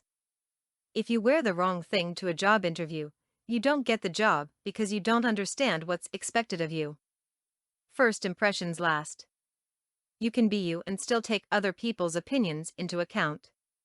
Even though she's a makeup artist, Miss Claire has been trying to get us to understand that no amount of makeup can cover an ugly personality. She says it's important to be beautiful inside and out. She's told each of us that there's beauty inside of us that we have to make the effort to show. We gotta let that shine through, you know? No matter what we wear on the outside, we've got to be more concerned with what's inside. Do you get what I'm saying? Scores of people in the audience smiled or nodded in agreement. Claire could feel her eyes misting over. There'd been times she'd felt like giving up, times she wondered if she should pocket more of her income instead of spending it on makeup kits she basically used to bribe the girls to keep coming to the center, but listening to Thea, she knew it was all worth it. She had helped to improve at least one teen's outlook on life, and that made it all worthwhile. In the grand scheme of things, what she was doing mattered, and she was grateful that God was using her to be a blessing to others. Grandy had known what she was talking about when she said Claire's gift would make room for her. It had opened the door to impacting the next generation, and she'd forever be grateful for that. Right there on the stage, she began to think about other ways she could use her gift to make a positive difference in the lives of others. There was so much she could do, so many places she could offer herself and her services. There were retirement homes and women's shelters and... The host's frantic signal for Thea to wrap it up drew Claire back to the present. She was just in time to hear the teen's closing words. On behalf of all the young people on the stage and those working behind the scenes, we want to thank Miss Claire Foxwood and all the volunteers and sponsors for the attention they've been paying to us, for the time and money they've been investing in our future. We want you all to know that we appreciate it, and it won't be going to waste. Thea found Claire and gave her a hug. She held her tightly, and for once Claire felt needed, that she was in the right place at the right time. She felt loved and wanted. Amid the applause, Claire waved to the audience and quickly wiped the tear that had spilled over. The group turned and made their way off the stage, laughing and hugging. Claire could feel every muscle in her body complain as she turned the steering wheel on her way out of the parking lot at the community center. She hadn't noticed how tense she was until she'd said goodbye to Nailene, who had insisted she take Aunt Ruby home, although cleanup was still underway. That was a resounding success, my dear. Congratulations. Aunt Ruby beamed. Thank you so much. Couldn't have done it without you. That play. I think it was genius of them to split it into 3 that way. Absolutely no one wanted to leave until the very end of the event. I saw quite a number of parents with sleeping children in their arms. They probably would have left early, if not for the play. Well, we know the play wasn't able to keep the attention of at least one person. Claire felt a frown settle on her face. Oh. You know. He was sitting right by you, Aunt Ruby. Oh, you mean Robert. I wonder what his problem was. I don't think he liked the fashion show. Did he even watch it? Well, to be honest, I think he was paying closer attention to his dinner. I didn't even know someone could eat not 1, but 2 jumbo hot dogs in a single sitting.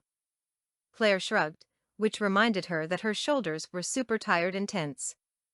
She needed a full-body massage. If only she had the time. Well, he missed the best part of the show, Claire said. I know most of the audience never saw that ending coming. When the angel and the demon descended from above the stage and did that fight scene, people were mesmerized. Indeed. I really enjoyed seeing the whole thing at once. I've only seen snippets before now. The fashion show was great, too. The way you all used clothes and makeup to show the way the kids are transformed at the center, that was another genius move. And then that young lady, what was her name? Theodora? Thea. Thea, right. She was really very articulate. Did you know she was going to speak? Not at all. I was very moved by what she said, and I could tell others were, too. Naileen mentioned that several members of the business community spoke to her after the show. Some wanted to volunteer their time, others wanted to sponsor programs. It's fantastic. Indeed. Mission accomplished. Claire was thrilled. I didn't get to say it to you at the time, but it was great the way you managed to calm down the lead actress. Claire shrugged again. Ouch. Do you really believe what you told her? Which part of it? The part where you said she was fearfully and wonderfully made. You told her she was born for the role. Of course. Claire turned into Aunt Ruby's driveway and stopped the car. But do you believe the same is true about you? What do you mean? I get the impression that you're still trying to figure yourself out, my dear. Another shrug. More pain. Aunt Ruby opened the door and set one foot outside the car. Remember that God is no respecter of persons. If that young lady is fearfully and wonderfully made, so are you. It doesn't matter who respects you, who likes you, who finds you attractive. One person's disapproval of you is just that, one person's disapproval. God's opinion is the only one that matters, and He said that you are fearfully and wonderfully made. Honey, He made you beautiful in every way, and He made you for a purpose.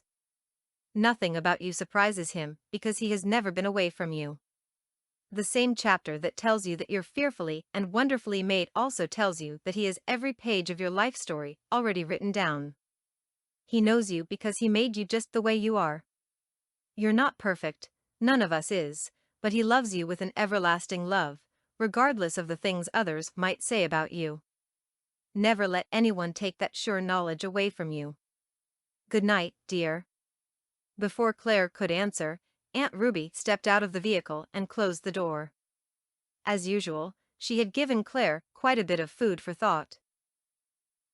Claire wondered what it was about her that had prompted Aunt Ruby to share that particular message. She thought she did a pretty good job of covering her insecurities with her bright smile and cheery personality.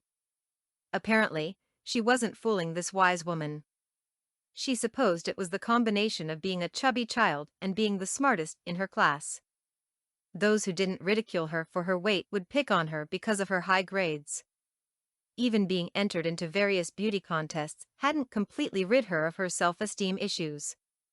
When she was being completely honest with herself, she could admit that this was why she had developed an interest in makeup.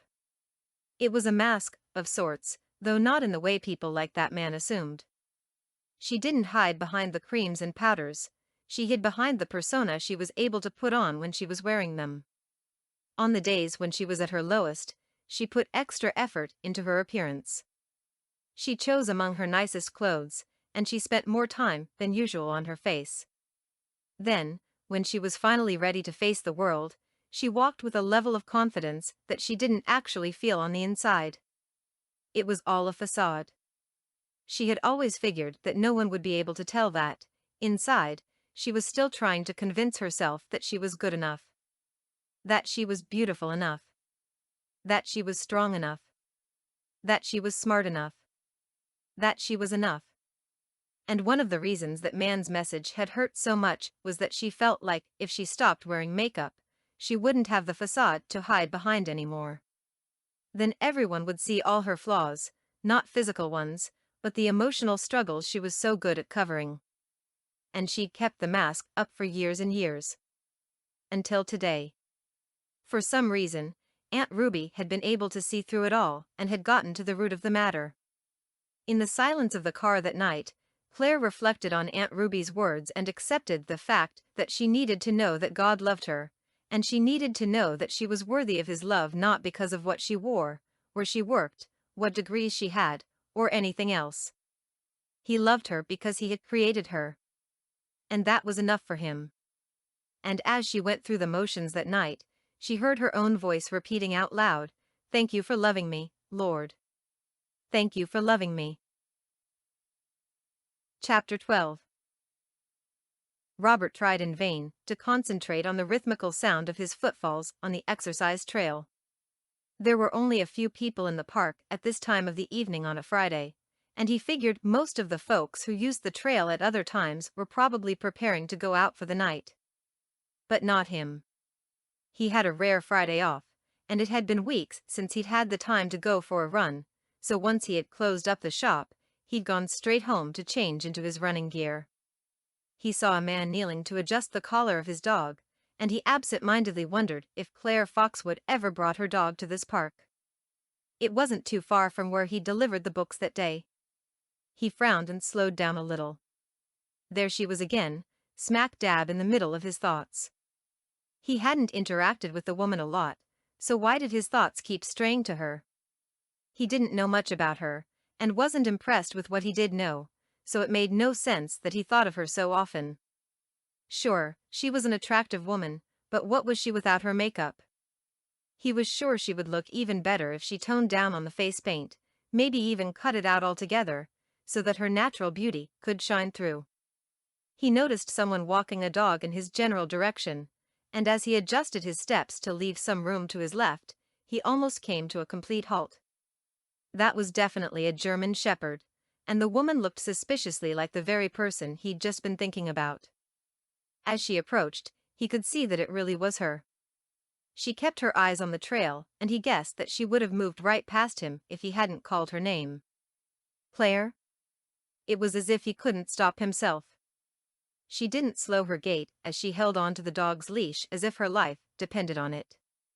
Robert made an about turn and began to jog as slowly as he could beside her. "Good evening, Mr. Marsden." Her stiff tone and the fact that she refused to maintain eye contact suggested that she had, in fact, seen him and had fully intended to pass without acknowledging him. Robert couldn't decide if he was annoyed or amused. "I almost didn't recognize you dressed like that." He tilted his head towards her gray sweatpants and simple white t-shirt. Her hair was covered with a black scarf of some kind that was knotted at her nape. He wouldn't swear to it, but he didn't think she was wearing any makeup. Will wonders never cease? She kept a cautious eye on Chaz, who was sniffing Robert's shoes. He could tell she wasn't going to respond, so he decided to dive into what he wanted to say. "Aunt Ruby tells me you were at Bible study the other night." It had actually been several weeks, but who was counting? "And?" Her tone betrayed annoyance, and Robert couldn't help but respond to it. "Have I said something to offend you? Or is it that I'm disturbing your walk?"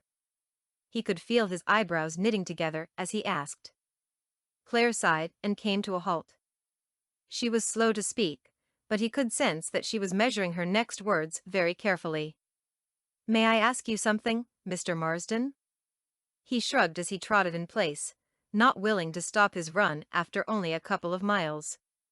"That night after your Bible study, you sent me a text. Let me see if I can remember what it said. Something about being sorry I wasn't there and that you thought I could have learned something. Now that you know I actually was in the room, what exactly was it that you thought I should have learned?" "Well, Miss Foxwood," he could be just as stiff and formal as she could, "the point I was trying to make in my presentation was that the moment a woman begins to focus on her looks to the detriment of her spirit, she's headed down a dangerous path." "I see. And you think I'm guilty of doing that? That I'm too concerned about my looks?" He shrugged again. "Well, if the bedazzled shoe fits." He couldn't help but notice that she clenched her fists around the leash, but she remained cool as she spoke again. "And do you know me so well, then, that you are able to make that kind of judgment about me?" "Well, Miss Foxwood, I wouldn't say I know you well, but, he didn't want to finish his statement, but she insisted. Go ahead, I'd like to hear what you have to say. Enlighten me. She folded her arms across her chest. Since she'd asked. Well, Miss Foxwood, he began, I don't see how I can think anything else. I mean, other than the first time we met and right now, every time I see you, you're wearing more makeup than the last time. Not only that, but the last time I saw you, you were strutting your stuff on a runway. And if I'm not mistaken, you were one of the people who did the makeup for the other models. So, I really think my conclusion is a fair one. I see. And all of that has led you to believe that I'm more concerned about the way I look than about who I am.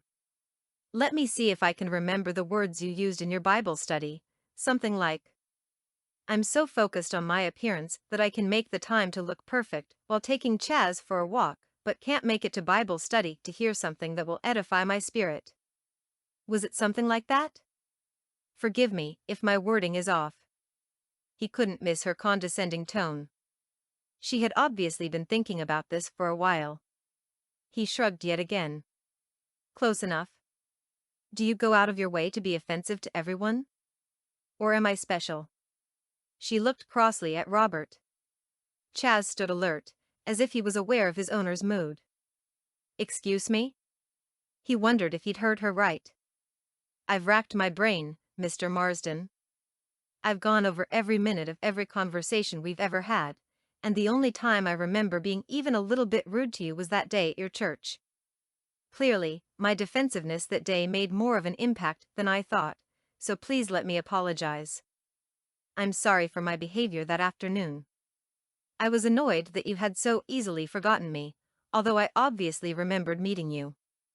It was childish, and if I was rude or out of line, I'm really sorry.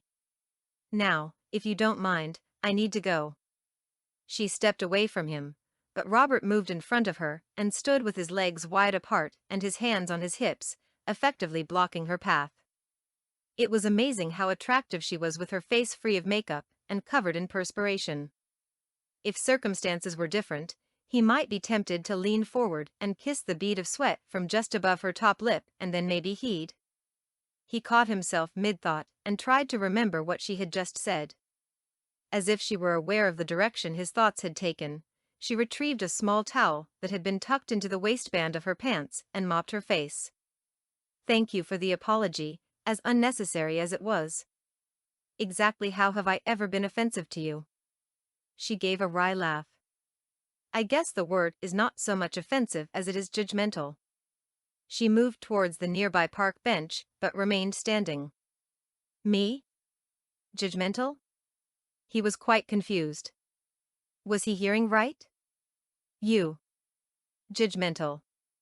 Not only have you judged me, and quite incorrectly, I will tell you, but you couldn't wait to do it in public, without any concern for my feelings or whether or not your assessment of me was right.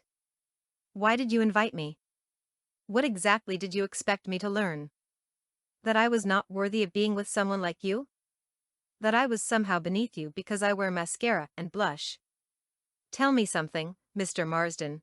Would you have used me as an example if you had known I was sitting in the room? Would you have pointed me out to the others, just in case it wasn't clear that I was the pariah you were talking about? Without giving him a chance to respond, she continued. Did it ever occur to you that I got home and decided on a whim to take Chaz for a walk without stopping to remove my makeup? That perhaps I don't make a habit of getting perfectly made up to do stuff like this? She lifted the leash. And even if I did, what gives you the right to preach about it? Is that how you plan to attract people to your church when you become a pastor? By criticizing them from the pulpit and making them feel like they're unworthy of your love and respect, and God's? Robert felt his mouth fall open and made a deliberate attempt to close it. Were you trying to convince me that I don't measure up to your ideal of a woman? Or maybe that I don't live up to God's ideal? Don't you see, Mr. Marsden, that you are the one who is caught up in appearances? Pardon me? He was sure he was hearing things. You heard right.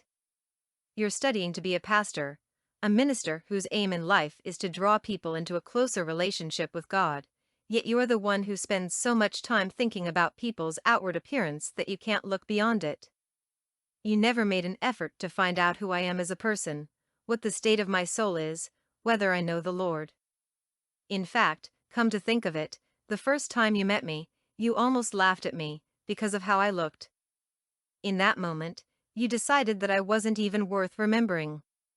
And that would have been fine by me, sir, if I didn't feel in that moment we met that something about my destiny was linked to you.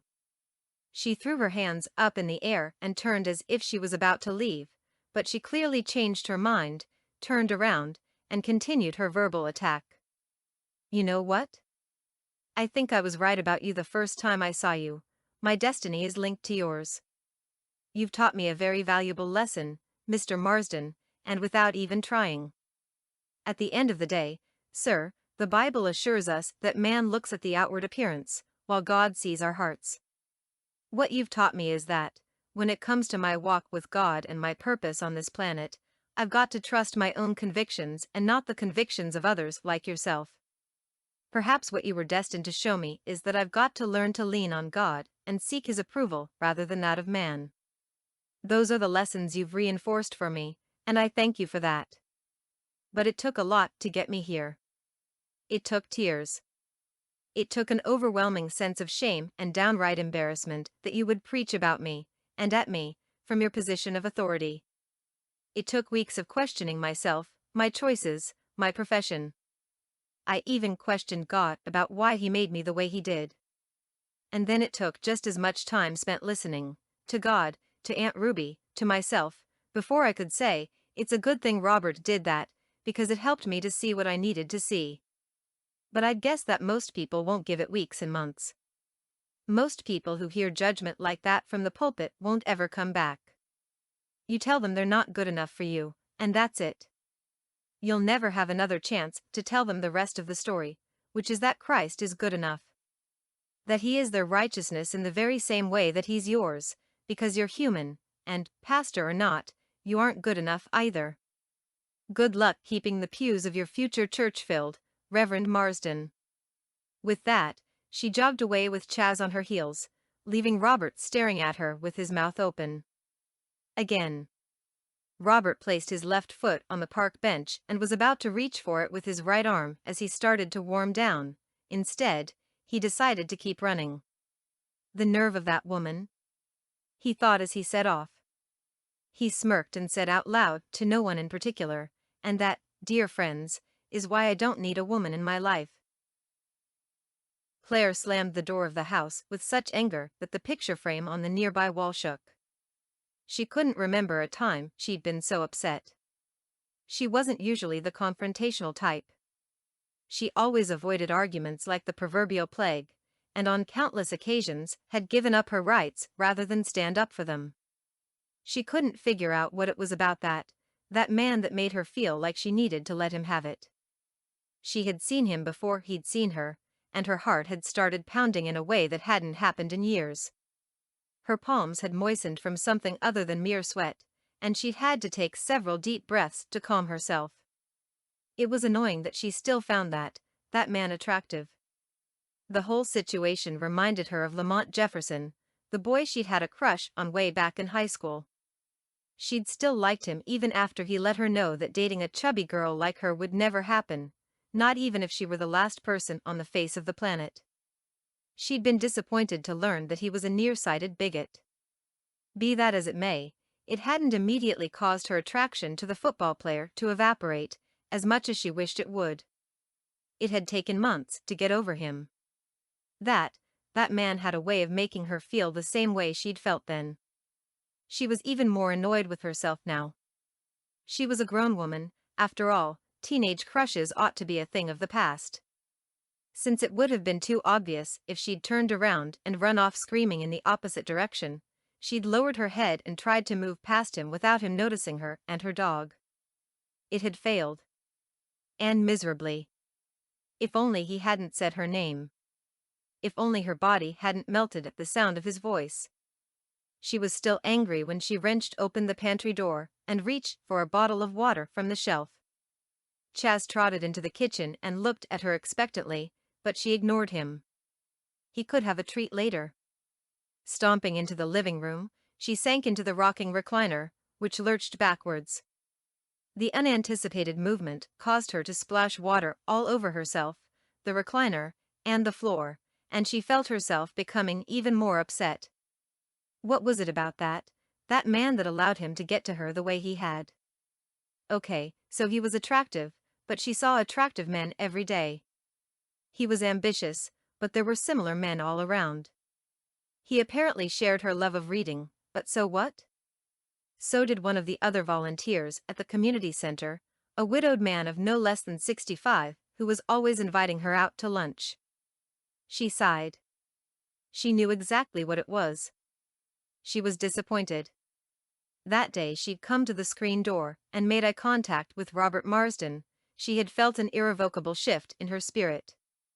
She'd re-examined the situation several times since then, and that's the only way she could really describe it. She had looked at him and she had known that he would be an important part of her life. She groaned loudly as she realized that she had said as much to him in her monologue earlier.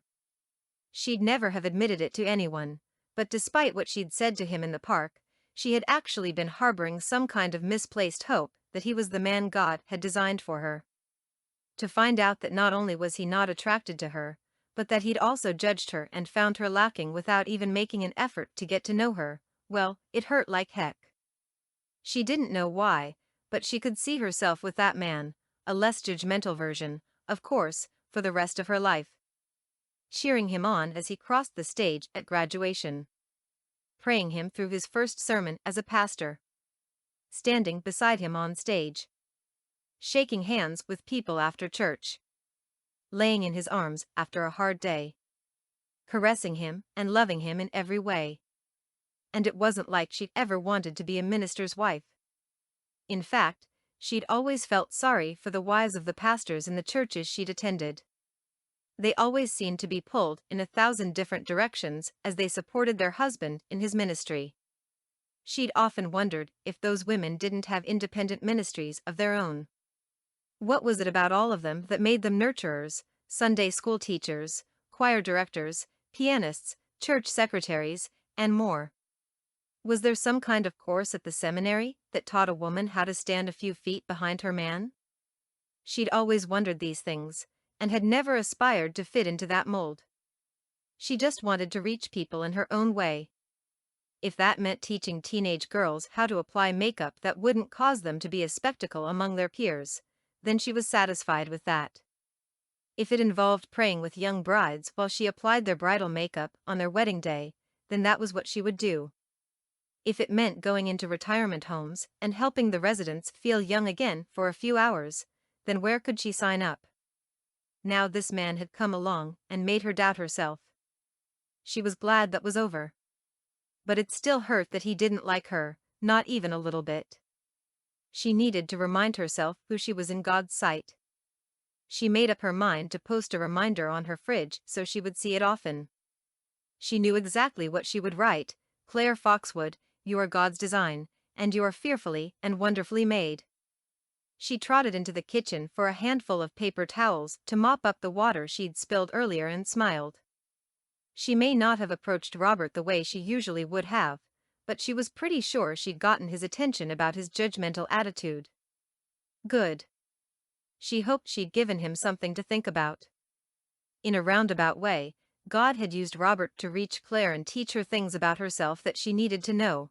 Maybe God was using her to reach him, too. Chapter 13. From his position on the floor of the bookstore, Robert unpacked items from the box of used books one at a time and handed them to Aunt Ruby, who would enter the relevant information into the computer. Robert was quite proud of her.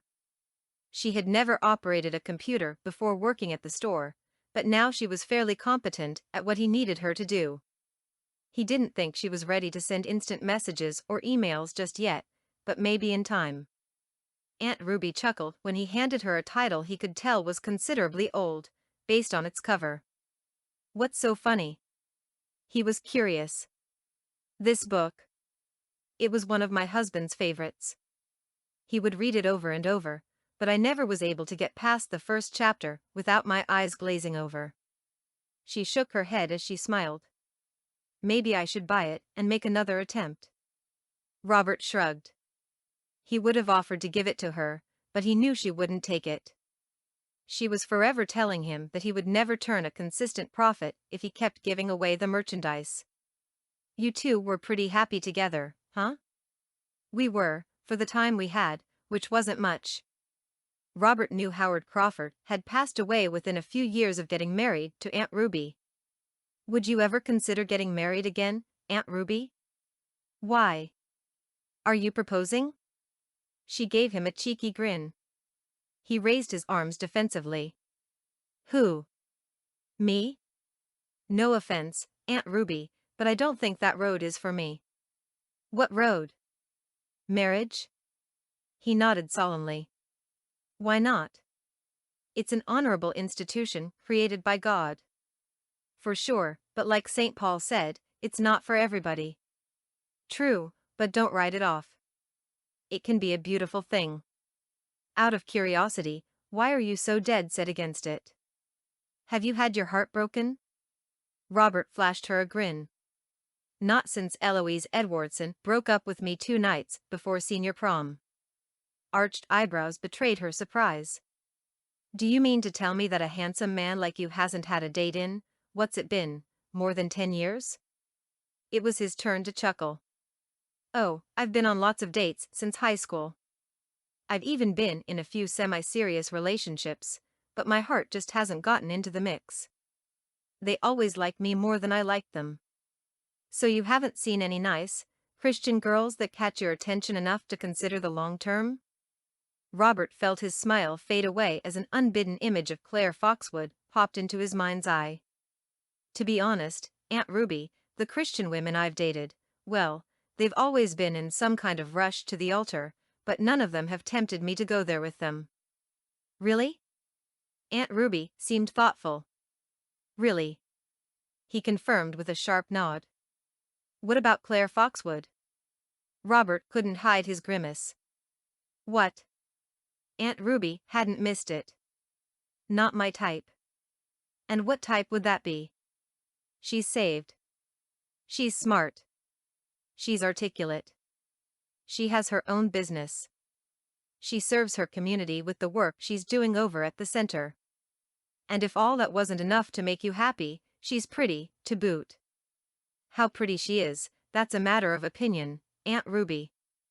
Even as he heard himself say the words, he knew he was not being completely truthful. He thought back to their last meeting, when he had seen her in the park, the time when all she had been wearing on her face was hard-earned sweat. The truth was, she was fine, with or without makeup. Now we come to the crux of the matter. You don't find her attractive? He shrugged. It doesn't matter if I do or don't. I don't like her. I see. Have you ever had a conversation with her? I mean, just the two of you? Yes. And? She was rude and offensive. Claire? Aunt Ruby's tone exuded disbelief. The one and the same. I find it hard to believe she would just walk up to you and say something rude or offensive. She must have been provoked. Well, provoked or not, she was completely off base. Can you imagine she had the nerve to accuse me of being judgmental? A woman like her.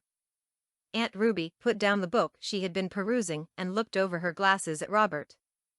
And did she say why she thought that? Robert shrugged from his place on the floor. Something about me judging her because of her looks. Something about me being the one who was overly concerned with outward appearances. I find it ridiculous, really.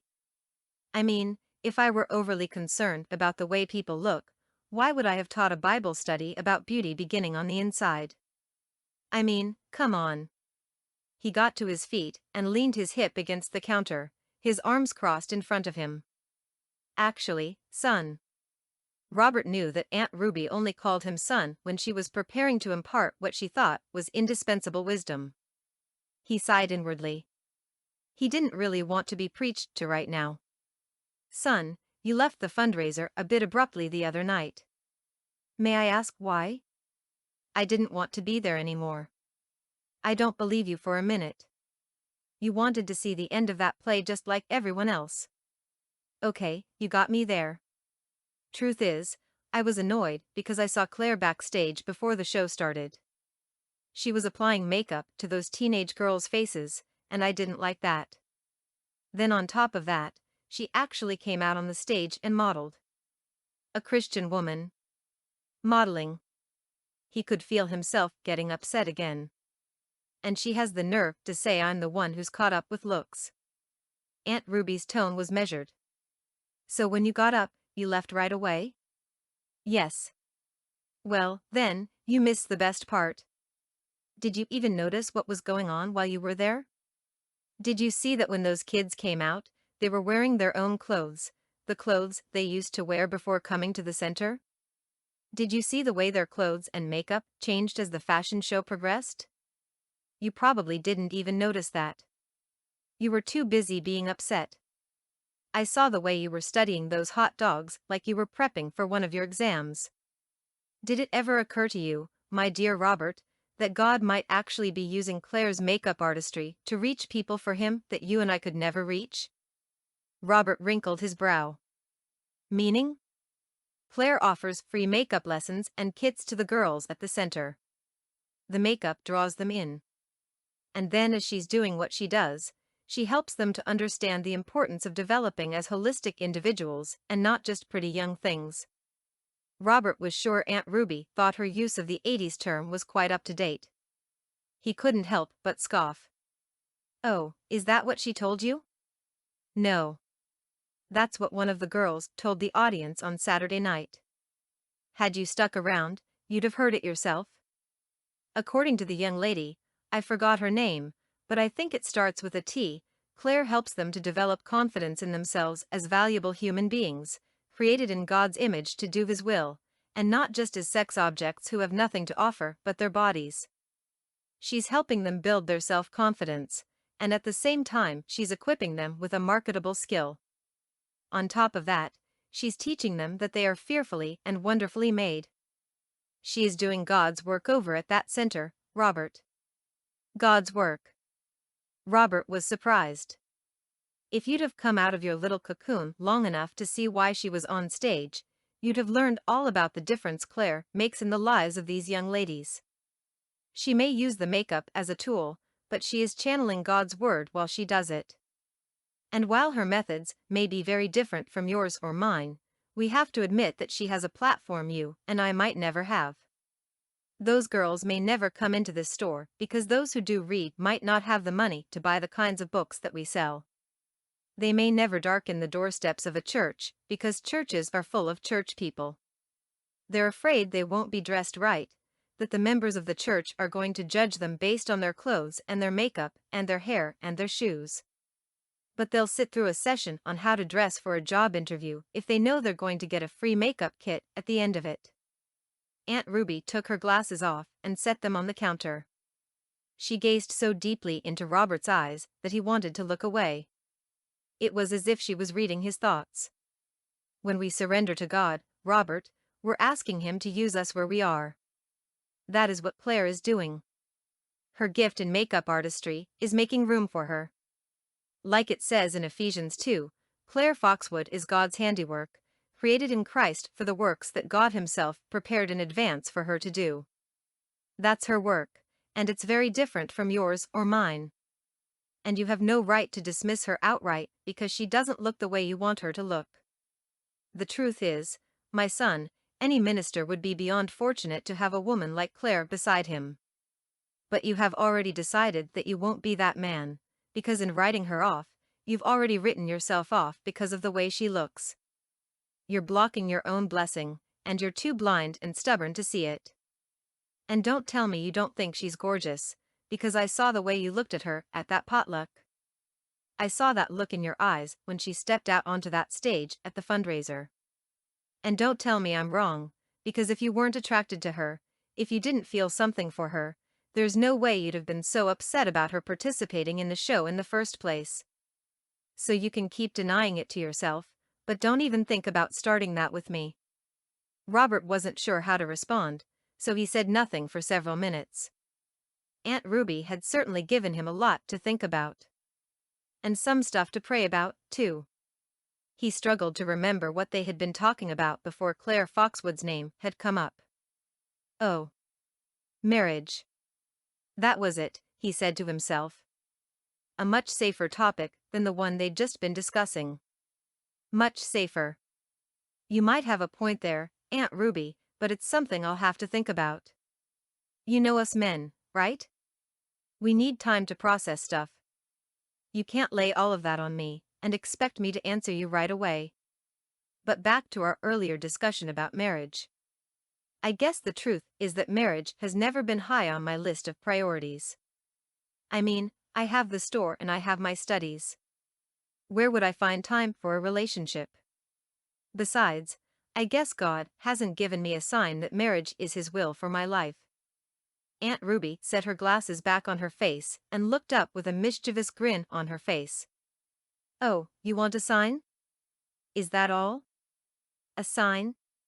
She looked skyward and spoke in an exaggerated voice. Oh, Lord, I beseech thee, don't let this good Christian boy and his exceptional genes go to waste.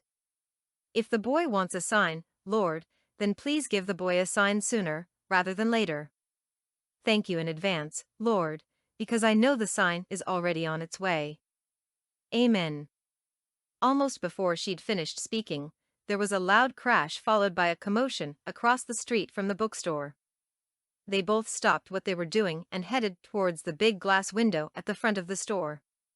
From what Robert could tell, workers installing a new sign onto a shop front across the street had fumbled, causing it to fall to the ground. Robert almost choked when he read the logo on the truck parked right in front of the building. His mouth fell open. What the? The logo on the side of the truck said Foxwood signage. Looking for a sign? Foxwood's the one. There was an audible snap when Robert forcefully closed his mouth, but he pretended he didn't hear Aunt Ruby's rather loud squeal as she read the sign herself. He would never have admitted it to a soul, but the future Reverend Robert Marsden was thrilled that he was super busy for the next few days. Usually, he'd have been a little flustered having to run the business, study for finals, and prepare for presentations, but this time around, he was relieved. He was glad he had so much on his mind. He was glad that at nights he had no choice but to fall into bed and into a deep, dreamless sleep. He was glad he didn't have the time to reflect on what Aunt Ruby had told him. He was glad. But the busy cycle came to an end, and Robert was faced with the task of trying to distill whatever it was that God was trying to teach him in this period. He hadn't been able to run for the last week, so he donned his sweats and headed for the park. He didn't expect to run into anyone.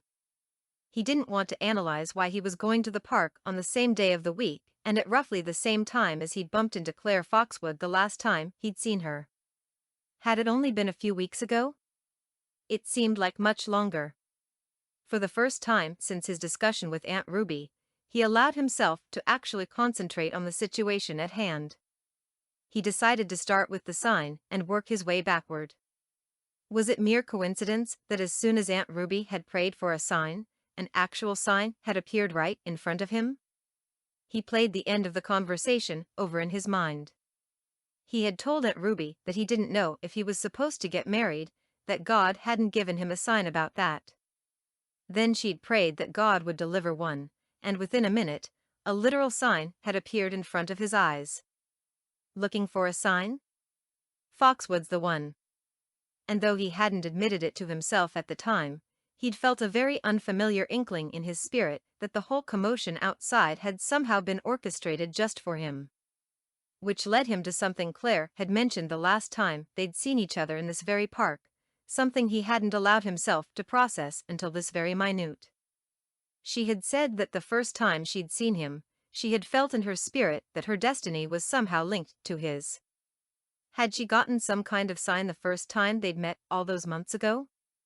He winced. Why would God do this?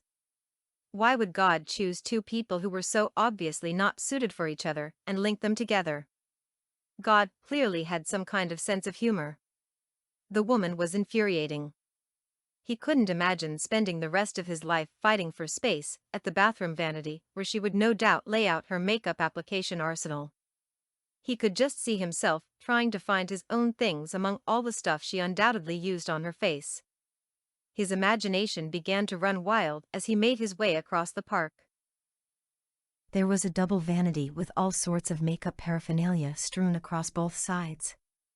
He was standing there in a white t-shirt and a pair of boxers with his hands on his hips, a white gold wedding band clearly visible in the mirror.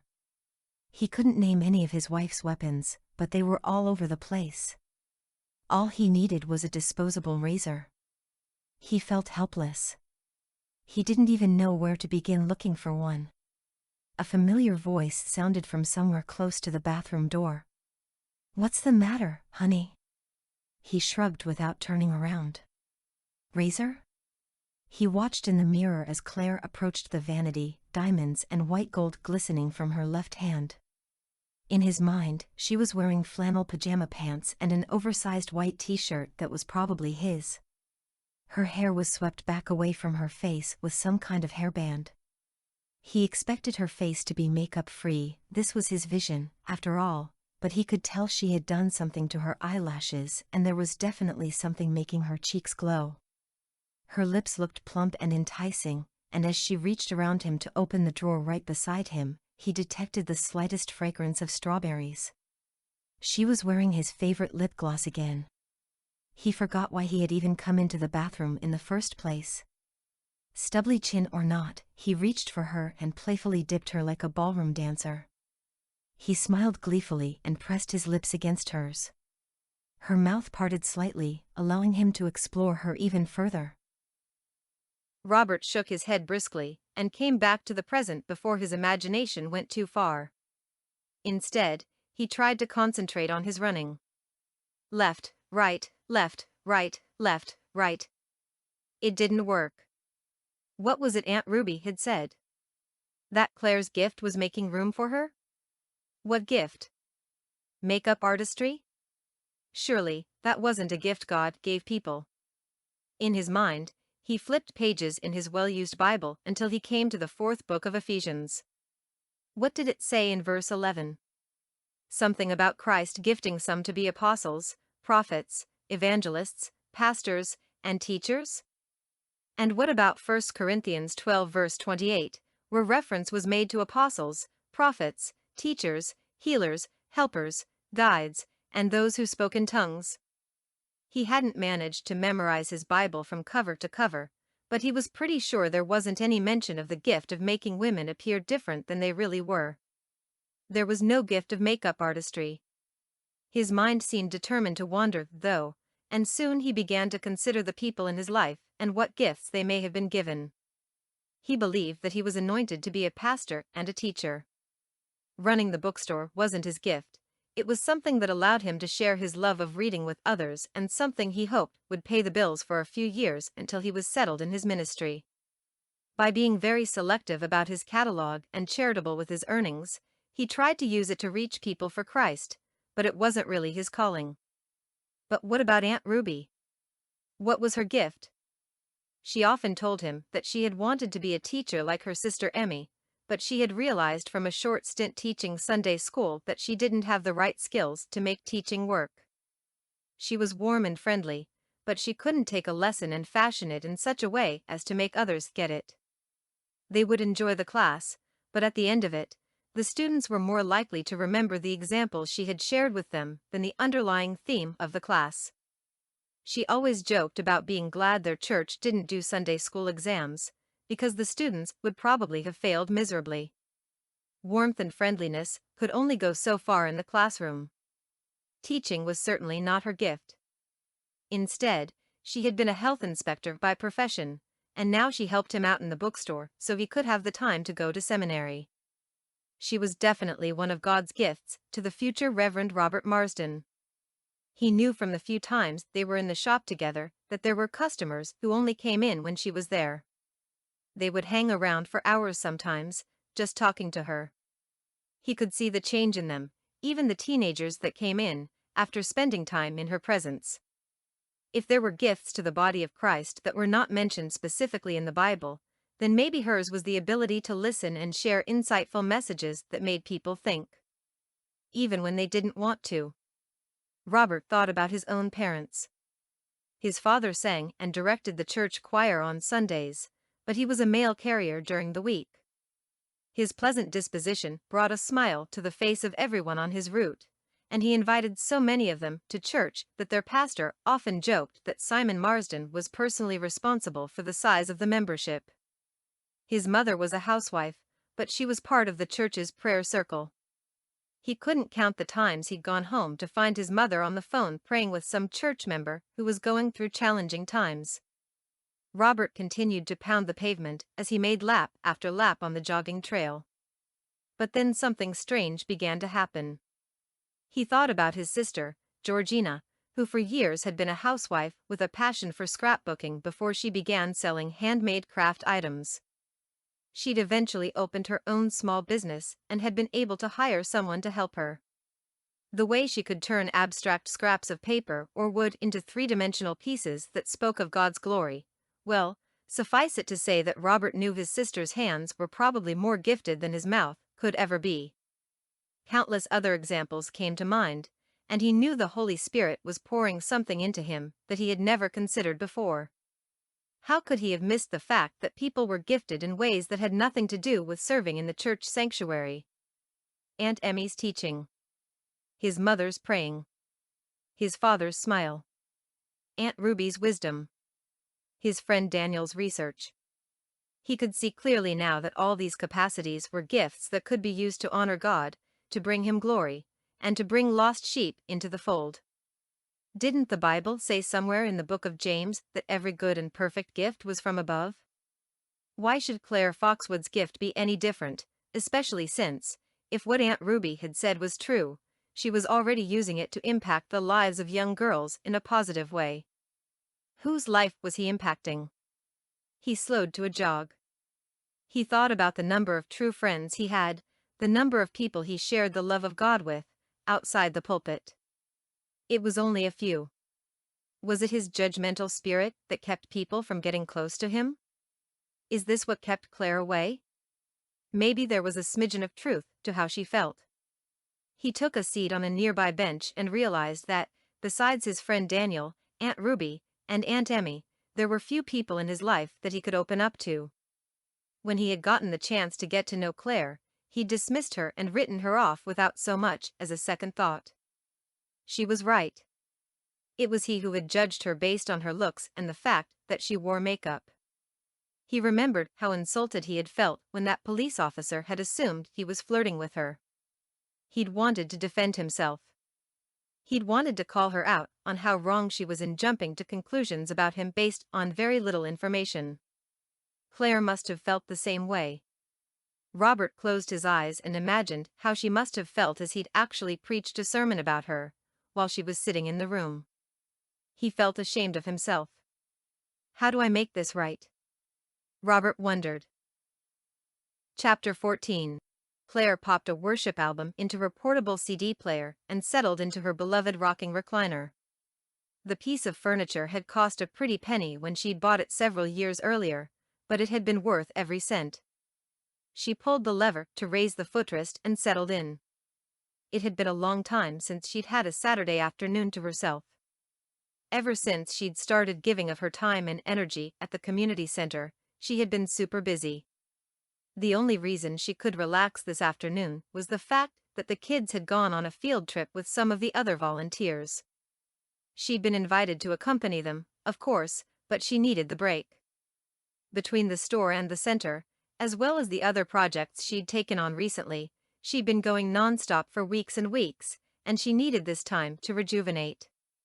Knowing she would have some time to read today, she'd decided to stop at notes in the margin the day before, and on her way out the door, Aunt Ruby had handed her a fairly heavy gift bag. "I saw this and thought of you, honey," she had said. When Claire moved to open the bag, Aunt Ruby added, "Wait till you get home. I really want you to meditate on the words for a while." Claire, though surprised, had complied, but had forgotten about it when she got home the previous evening. She reached into the gift bag, and among sheets of tissue paper, she found a three-dimensional wall plaque with a calligraphy scripture at its center. As she read the words, they settled in her spirit like no other scripture had ever done. For some reason, Aunt Ruby had chosen the words of James 1 verse 17, which simply said, "Every good gift and every perfect gift is from above and comes down from the Father of lights, with whom is no change or shadow of turning." She barely noticed the craftsmanship as she ran her fingers over the textured wooden plaque. "Every good gift and every perfect gift is from above," it said. What was Aunt Ruby trying to tell her? She thought back to the evening of the fundraiser when Aunt Ruby had been watching her applying makeup to the face of one of the teenage models. I had no idea it took all of those steps to do makeup properly, Aunt Ruby admitted. I tend to stick with my eyebrow pencil and lipstick, to be honest. Maybe a little powder to take the sheen off the face, you know? Claire smiled. My mother doesn't even wear that much. No? So how come you got interested in makeup? Aunt Ruby wanted to know. My grandmother was a huge fan. She would get all made up, and suddenly she'd have more of a pep in her step. She'd hold her head higher when her hair was done. She said she liked to make a good impression. I was just fascinated by the transformation. She had a look for every occasion, understated for trips to the store, classic for church, and more dramatic for when my grandpa took her dancing. The moment she showed me how to apply blush to the apples of my cheeks, I was completely hooked. My mother still doesn't understand, but she's glad I got certified and opened my own store. Like she says, if you're gonna do something, do it right. She's right about that. You certainly are gifted. Oh, I don't know about that, Aunt Ruby. It's not like I'm a neurosurgeon or anything. God doesn't make mistakes, you know? He made you just the way you are, and He knows everything about you. All of us have improvements we can make, but even so, the best thing we can do is lay ourselves at His feet and say, "Use me for your glory, Lord." It seems to me that you've done that. After all, look at what you're doing. Claire finished with the model she'd been working with and turned to her next client. The young lady who sat in the chair was literally shaking. What's wrong? I'm so nervous. I've never acted in a play before. Now they've given me the lead. They must be crazy. I can't do this. Calm down, honey, Claire soothed her. She moved behind the girl and began to give her a quick shoulder rub. You've got this. I've watched you for the past few weeks. You're the first one to get to rehearsal and the last one to leave. You know your lines inside and out, backwards and forwards. You sing like an angel and your speaking voice is strong and clear. You are fearfully and wonderfully made, and this role was made for you. You've got this. Now, take some deep breaths. The young lady did as she was told, gulping down the air like she'd been underwater for too long. Slowly. In through the nose, hold it for a few seconds, out through the mouth. Now that you've stopped shaking so much, I'm going to apply some false eyelashes. WHY? Well, honey, when you're on stage, the audience can hardly see your facial features, so we have to amp them up a bit so they can be seen by everyone. You have these gorgeous eyes, so big and expressive, so we want to bring a little attention to them. By the time she was finished, the lead actress had calmed down. She gave Aunt Ruby and Claire a quick hug and stepped away. That's exactly what I'm talking about, Claire. Not only do you have gifted hands, but you can make people feel better from the inside out. That young lady is more confident than when she sat in this chair, and not everyone can do that with blush and lipstick. She looked towards the door and suddenly said, "Oh, I think I see my guest," before making a quick exit, leaving Claire and Mitzi to transform the rest of the cast. Claire looked at the piece of art again. Every good gift and every perfect gift is from above. Is this what you've been trying to show me, Lord? That I shouldn't ignore my gifts just because they're not like other people's gifts? I know your word says my gifts will make room for me. Is that why these new opportunities are coming my way? Have my gifts been making room for me, Lord? Is that why they welcomed me, first at the community center, And now at the nursing home, with the monthly visits Mitzi and I have committed to? Is that why business has been booming lately, especially since I felt like I needed to change the name from outside in to inside out? Are those open doors your way of confirming that this gifting I have is indeed from you, and not of the devil, as has been implied? She sat quietly and waited to see if the Lord would speak to her the way he spoke to Aunt Ruby. In the silence, she began to experience something she could only describe as complete and utter peace. It was as if a feeling of joy had bloomed on the inside of her chest and was spreading outward. Claire recognized the feeling as the exact opposite of the burden she had sensed and felt when she had met Naline Betancourt at the bookstore and later at her own store. She hadn't even noticed that Naline's burden had lifted when she had agreed to teach the girls. Was this what St. Paul was talking about when he had mentioned the peace that passes all understanding? It certainly felt like it. In this very moment, she understood that her ability to make people feel better about themselves was a gift that God Himself had chosen, in His infinite wisdom, to bestow on her. Her use of makeup sessions to spread God's love was another. She noticed that the song coming from her CD player was one of her favorites, and she began to sing in a voice she didn't want her neighbors to hear, but that she knew the Lord would appreciate. She became acutely aware of her sinful nature, and that the only claim she could ever have to righteousness was through Christ alone. As she surrendered to the feeling, she felt unworthy of reclining in the presence of God, so she dropped the footrest and slid out of the recliner and down to the floor. She lay flat, her forehead, her nose, and even her lips touching the laminate flooring. She couldn't speak, but she knew her mind was crying out to the Lord who had come to visit her in her living room. Thank you for speaking to me, Lord. Please continue to use me for your glory. I consecrate myself and these gifts for your service and dedicate all that I am to you. Use me in any way you see fit. I will humbly go where you want me to go and do what you want me to do. She stayed there in the presence of God until she found herself waking up. She hadn't even noticed that she'd fallen asleep on the floor. With great effort, she sat back on her heels, her knees still in contact with the floor.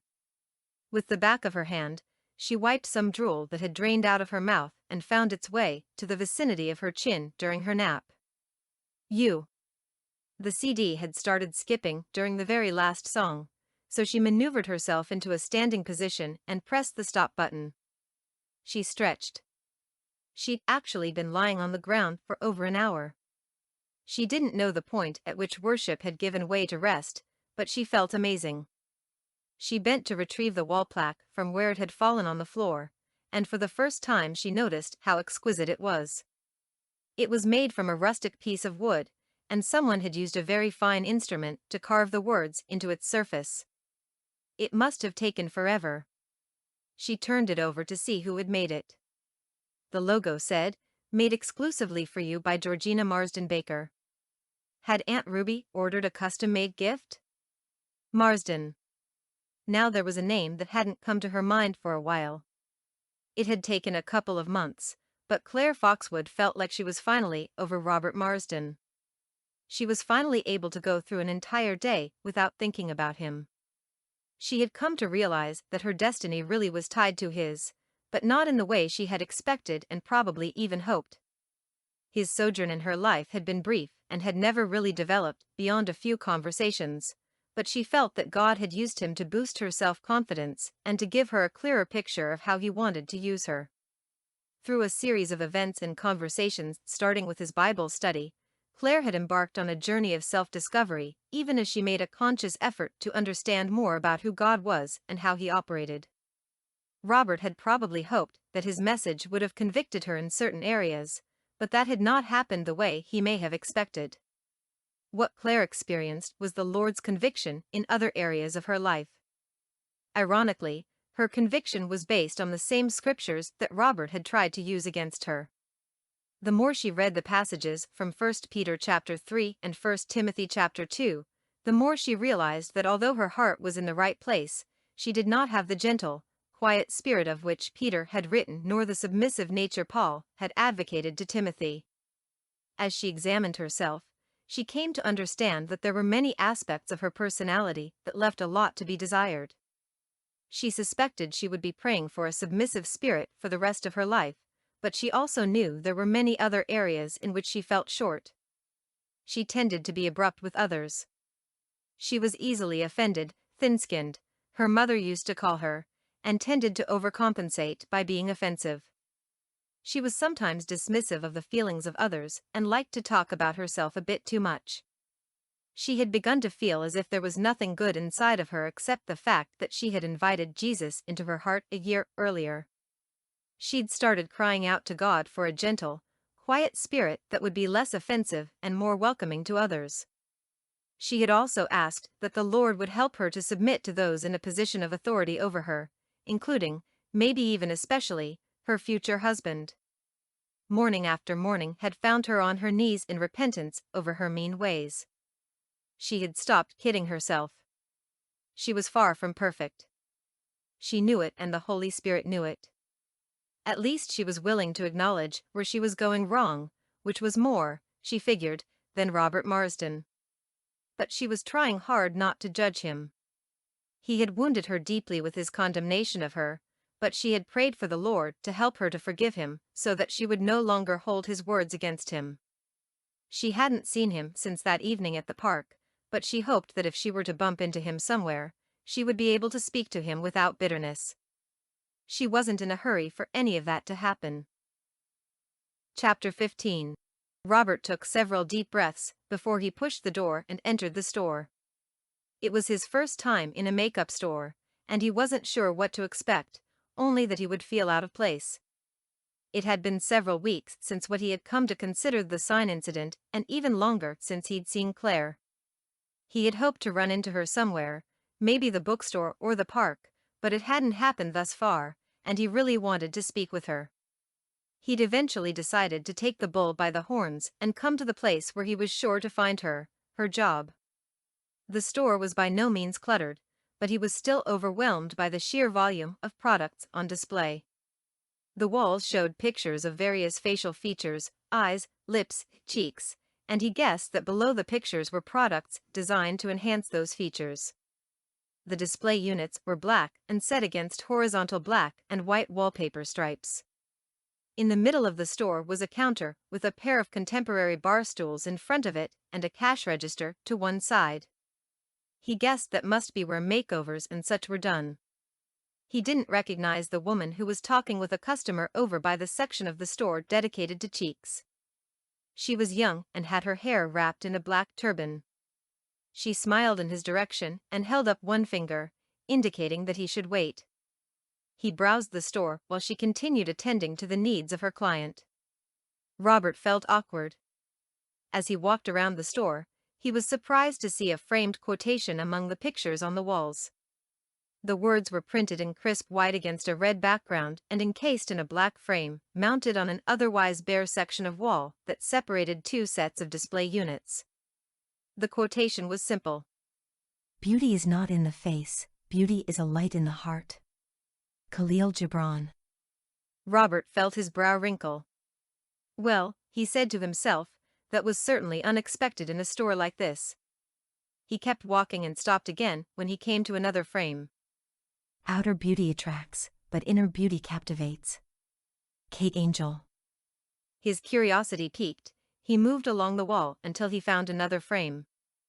Beauty isn't about having a pretty face. It is about having a pretty mind, a pretty heart, and most importantly, a beautiful soul. Anonymous. He'd never been in a makeup store until today, but he certainly didn't expect to see quotations about inner beauty all over the place. Wasn't the whole store, the whole industry, dedicated to external beauty? On the left side of the exit door, he read, Take care of your inner, spiritual beauty. That will reflect in your face. Dolores Del Rio. To the right of the door was yet another, proclaiming that Inner beauty radiates from within, and there's nothing more beautiful than when a woman feels beautiful on the inside. Erin Heatherton. He moved towards the center of the store, and there on the counter was another frame, the highlighted words very familiar to him. He reached for the frame and read the quotation, although he didn't really need to. He had already memorized it. Your beauty should not come from outward adornment. Rather, it should be that of your inner self, the unfading beauty of a gentle and quiet spirit, which is of great worth in God's sight. 1 Peter 3 verses 3-4, NKJV. He was surprised to hear a voice coming from right beside him.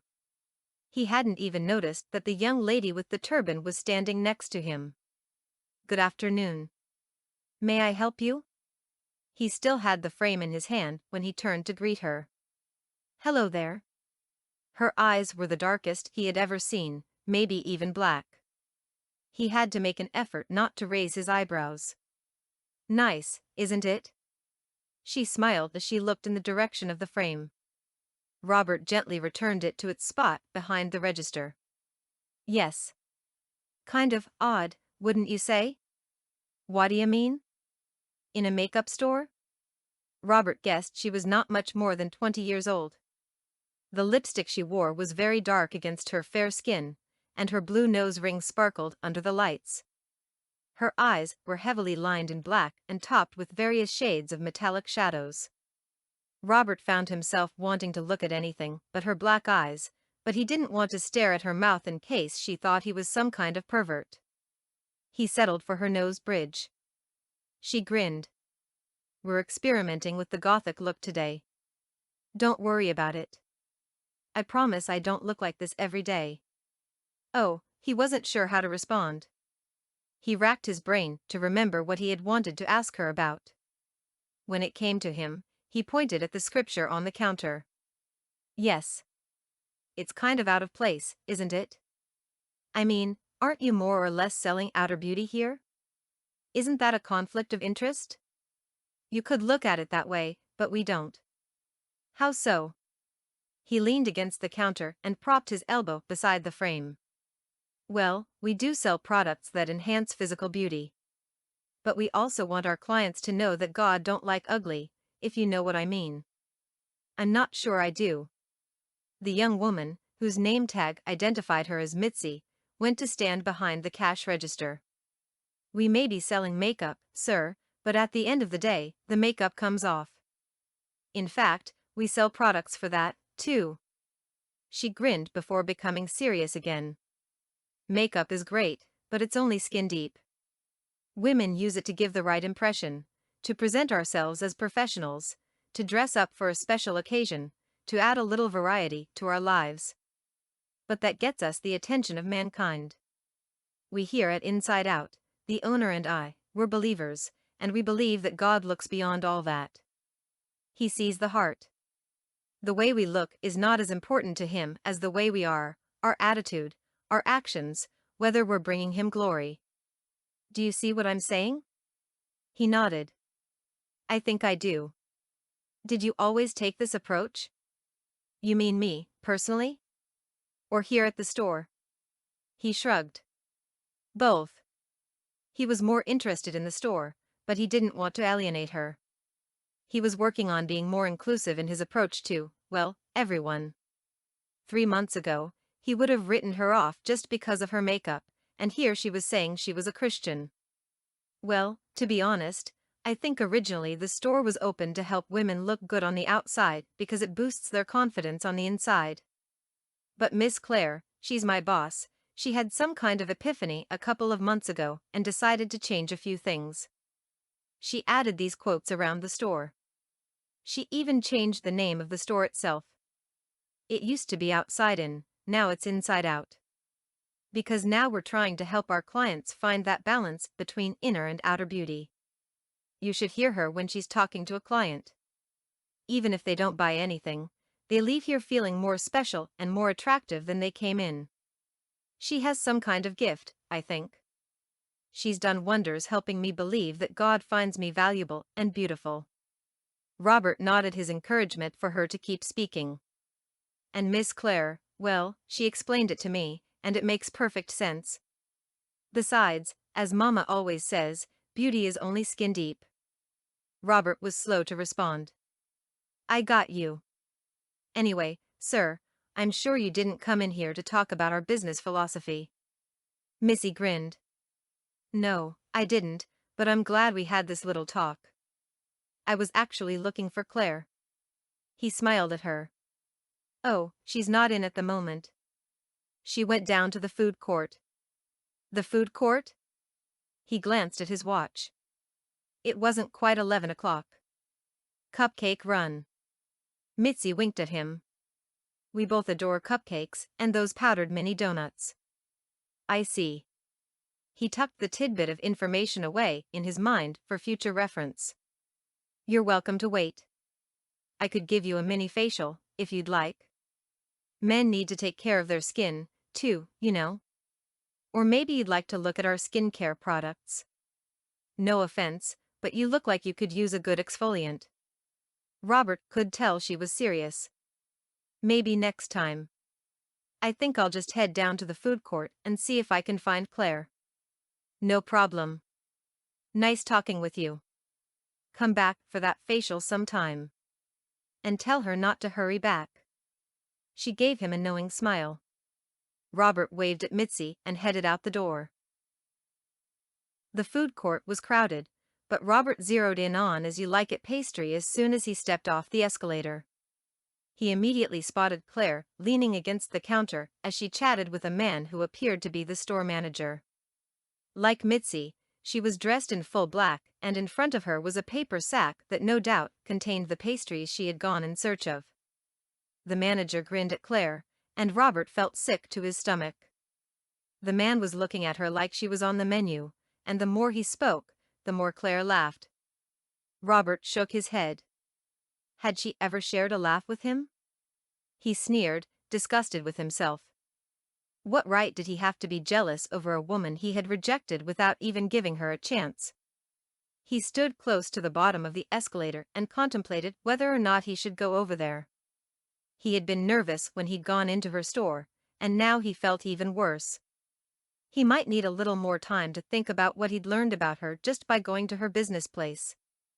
Before he could make up his mind, the object of his thoughts materialized directly in front of him. Robert? She was looking at him with a quizzical expression. She held a molded paper tray with 2 cups in one hand and the paper sack in the other. Now that she was close to him, he could see that her makeup was similar to Mitzi's. An experiment, her assistant had said. Claire, hi. He took his hands from his pockets and dried his damp palms on the sides of his pants. He didn't expect to be nervous. Are you okay? You look a little lost.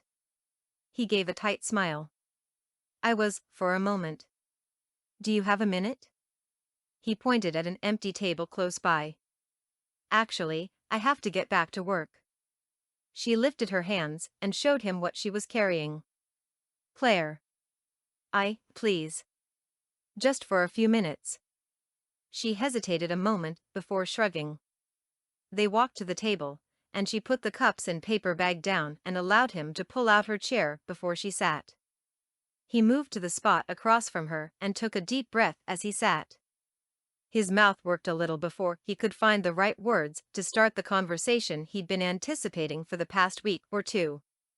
Claire, hi, it's good to see you. I was considering giving you a call, but I wasn't sure you'd answer the phone. She shrugged again. It was obvious that she was uncomfortable, and he couldn't say he blamed her. She reached for her cup and looked at him over the rim as she took a sip. Robert couldn't help but think that even with her face under so much stuff, she was still beautiful. Her eyes were so warm he could spend the rest of the day staring into them. Unsure what to say, he dived in. Actually, I'm coming from your store. Your assistant, Mitzi, was it, told me you might be down here. She said to tell you not to hurry back. He wanted to ask how she was, but he hesitated. It's been a while, he said. She gave a weak, condescending smile that didn't quite reach her black-rimmed eyes and remained silent. Her fingers tore little slits along the top of the paper bag. What does she have to be nervous about? Robert wondered. How have you been? Good. You? I've been thinking about some things. He took another deep breath before continuing. All right, let me just cut to the chase. The last time we saw each other, it didn't end well. To say the least, Claire agreed. And, well, you said some things that might be considered offensive. Her eyes met his as she stopped in the middle of removing the cover from her paper cup, and Robert braced himself for another tongue-lashing from her. He was surprised when she sighed and placed the cover on a paper towel she had laid on the table before reaching into the sack and retrieving a couple packets of brown sugar. "You're right." He almost did a double take. "I am?" he asked. In his wildest dreams, he'd never expected that to be her response. "Yes." She tore both packets open at once and dumped the sugar into the cup and produced a stirrer. "You're right," she admitted as she slowly stirred the tea. "I said some really offensive things to you, and I'm sorry." She replaced the cover and looked up and into his eyes. Robert wasn't sure how to respond. As often as he'd imagined this conversation, he'd never expected it to involve an apology from her. Before he could say anything, she continued. "I mean, let's be clear here, some of it needed to be said, but I should have been more respectful in my approach." Robert couldn't believe his ears. He still couldn't think of a response, which was just as well, because she wasn't finished. Ministers have to be prepared to meet people where they are, Robert.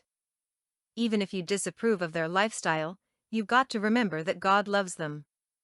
Pastors don't have the monopoly on grace. And the more grace you get, the more you should be giving, you know? She spoke slowly, as if choosing her words very carefully. Some of the people we meet, they're going through stuff you and I can't even imagine. People like them, if you approach them the wrong way, even in the name of Christ, maybe even especially in the name of Christ, they'll shut right down on you, and you won't ever get another chance. You might even be the one who turns them away from God and the church for good." Concern was etched across her face. "And I'm sure that's the last thing you want."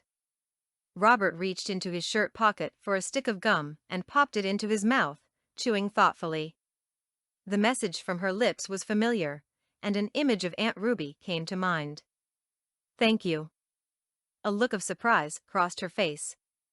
"For?" she asked, before taking another sip. "For putting it that way. I mean, I've been reflecting on what you said that day. I was pretty offended at first, but then I spoke to Aunt Ruby, and she gave me some perspective." "Yeah, she has a way of doing that, doesn't she?" For the first time, Robert could tell that Claire's smile was genuine. He relaxed, but only a little. "Indeed. Anyway, I came here so I could apologize to you."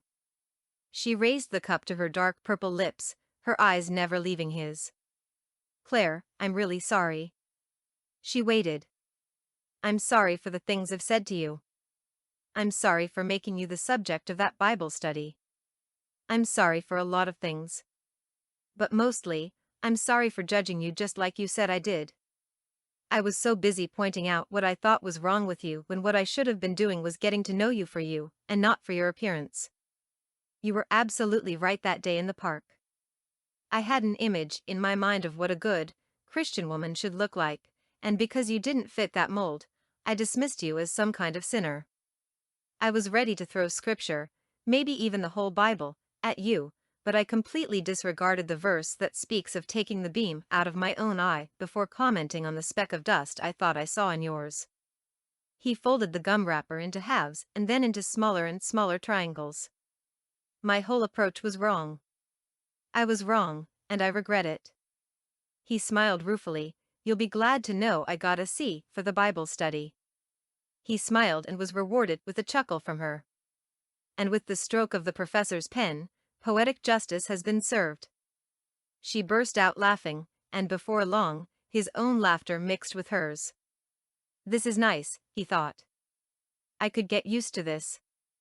She recovered from her laughing fit and her face became serious again, causing Robert to sober up. "To be fair, your Bible study wasn't a complete failure. I suspect that's why I didn't get an outright F. Either that, or Dr. Crouch took pity on me. That's something you'd have to discuss with him. I can only tell you how it affected me." She swirled the cup and took another sip. "Those verses you shared, well, they spoke to me in a different way than they spoke to you. You were, to a certain extent, correct in your interpretation. I mean, a woman's beauty should radiate from her spirit. It should be more than skin deep. Personally, I don't think that means she can't enhance her physical beauty, within reason, but for me, it means her inner beauty doesn't have to be the only thing she should be known for. I went and read the scriptures from your presentation, and after a lot of doubt and soul-searching, I compared them to the Proverbs 31 wife and mother we Christian women are always being encouraged to be. To me, it's clear that looks actually are important. It's one way of showing how God has blessed us. The Proverbs 31 woman was many things, but among them, it says she was clothed in fine linen. Do you see what I'm saying? She regarded him over the rim of her cup again. I see what you're saying, he confirmed. I guess it's about balance. Right. It's about balance, and it's about keeping God in the center of every part of our life. She glanced at her watch and quickly got to her feet. I'm sorry, I have to go. I have a client coming in at 11:30. He stood and put his hands in his pockets as she dropped the sugar packets and stir into a nearby bin. Another deep breath. He wouldn't blame her if she thought he was asthmatic. Claire, I was wondering. I'd like to continue this conversation, maybe over dinner? She hesitated for a long moment before she smiled. I'll think about it. Call me, she said before heading towards the escalator. Robert couldn't help but grin as he watched her hurry away. Those hips had a way of reminding him that, future minister or not, he was a man and not a statue. Robert hadn't felt this nervous on a first date in years. He'd gone on countless first dates, especially in the 2 or 3 years before going to seminary, but few had led to second dates. A third date was a true rarity for him. With his new perspective and self-awareness, he understood that his own unrealistic, unreasonable standards had clouded his vision over the years. That was what had led him to so many years of solitude. He liked to present himself as a man who was too busy for a social life, but he was beginning to see that he was hiding behind a mask he'd been wearing so long that he had started to think it was his real self. He'd been attracted to several women who professed to be Christians, but something always held him back. The truth was that no woman had been good enough, modest enough, saved enough, holy enough, just enough for him to consider her worthy of the attentions of a man who was as sold out to the Lord as he figured he was. He looked at his reflection in the mirror as he tied his tie and shook his head. He'd been such a judgmental hypocrite, so caught up in himself that he had failed to see that he was falling short of his own calling to introduce Christ to those who didn't know him. Several times over the past weeks, he'd been tempted to fall into the trap of self-condemnation. He'd gotten into the habit of reminding himself over and over that with Christ, there was no condemnation for a heart that was truly repentant. Since God had forgiven him, he needed to forgive himself. He finished with his tie and looked at his reflection in the full-length mirror on the back of the bathroom door. His gray paisley tie complemented his deep purple long-sleeved shirt and dark gray pants. He had cleaned and polished his black leather shoes until they gleamed. He stood there with his hands in his pockets and rocked back on his heels. He had to admit that the man looking back at him cleaned up nicely. Not only that, but he was also intelligent and accomplished, a college graduate, business owner, and future pastor. Any woman would be proud to be by his side, not just tonight, but for the foreseeable future, as well. There I go again, Lord, Robert said aloud as he took note of his train of thought, making myself out to be some kind of prize. As if I didn't know that I'm all kinds of messed up on the inside. Any and everything good in me, any and everything great that I ever accomplish, is a reflection of you. I've been so self-centered for so long that it's hard to break the habit, but I'm working on it, and I ask for your grace to help me remember to be humble and lean on you. Not just tonight, but going forward. He turned towards the dresser and chose a bottle of cologne. He sprayed only a light mist. He didn't want Claire walking around in a cologne cloud all night. On his way through the door, he grabbed his wristwatch, cell phone, and keys from the small entrance table. She only lived a couple of minutes away, so he didn't need to rush, but he didn't want to be late either. He started the car and shifted into reverse. He had made reservations at an intimate, but popular, seafood restaurant on Jacksonville Beach. He'd considered several options when trying to decide where to take Claire this evening. At first, he'd planned on heading to the historic town of St. Augustine, less than an hour away. With its narrow streets and trolley cars, he knew many considered it perfect for a romantic date, but he didn't want to move too fast, nor did he want the setting to overshadow the opportunity they had to get to know each other. If things went well tonight, there would be lots more dates and more opportunities to take her on special outings. He knew he'd wasted a lot of time judging Claire, and he hoped he hadn't done irreparable damage. The fact that she had agreed to go out with him, after everything, was a promising start. He prayed everything went well tonight. He wanted desperately to get to know her better, and things with them had gotten off to such a rocky start that this could very well be his last opportunity with her. Claire sat in front of her well-lit vanity and stared at her reflection in the mirror. She had her entire personal arsenal of makeup and tools in front of her, but thus far she had only applied primer and foundation. She wasn't sure what to do. She wanted to be attractive for her date with Robert, but she couldn't figure out what that meant to him. It was clear that he wasn't a fan of makeup, but where did that leave the makeup artist he'd invited to dinner? When he'd called to make arrangements, he wouldn't tell her where they were going, only that she should dress up. She wondered if he knew how vague that was for a woman. She'd chosen a deep purple, black, white, fuchsia dress with a geometric pattern. Its kneeling, halter-top style hugged her curves without being too revealing, and it always made her feel beautiful and feminine. She'd have liked to wear a dark, smoky eye to complement the look, but she wondered if that would be too much, considering this evening's company. The clock on the wall told her Robert would be there in half an hour. She needed to get a move on. Should she go with the dramatic makeup, or go with a subtler look? Decisions, she muttered to herself. She had seen the shock that had registered on his face at the mall when he had seen her makeup, but to his credit, he had remained a gentleman and hadn't asked any questions. Even after finding out that he'd had quite a long discussion with Mitzi earlier that morning, she wanted to believe that he really had seen the error of his ways and was interested in finding out who she really was beneath the blush and shadows. Still, she was anxious about tonight's date. She hadn't forgotten that seismic shift she'd experienced at their first meeting, and her enduring curiosity was probably the only reason she had agreed to this date. Well, that and the fact that she wasn't quite over her infatuation with him. Well, it was now or never. If he was going to date her, he needed to get to know the real Claire Foxwood. And the real Claire Foxwood had studied makeup artistry. She leaned closer to the mirror and reached for her medium-sized round brush and dark gray eye shadow. 10 minutes later, she leaned back to look at the finished look. Her eyes were perfect. The dark purple, pale violet, dark grays and silver tones were the perfect combination to bring attention to her dark eyes. They were her favorite feature, and she liked to highlight them. She finished the look with a light cream bronzer and lips that were almost nude. She stood and looked at herself in the antique cheval mirror in the corner of her bedroom. The overall effect was exactly what she had been going for. She looked feminine, sophisticated, and confident. She only hoped the butterflies in her stomach would stay there. As the doorbell chimed and Chaz started barking, she slipped her feet into her black, high-heeled sandals, buckled them, and reached for her small black purse and a black cardigan. As she made her way to the front of the house, she whispered a prayer that the evening would go well.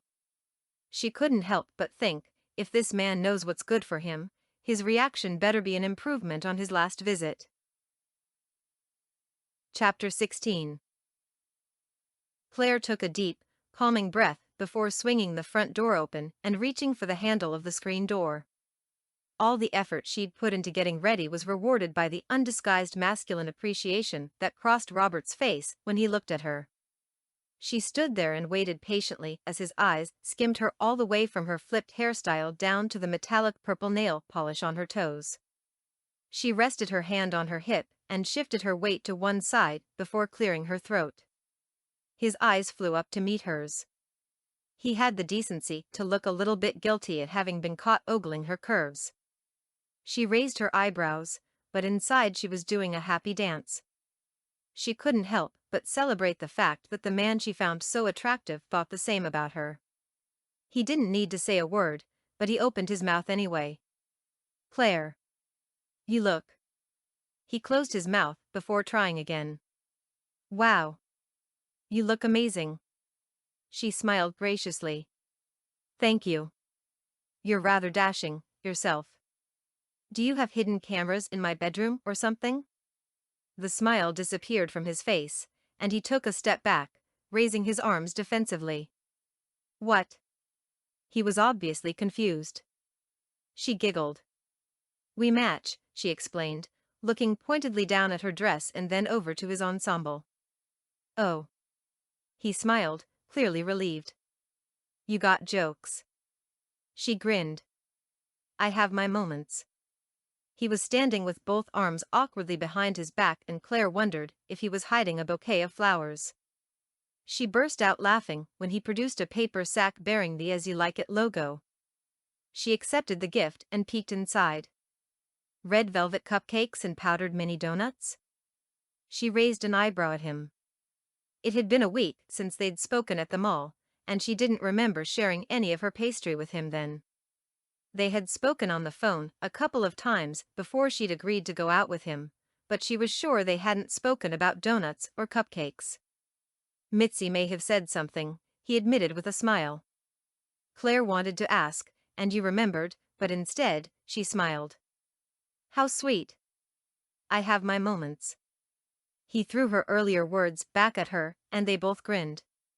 She wasn't ready to invite him into her home just yet, so she said, "Just give me a moment to put these in the kitchen."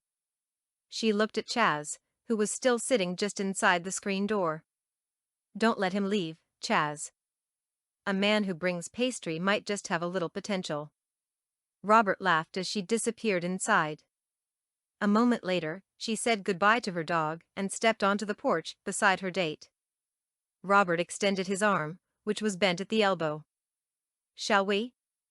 She slipped her hand through the crook of his arm. "We shall." By the time they arrived at the two-story oceanfront restaurant, Robert didn't even remember how nervous he had been earlier. The conversation with Claire had flowed smoothly in the car, and he was surprised at how comfortable he felt with her.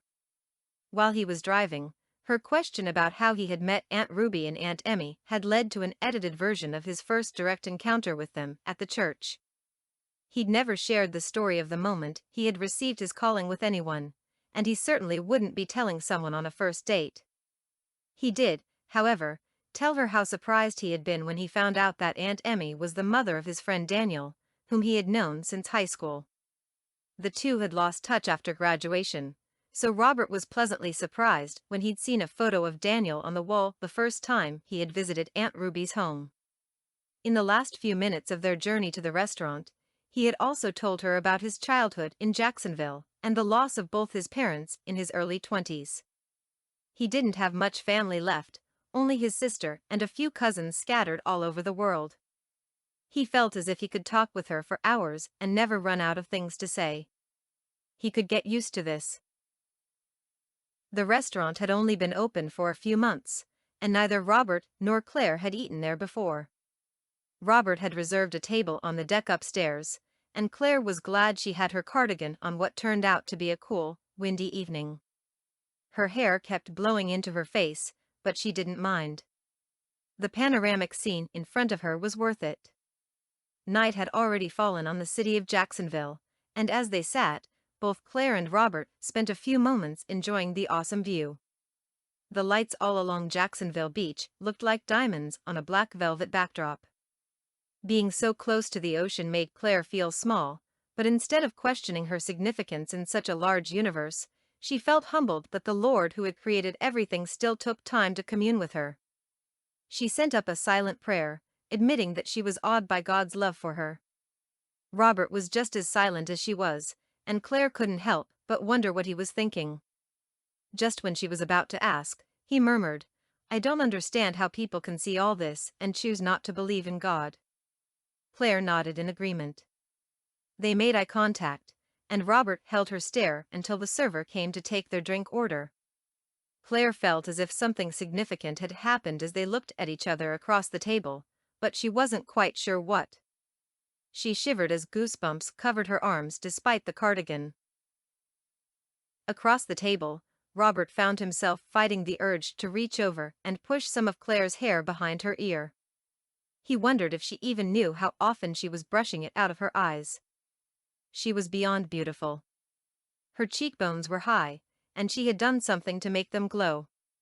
Her eyes truly were the windows to her soul. Looking at her across the table, Robert felt as if he was the most blessed man in the room. He couldn't quite explain it. She wasn't looking at him with desire or anything like that. Instead, he wanted to believe that when she looked at him like that, she could see beyond all his faults and flaws and look directly at his heart. He'd never experienced anything quite like it. The moment was shattered when the server appeared at their table, and he found himself almost shooing the young lady away. He tried to focus as she listed the evening's specials, but he found both his eyes and his attention wandering back to the woman who sat only a few feet away from him. All the menu items were tempting, and they both had a hard time choosing. Claire eventually settled on seafood linguine in a light white wine sauce, while Robert had grilled salmon with lemon and capers in a savory butter sauce. He was hard-pressed to remember the last time he'd had such a tasty meal. Like the clam chowder they both had to start, their entrees were delicious, and Robert had to stop himself from reaching over and tasting some of her pasta. An hour flew by as they enjoyed the meal and their conversation, and he kept having to remind himself that she wasn't his girlfriend. This was only their first date. Robert, he silently cautioned himself, don't get ahead of yourself. He listened intently and asked lots of questions about her childhood in Chicago and her decision to move so far away from most of her family. He was surprised that such a smart woman hadn't gone straight to college after school, but as she talked, he began to understand Claire's motivations for many of the decisions she had taken. He already knew that she was intelligent, but now he was being allowed some insight into her way of thinking, as well as how she had lived her life up to this point. She really was amazing. They were so full that they both declined dessert, and when Robert had attended to the check, their server advised them that many of their guests enjoyed a walk on the restaurant's private pier after their meal. Claire sat on a bench at the entrance to the pier to remove her sandals. She didn't want to risk hurting herself with her 4-inch heels on the pier's wooden slats. Her movements were awkward as she tried to maintain her ladylike posture while bending over to attend to the task. Even so, her mouth fell open when Robert asked, "May I?" before stooping low to unstrap the buckles at her ankles. The movement was innocent but quite intimate, and Claire felt her entire body becoming warm as the gentle breeze caused Robert's tie to move against the tops of her feet. When he got to his feet, she remained seated instead of standing. "Robert, She wasn't quite sure how to approach the topic. "Yes?" His expression was hard to read as he looked at her sitting in the shadows. Why did he have to look so handsome? He was distracting her from what she wanted to say. It was an awkward topic to raise on a first date, but more than ever, she needed for him to know who she was and what was important to her. I'm having a really good time with you." She could see his white teeth as he smiled. "But there's something I need to say." "Okay." He dropped her sandals on the far end of the bench, sat beside her, and turned to face her, his arm along the back of the bench and his face so close to hers that she could feel his breath on her cheek. She looked towards the sea, where telltale lights betrayed the location of several yachts in the distance. "I know you're a Christian, but, well, I've dated men before who say they're saved and they still have certain expectations." She stopped again, unsure of how to proceed. "Well, the thing is, Robert, I'm celibate." "Celibate?" His tone was incredulous, and Claire's spirit sank a little. Was that disappointment in his voice? She was afraid to look at him, so she continued to stare at the Atlantic Ocean. "Yes. I don't intend to have sex with anyone until my wedding night." Robert's response was to chuckle, which infuriated Claire. How dare he make fun of her decision? And just when she thought they were off to a good start, too. She started to get to her feet, but Robert loosely held on to her wrist. She sat and forced herself to relax her jaw from its clenched position. Claire, relax. It's okay. His tone was light. I'm celibate, too. You are? She turned to face him, but he was still too close for comfort, so she turned back towards the view, chose a yacht with bright lights, and stared at it. Of course, I am. I laughed because I was surprised you felt the need to tell me that. He held her hand between his. I mean, I would think it was kind of obvious, but I understand. Not everybody who calls themselves a Christian believes in celibacy these days. As for me, I'm sold out to the Lord, Claire. I'm not going to pretend that I'm a virgin, but I decided years ago that I would not be going down that road again until and unless I'm married. I don't want to be that pastor who looks good in the pulpit but has to worry about the skeletons in his closet jumping out someday. So no worries there, okay? Okay.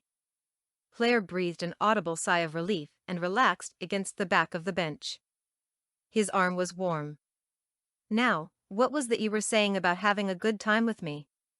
He leaned even closer to her, and she wondered if he was thinking about kissing her. She wasn't ready for that. Her emotions were already swirling around too much.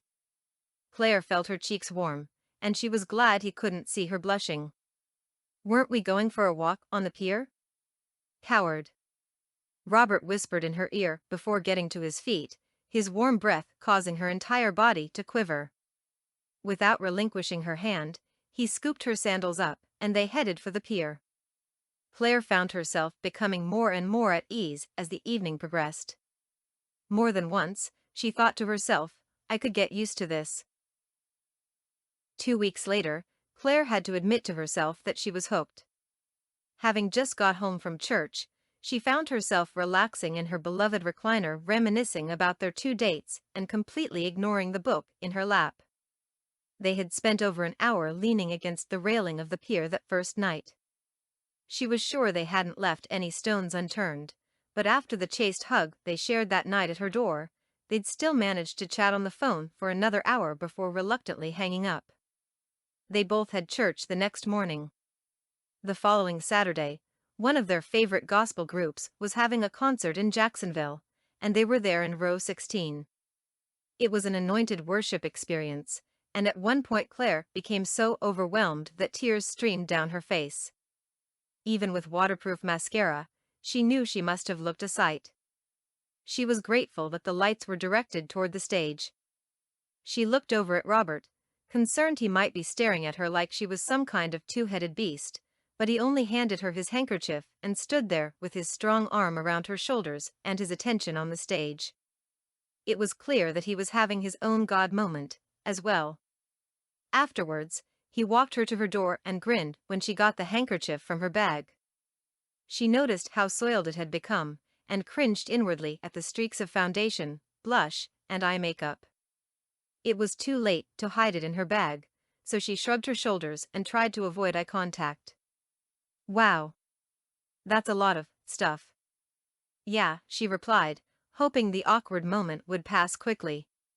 You know, Claire, it would be hypocritical of me to stand here and pretend that I understand why you feel you need all of the stuff. I don't.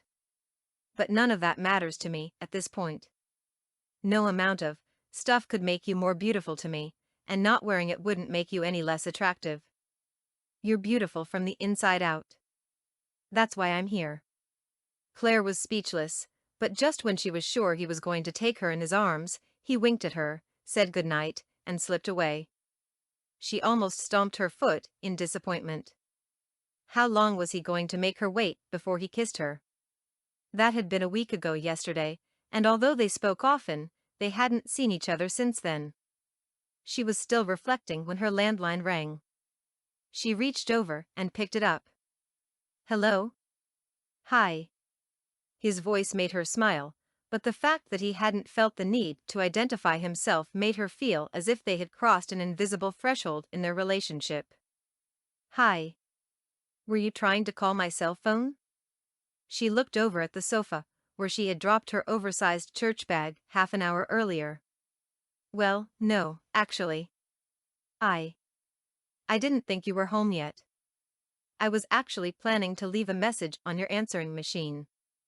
Claire used the lever at the side of the recliner to drop the footrest as she sat upright. This was weird. What could he possibly have to say that warranted a discussion with a machine?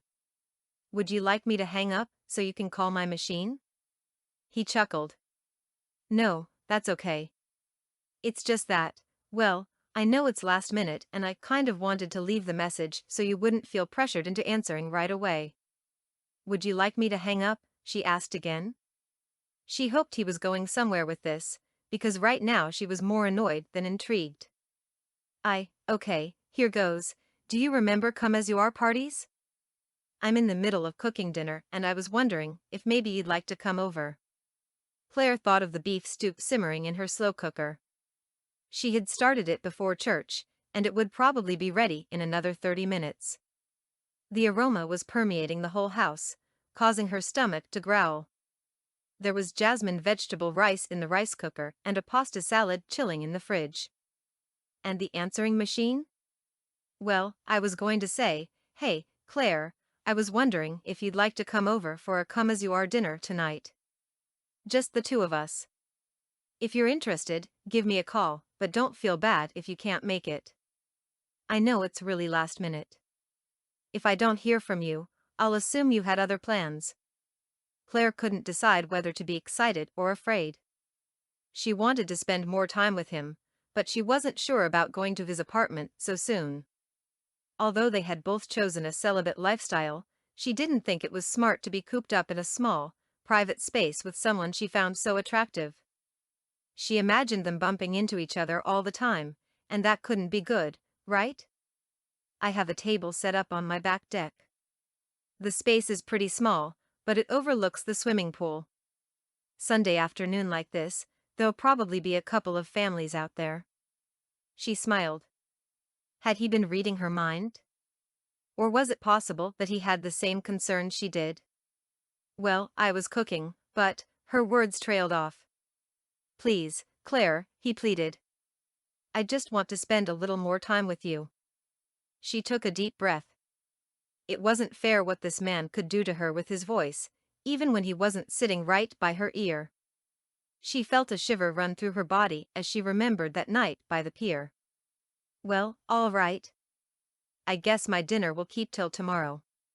If they were outside, she should be okay. Robert sounded so excited. Should I come pick you up? No, I'll walk. You should stay right where you are, slaving over that hot stove. You better have quite a spread ready for me. She returned the phone to the cradle and looked down at her clothes. She had slipped on a tank top and a pair of shorts after church. Come as you are party, she muttered. He must be delusional. She was the kind of woman who liked having a lot of notice so she could figure out exactly what she was wearing, but she wasn't in the mood to go all out today. She leaned over to give Chaz a quick tummy rub, then got to her feet. She peeped through the glass cover of the slow cooker. She could see the gravy bubbling around chunks of beef and root vegetables. Robert better be some cook, for her to leave this at home. She chose a pair of floral capri pants and an understated sleeveless white top. She had removed her makeup after church, so she quickly applied a tinted moisturizer, mascara, and a shimmery light pink lipstick.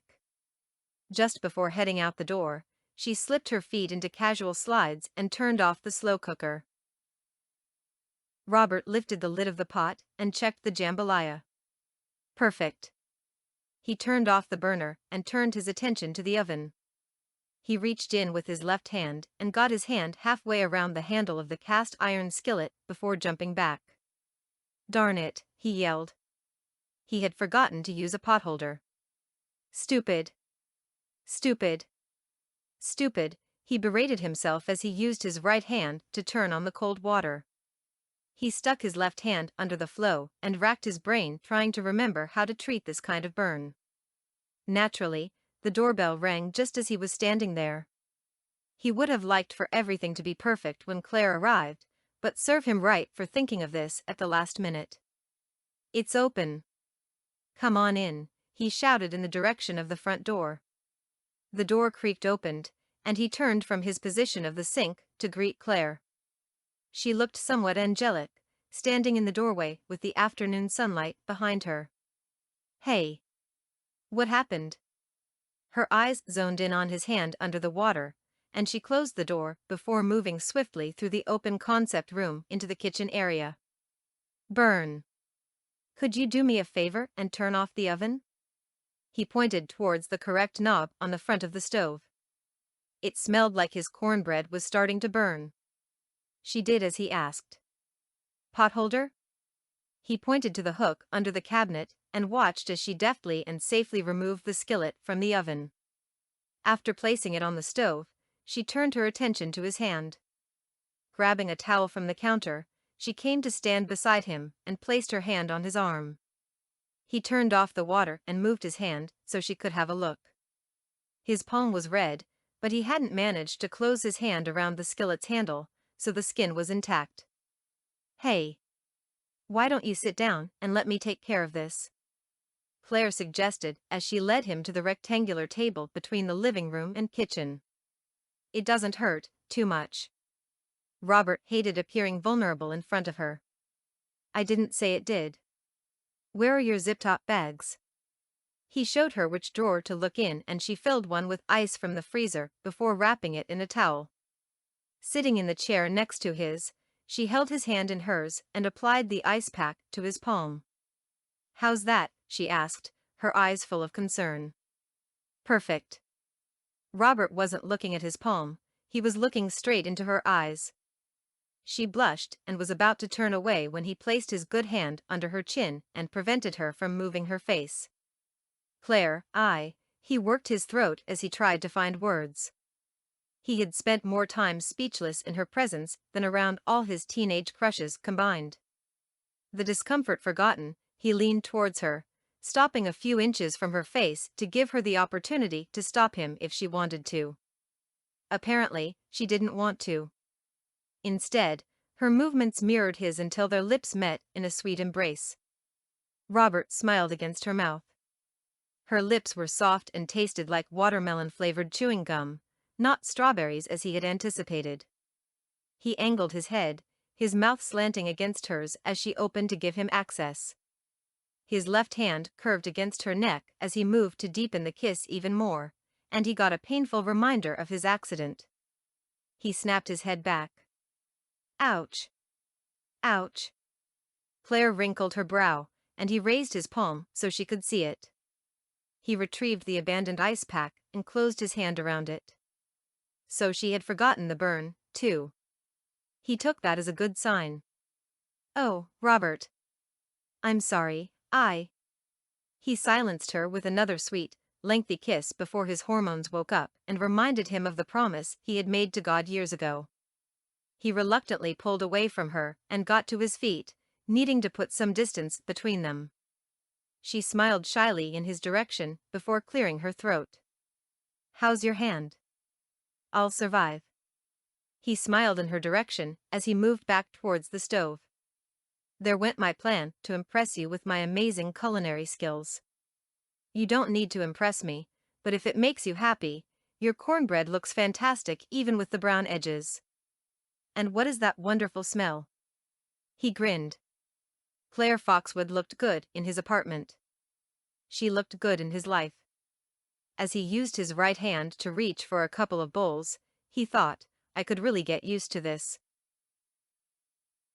Chapter 17. 18 months later. Robert had no idea what Claire had been praying for, but for his part, it was clear that the Lord had sent him the woman who would stand beside him for the rest of his life.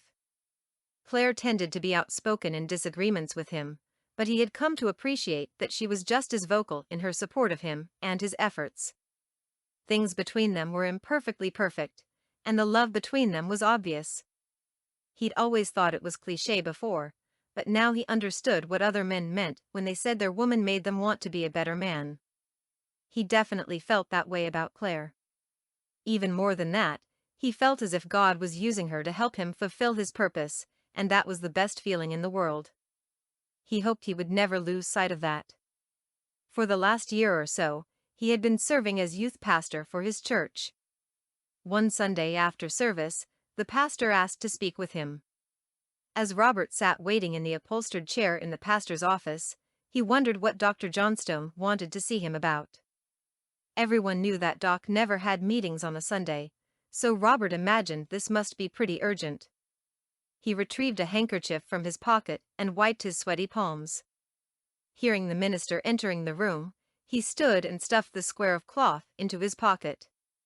Sit down, Robert." Dr. Johnstone grinned as he circled the desk and took his own seat. "How are you, Doc?" Robert asked. He had always liked his pastor. Although he had been preaching for over 20 years and had several degrees in ministry, Dr. Jefferson Johnstone was an affable man with a heart for the people. "Good.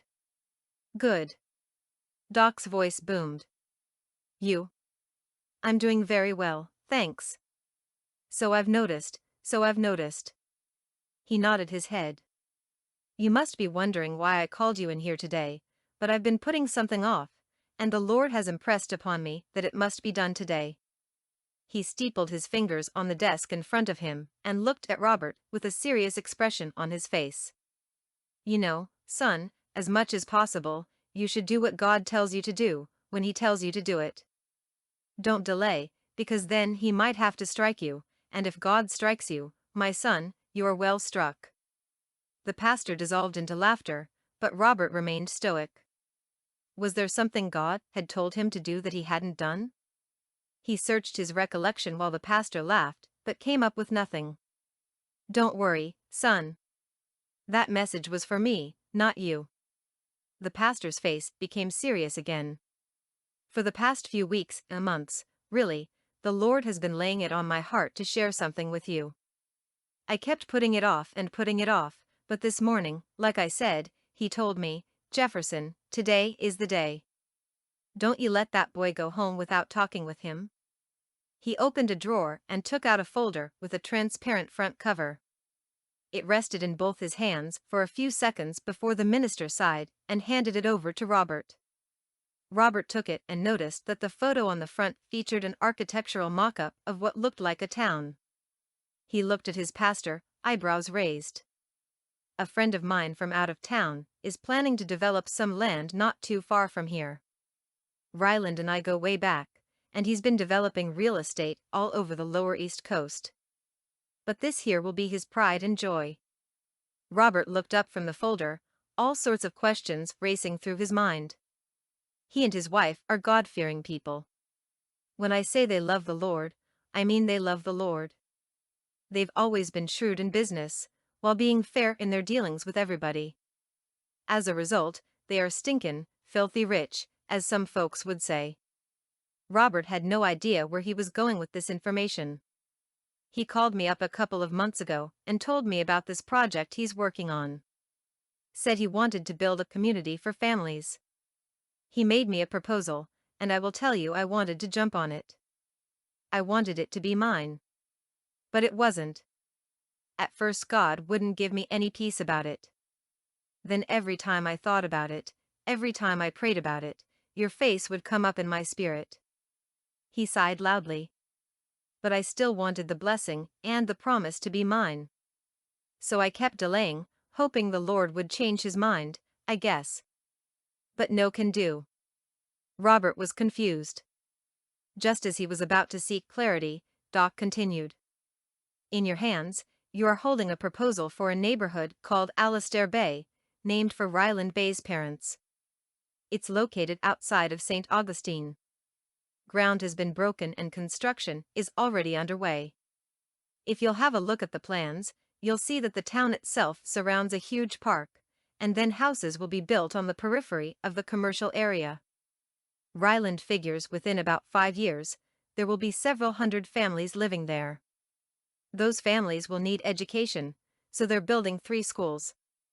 They'll need medical care, so they're building a medical center. They'll also need Jesus, and that's where you come in.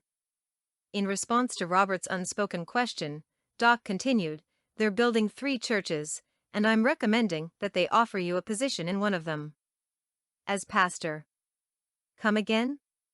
Robert wasn't sure he was hearing right. "I've seen your development over the last year. I've seen you serve, even when you thought nobody was watching you.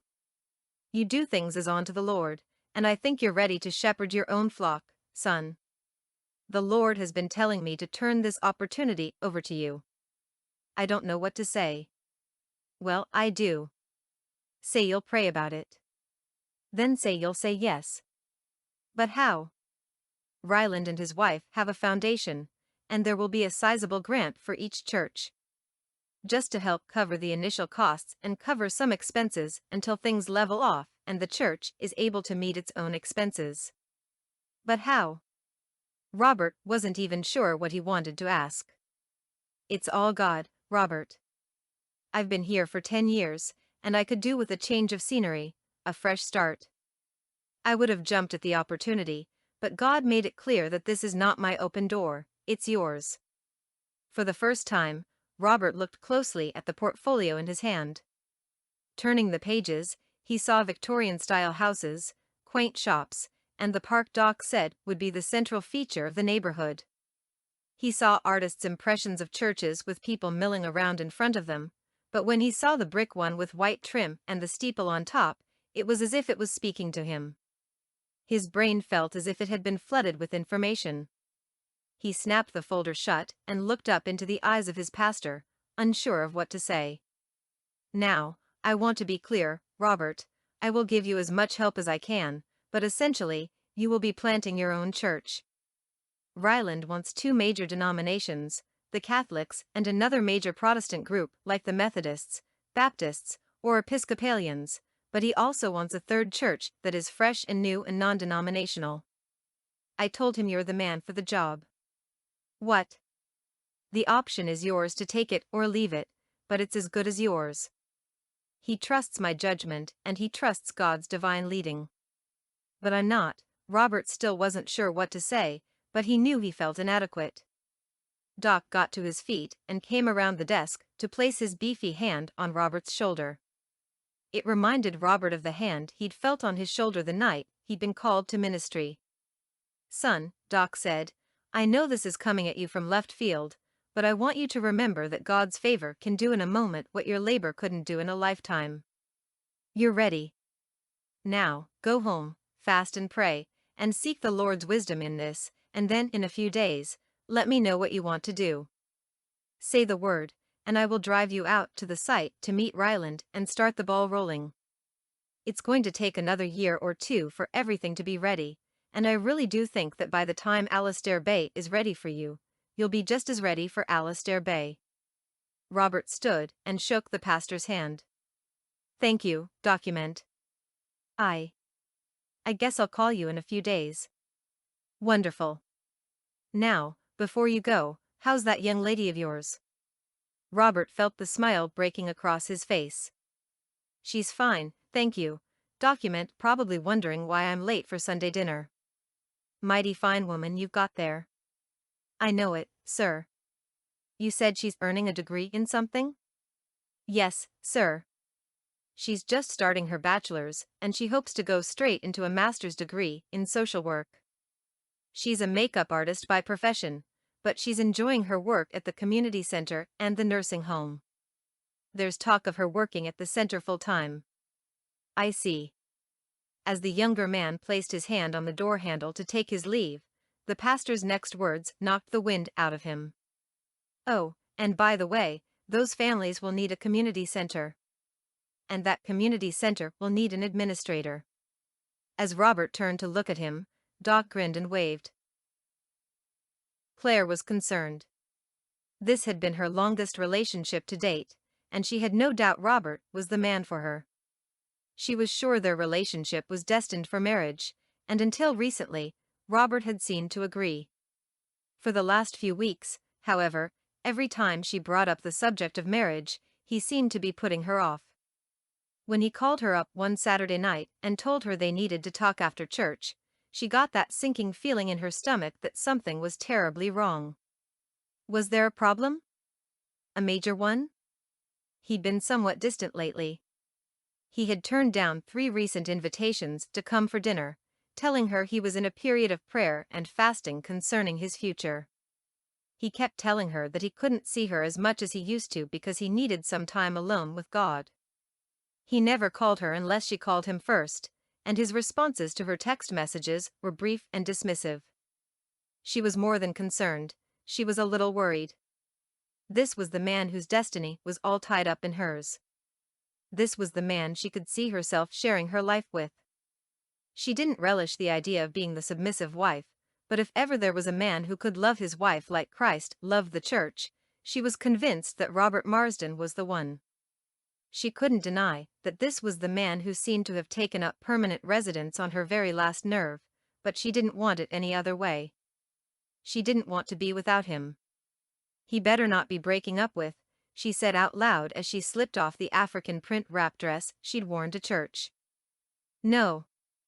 I'm not even going to think that. There's got to be something else going on with him. She slipped on a casual halter dress in fuchsia.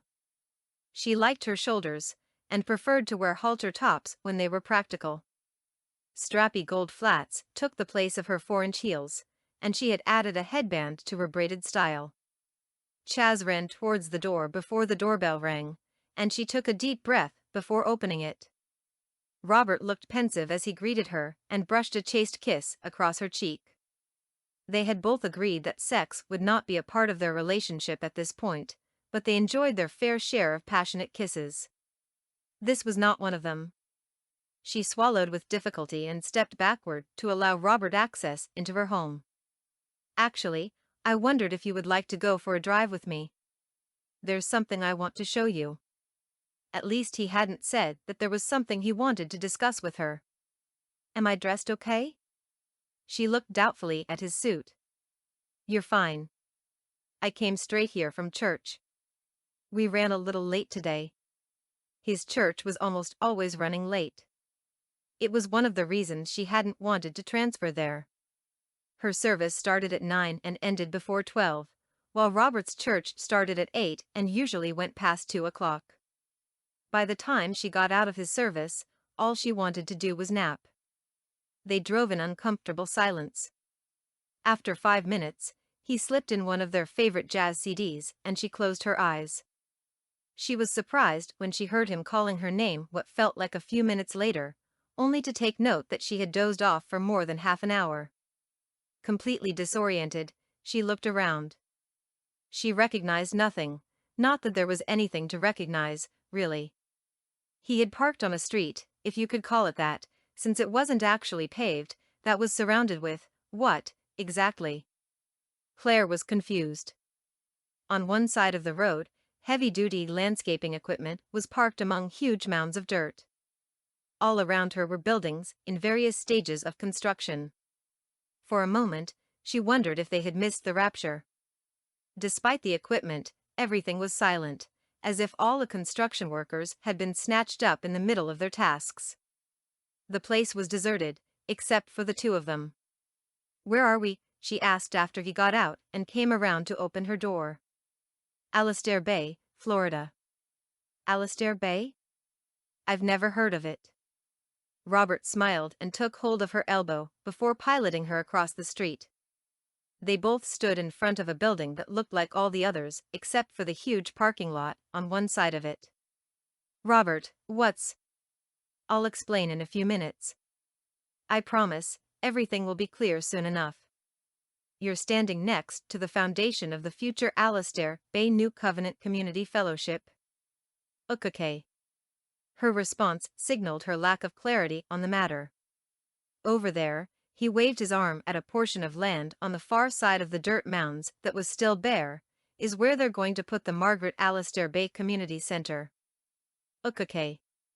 She was dying with curiosity, but she had come to understand that Robert Marsden did and said things in his own time, so it made no use trying to hurry him along. I want you to take a good look at everything you see here, because in a few months, it will all look quite different. Okay. He guided her back to the car, and they took a quick drive away from the hub of construction and towards a field of what appeared to be corn that was divided by several tracks that crisscrossed their way through it. "Robert, what?" He smiled again, but said nothing. Before too long, he stopped the car in the middle of the track he had been driving in and stepped out. Claire noticed that he took a deep breath before opening her door, something that always made her feel cherished and special.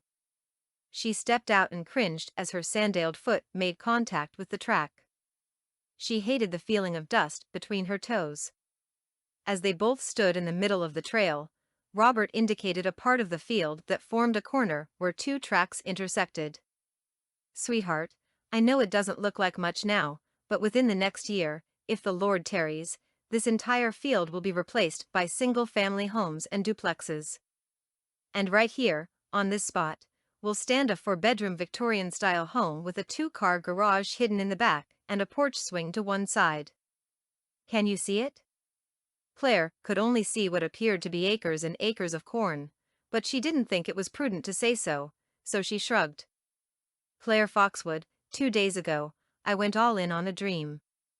I sold just under half the shares in my bookstore last month, and I used the cash I got, added some of my savings, and made a down payment on a house lot. This house lot." Claire took a sharp breath. "He did what?" He continued, "Now, I know I should have discussed this with you before I did it, but I felt the sure leading of the Holy Spirit in this matter.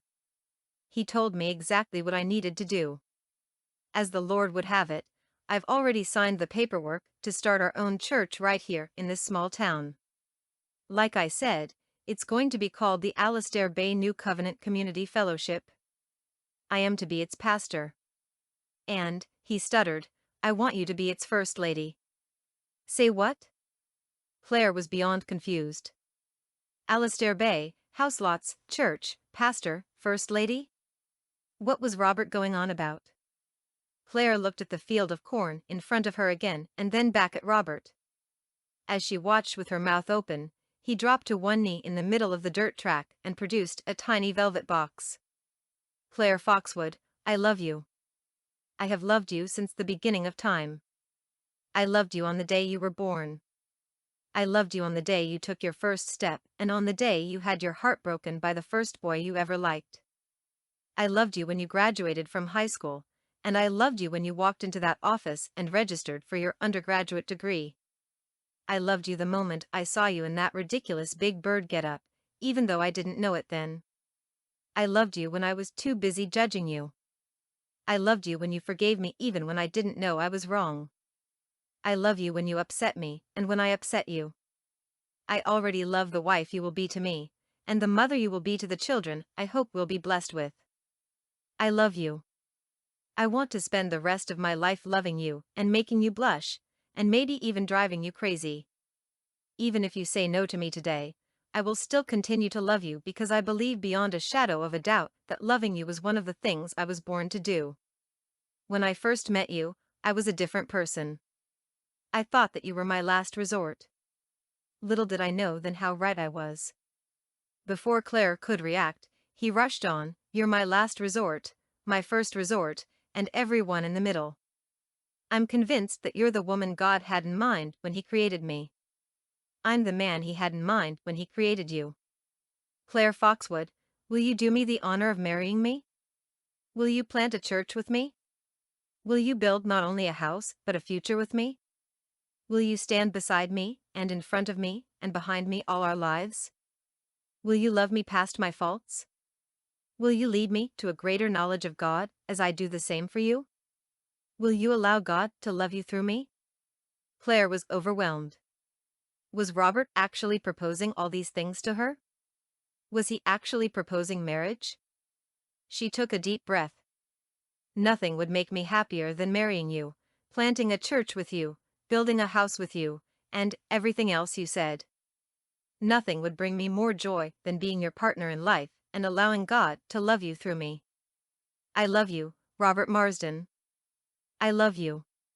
He chuckled. "I guess that was a yes." "Yes." She shouted. "Yes. Yes. Yes." As he rose and crushed her to him in a deep kiss that promised her a lifetime of love, she was flooded with a peace she couldn't explain. She wouldn't, have admitted it then, but this was exactly what she had wanted from that very first day she had opened her door and seen him standing there. When the two of them came up for air, she said, "Now, what were you saying about 4 bedrooms? We'll need at least 5, one for each of the 3 kids and one for when my parents come to visit." Robert laughed and hugged her to him. "I might consider that, but it depends on how attached you are to that ridiculous big bird robe." The end. You have been listening to His Last Resort, a contemporary Christian romance.